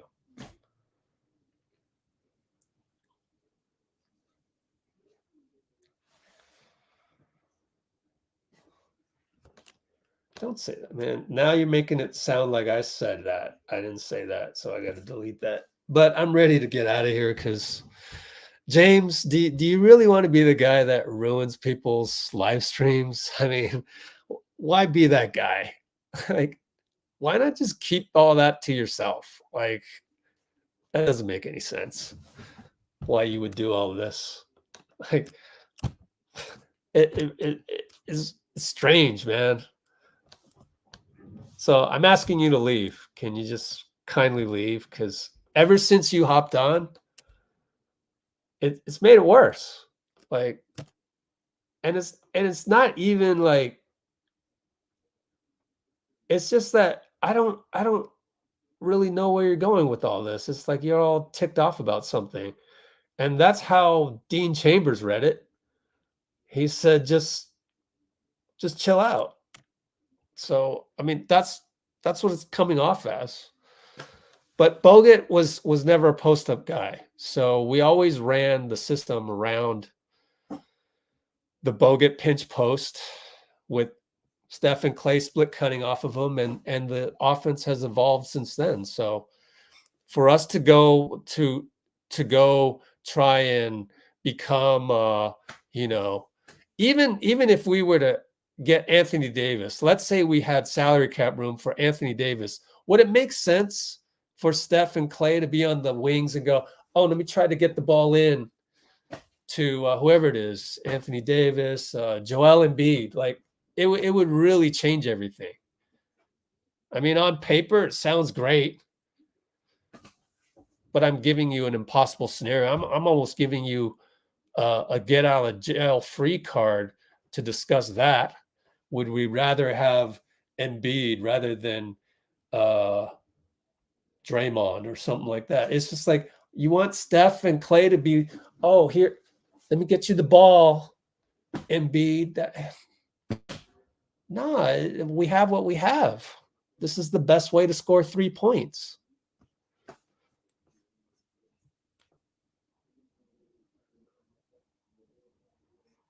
Anyways, I think it's time to go. But I hope for those, 45 of us that's not chatting and just listening in, that's why we can't change anything. We are what we are. Steph, Klay, and Draymond, it's a system. And when it works, it's the most productive system ever because you're scoring 3 points at a time. Why would you want first and second best shooters of all time to not shoot anymore, to look inside for a guy? Ultimately, you want them shooting the threes. You want Steph and Klay shooting threes. A lot of that is also on defense. So you want to have good defenders, get out on the break, havoc, organize chaos. That's a given. You always want to go on fast breaks and have Klay top of the break, bam, demoralize you. But then you need good defense for that too. And you're that's certainly not gonna help with Embiid slowly plotting his way over. Now, if we were gifted Embiid and we said, you must figure out how to win with these guys, all right, fine. But we have a choice. So anyways, let's call it a night. It's all good. I got to use the restroom anyway, and there's nobody else coming to the podium So I'm just going to go just us. 1, 2, 3. And let's pull that up. And let's go right here. And let's do this.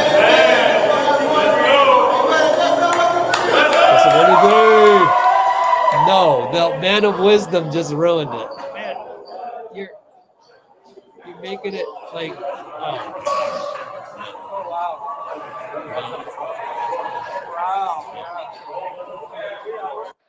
All right.